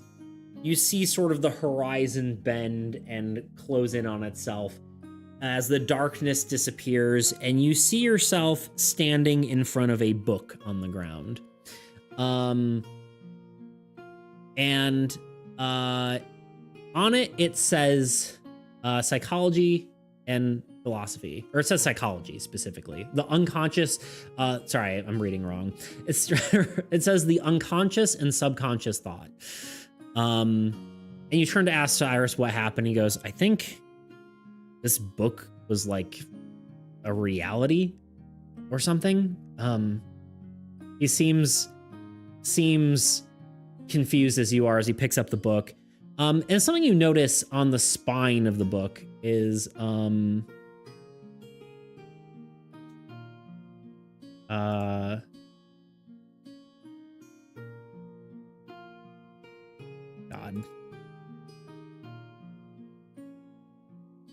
Is this symbol. On the spine of the book. You don't know what it means, but it seems like it's almost inscribed on the book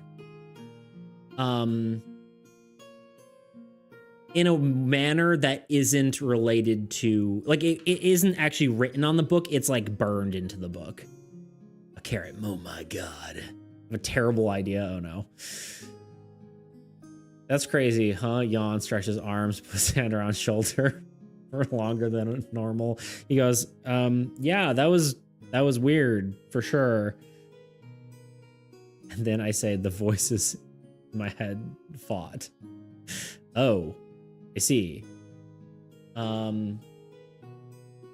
Yeah, you cleared the darkness puzzle. And as you do, I guess it won't work. Carry on. As you do, you notice on your wrist the gem starting to glow on your bracer. And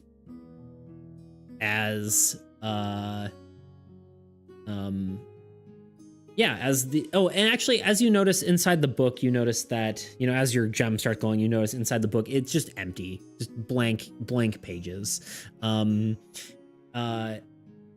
Which is odd. But as you do, you see your gem glowing, and you know that this means you don't have much more time here. Your time allotted for the mission is coming to a close. We're not crazy, we swear, huh? He karate? What? Guess that won't work. Wait, what won't work? Oh, the terrible idea. Unleash the bald, sure. Yes, your stone starts glowing, and you have only a few minutes to do anything before you're pulled back to the Adventurers Guild. Is there anything you want to do, or are you done here? Is there anything you want to run and do before we get teleported back?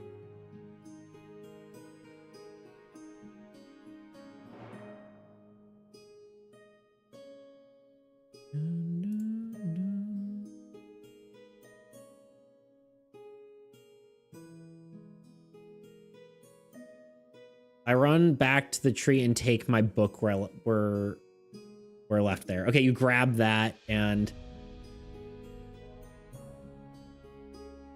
behold Cyrus in general. I don't think you would be confused unless you're just don't like getting teleported back.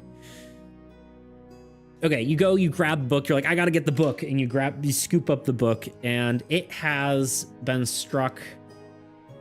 It has been struck by a smooth criminal.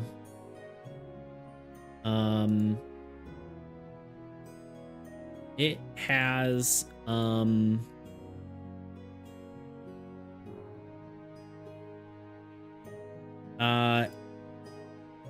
a bunch of knowledge on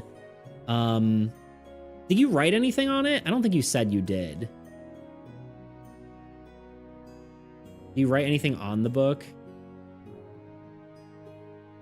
before you put it down? Nope, it was blank. Okay.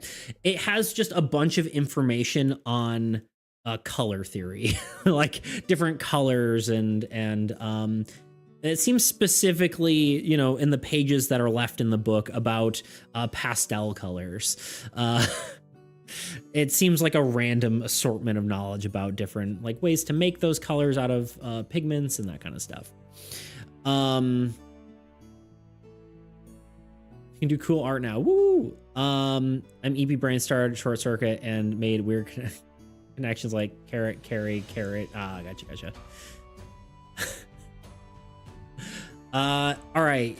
You guys seem to want to hold Cyrus. Give me a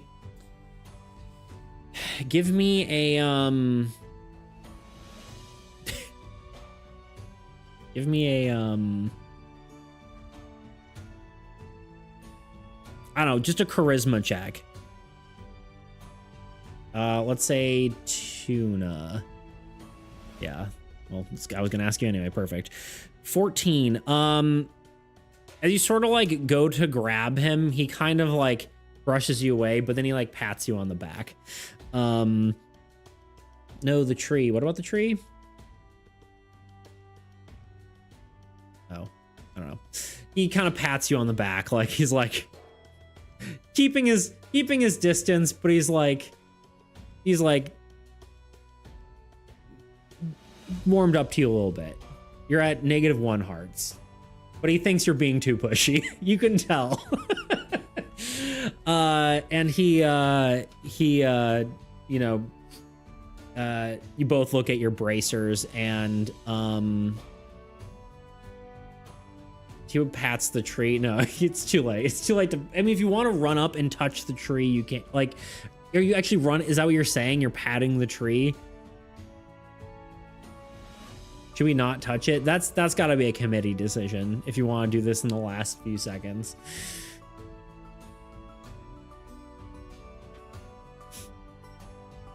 We're clingy. He's got to get used to that.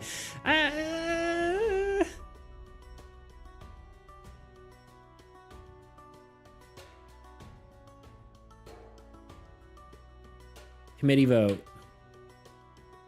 Let's see. I'll do a poll. /poll.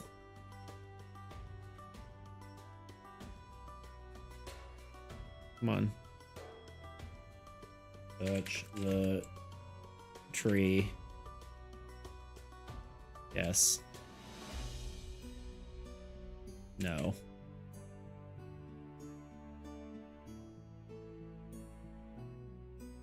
On my last move to be with Cyrus. I love how you guys just attached yourself to this character for no reason. I know you said it's a reason, but I find it funny. Like a pat moment.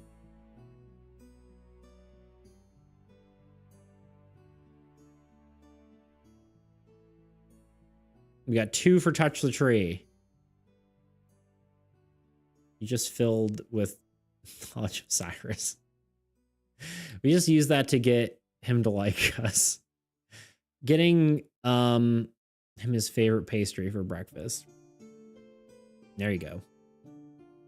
We're tied. Someone needs to be a tiebreaker here. If not, you're just going home. Or I guess I could roll a dice, but I feel like we need to wrap up. Okay. We're gonna say it's a no, just because I'm not even sure that was what people were asking for in the do a dice. Even if we touch odds, we don't. Okay, fine.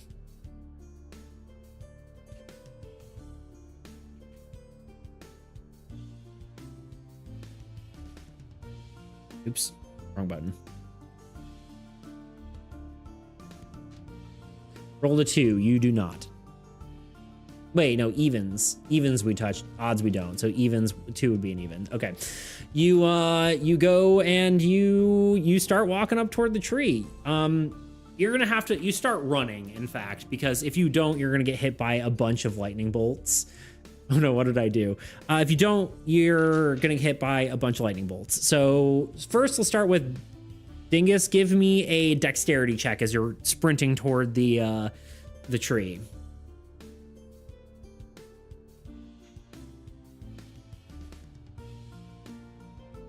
You rolled an 8. 8 plus.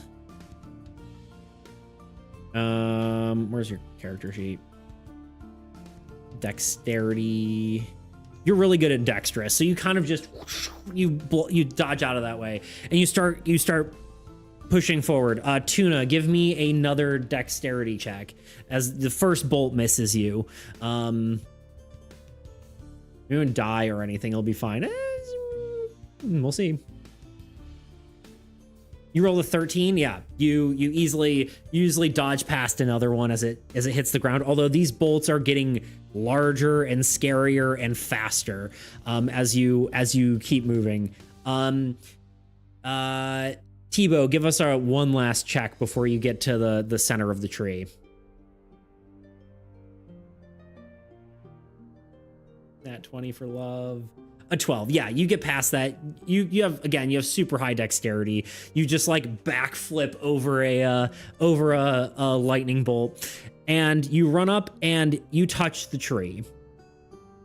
In sort of this instance of touching the tree, you know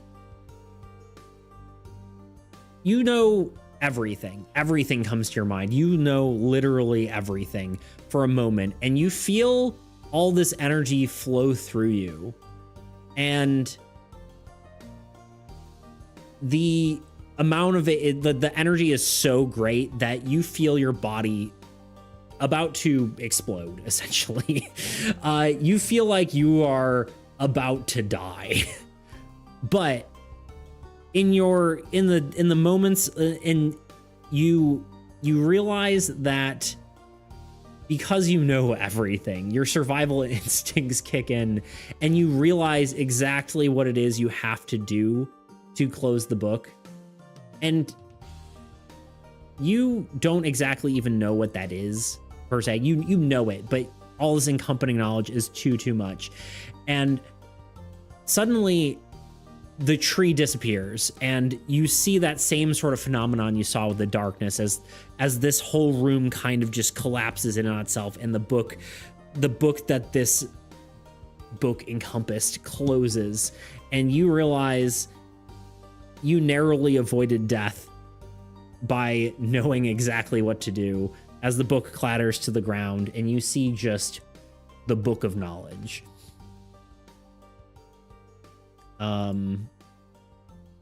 Never mind, we're good. Yeah. And you see this this book on the ground, and you solved 2 puzzles in one day. Congrats. The goal was to touch the tree no matter how dangerous it seemed. Is it here?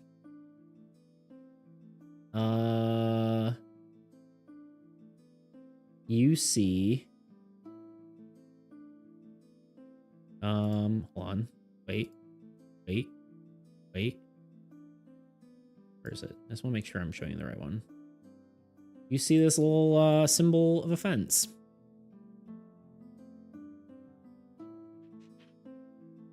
Take the knowledge and look at Cyrus. We're getting teleported. You look in the book and you notice it's blank, but I did that. There you go. Yeah, you hardly lived, but you realized what you needed to do to close the book. And as you know, the book closes, all that knowledge fades. And you don't even know really how you did it, but you did it, you know?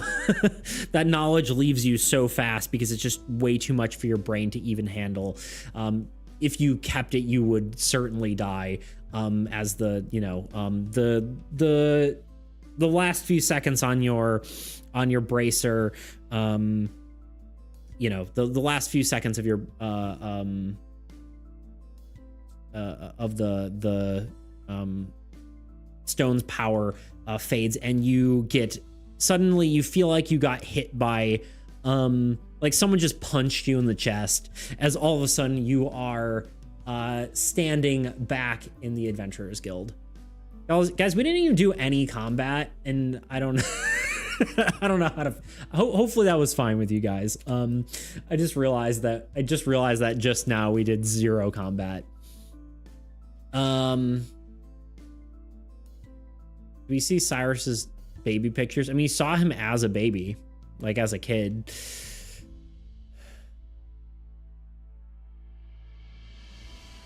We're too weak to keep Cyrus's baby photos. I had tons of fun. Okay, good. I'm glad. Do I need to still be standing? I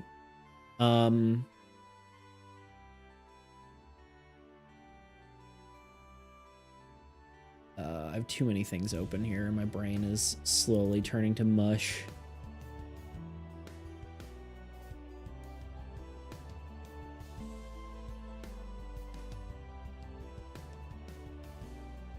What was I even doing? Oh, right. Sorry.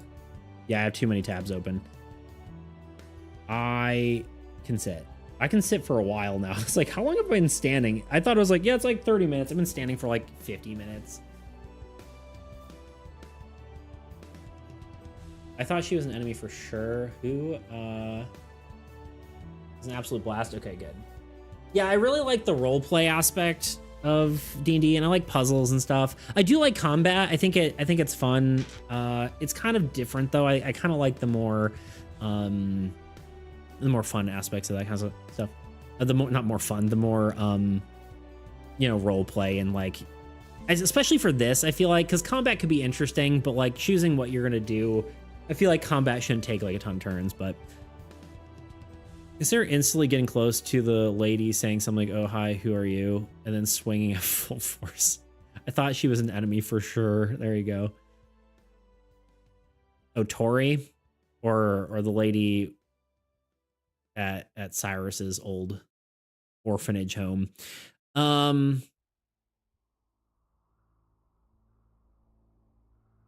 like to try more role play as well, but typing takes too long. Yeah, the sort of talking is difficult. Like I don't think we can really do like a conversational role play as much. We can do it a little bit, right? But it is kind of difficult to do.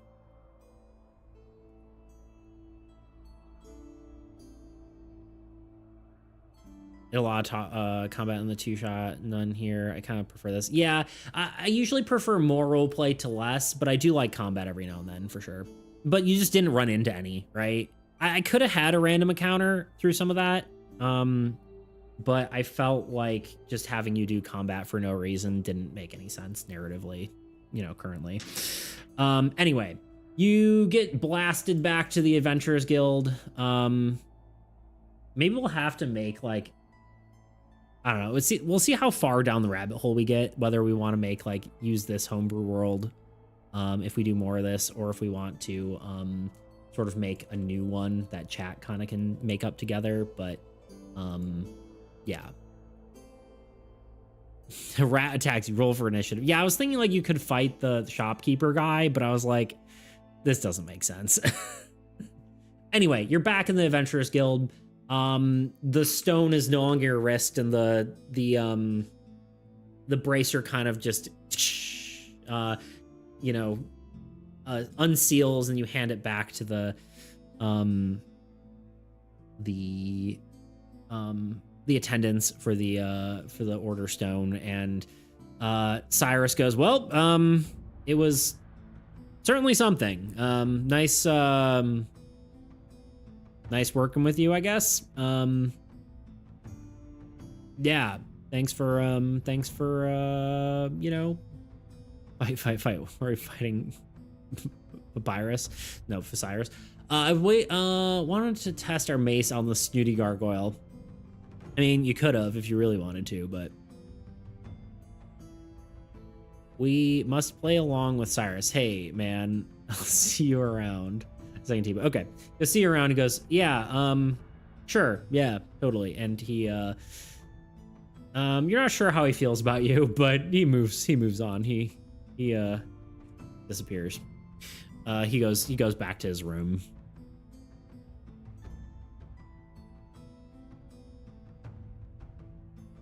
Gotta get rich and buy out his store. His store?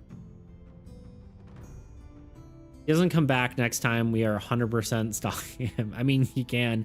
Honestly, usually the characters that show up are a random chance. At least that's how I usually do it. Like other guild members are a random chance.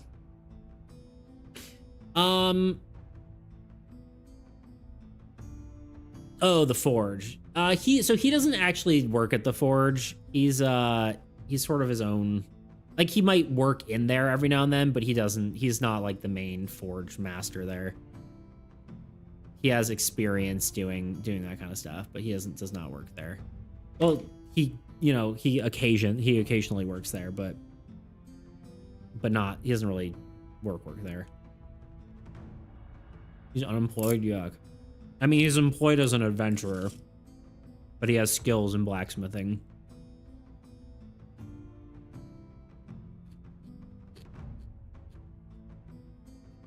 Change to someone else to ask around for him. Just see what he's doing. There you go.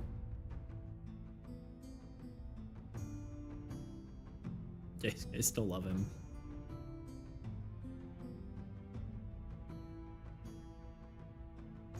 Just part of timing. It's all right. Yeah. Well, I should sleep. Yeah. I think at this point you, I don't know. Where do you stay? Do you stay at the Adventurers Guild, or do you have a dorm, or do you live somewhere else? Or finish up the day. Oh.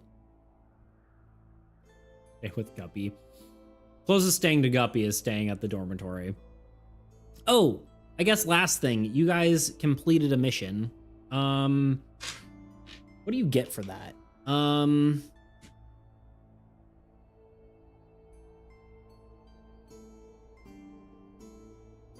trying to think what they give you.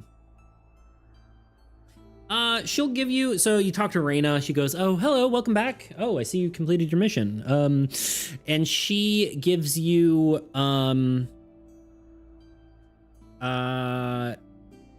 she'll give you 150 gold. Do we level up? I heard Jim hate that question.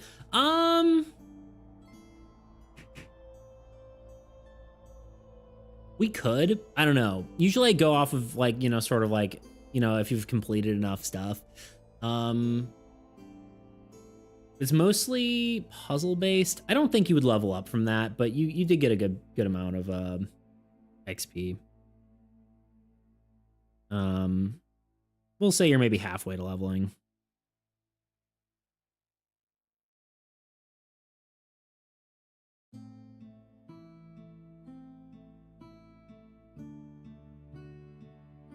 Thankfully, it's still staying on the... Are these... Okay, no, it's still on the same playlist. Okay, cool. That counts as completing a mission. Yeah, you provide the knowledge that you did. You said, I discovered this tree, a tree of knowledge. We closed it. Seems like it's going to be easier for adventurers to get further down into the further into the library, along with the darkness area. We also discovered, these symbols that seem like they might mean something. And yeah, that counts.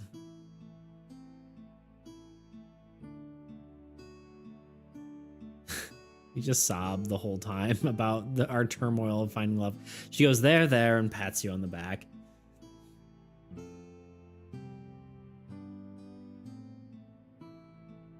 Whenever the stream is off, we're a soulless husk. I do kind of like that idea. you sit down in the dorm and then just eyes roll back and your personality just disappears. Yeah. So that is the session. I think we're done. You sit down, go to bed, and you will wake the new day. Thank you for playing with me, everyone. Hopefully that was fun. I think, yeah, like I said, I think everyone had fun. Hopefully. Final thoughts, everyone? Yeah, I mean, we could try to do like more combat or more other stuff later. Super fun, man. Good. Yeah. I'm trying to think if I have any extra thoughts. I think, honestly, I think the biggest thing I would like to improve is, like, I like the library map, but I would kind of... Well, I guess now that we have more revealed, it's more interesting to look at. I just, I know you guys probably don't mind. A lot of it's kind of theater of the mind, but I would like, you know, anyone coming in to have something better to look at, you know. There's probably a better way of making decisions. I agree with that, but I don't know what that is. I think it's gotta be like like we could do polls, but I feel like at a certain point, I don't know what that is. I know I've seen some stuff that does like an AI consensus, which is like, we don't have enough people for that, you know? I think with the number of people we have, I don't know if there is a better way, honestly. I guess that sums up chat. Yeah, and that feels like then I'm not reading what you guys say, you know? Love the game, love Cyrus. Think combat would be not super fun idea, though a bit of combat is good. I mean, it probably wouldn't be like, oh, you're gonna fight 20 creatures, you know? It'd probably be like, you know, more one-on-one combat, something kind of a little more quick-paced, you know? But yeah, I agree. Should be a special occasion thing when A is in a good state. Yeah, I mean, I could see doing this like once a month, maybe, if we like it. Personally, I think it's probably good for channel growth because we have got, well, one, I mean, we had like a raid, which did help with views, but we also got like, when we were creating character, and, you know, today we've gotten, you know, 3 or 4 people in the past few things, which normally we get like 1, if any, and that's usually when we raid, and that's usually the person we raid, you know? So, I think this might be like a good thing to stream. We probably have to make it not be so long. It probably has to be 3 hours max, but I also do like messing around in the guild hall, you know? Maybe we just make a dating sim in the guild hall. Not really, but this is where I think it would be cool to work on that game that I was talking about, where it's you know, chat-based D&D, like something specifically made for this, you know? Cyrus is the only one for us. Bro, he's taken. Not really, but his heart's elsewhere. I'm trying to tell you.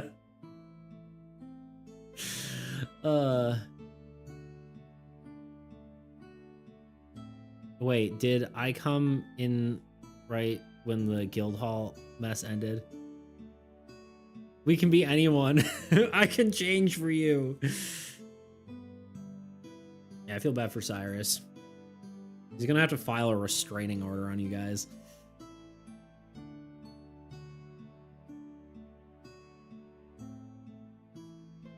Yeah, I don't think. Oh my god. It's funny you attach to him though. I find that very, very funny.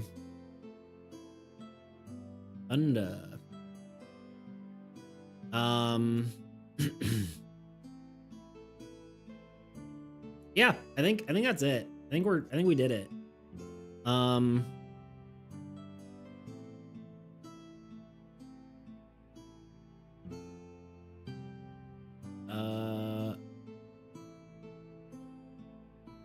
Yeah, I had fun. Yeah, I would definitely do it again. I think the biggest thing is trying to maybe, I don't really want to put it on the rails. I kind of like how you guys can go around doing whatever. But yeah, I don't know. I'll have to think about it. I don't think I'm gonna have a great like thought to start and figure out what we really need to do. But first person we rolled to check out the hall, instant love, feels like that. Show with the cat. Yeah. Not gonna lie, it would have been whoever you decided to put and said good day to anyone specific person. True. Fabula Pew. Yeah.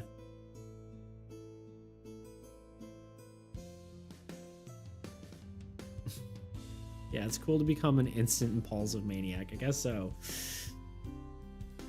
Don't even have to try to make multiple personalities interesting for the character does that for me. Yeah.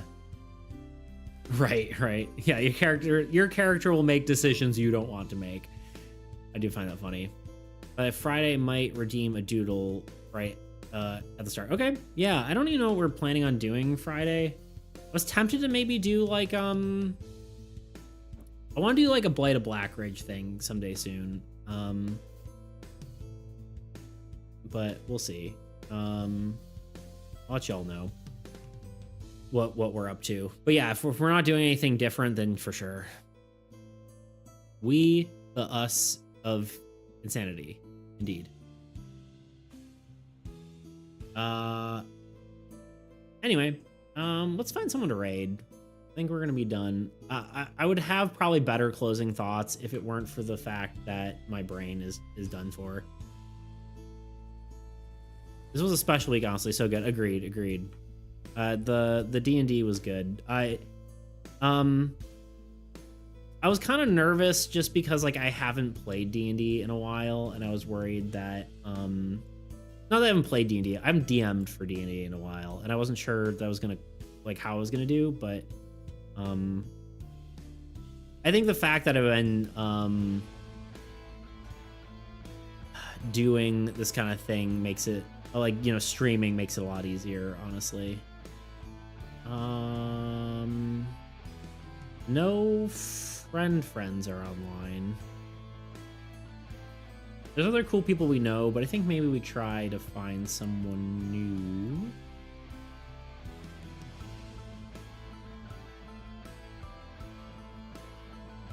Be great, brother. Thank you. Game Jam is next. Yeah, indeed. I'm excited for the Game Jam. Started learning so long. I had a lot of chores to do, but it was fun listening to back. Yeah, no, I think we had enough participation that I'm happy. If it was like, you know, we got like one person talking every now and then, I think it would have been bad. We could raid someone who's playing D&D, but I feel like most of that isn't going to be very interactive with us. Like, we won't be able to talk to them if they're playing D&D, you know?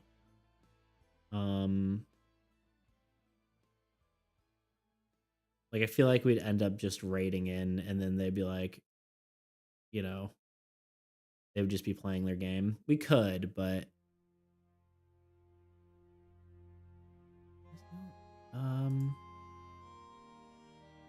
Do we know that? Do we know them?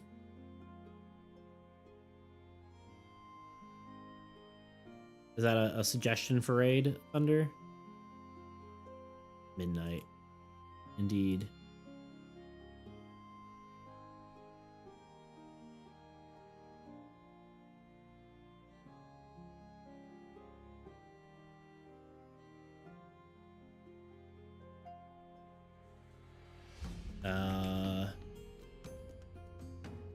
No, I'm cool. I don't see them active, though. Are they live? Or am I spelling it wrong?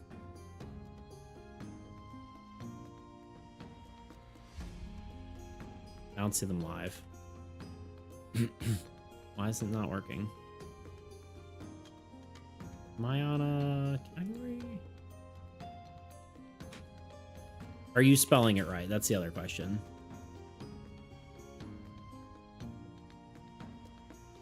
Tahlies. Not seeing anything. No weird special characters.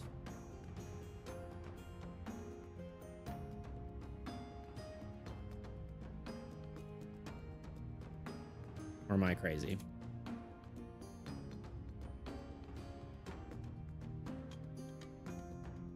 Let me try something. Maybe this is just being weird.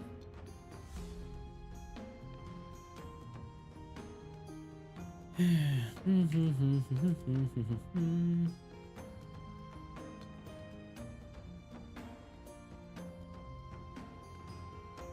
she is.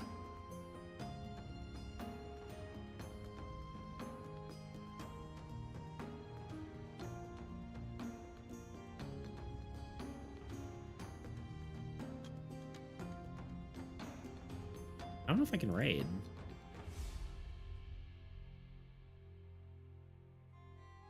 Yeah, it's literally not finding it. I don't know why. Just not letting me. Strange. I tried.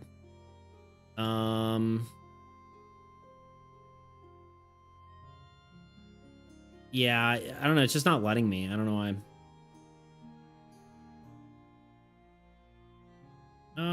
Let's just do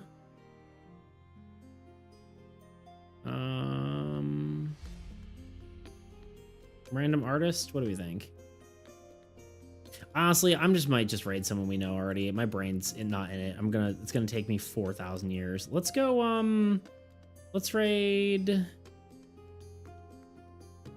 this guy. He has like pixel art and it's cool and I like it. So we're gonna raid him.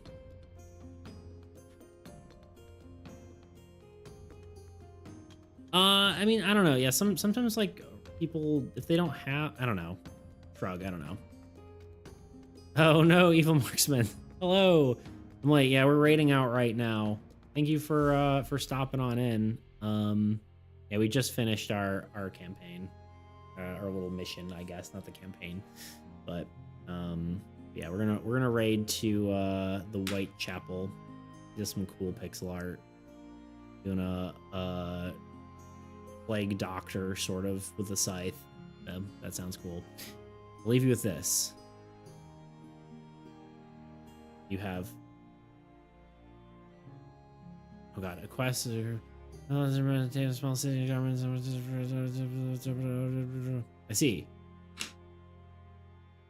Interesting. What was the roll? 34. Yeah. All right. Anyway, we gotta go. I will see you all on Friday. We will. What are we doing? I don't know. I don't know what I'm doing yet. Maybe Blade of Blackridge. Maybe just working on Armies Against Entropy. Actually, probably just doing that because I'll let you know. We'll see. Anyway, thank you all for joining me. That was really a lot of fun. I appreciate you all y'all's participation. You guys were great. And yeah, I will see you on the other side.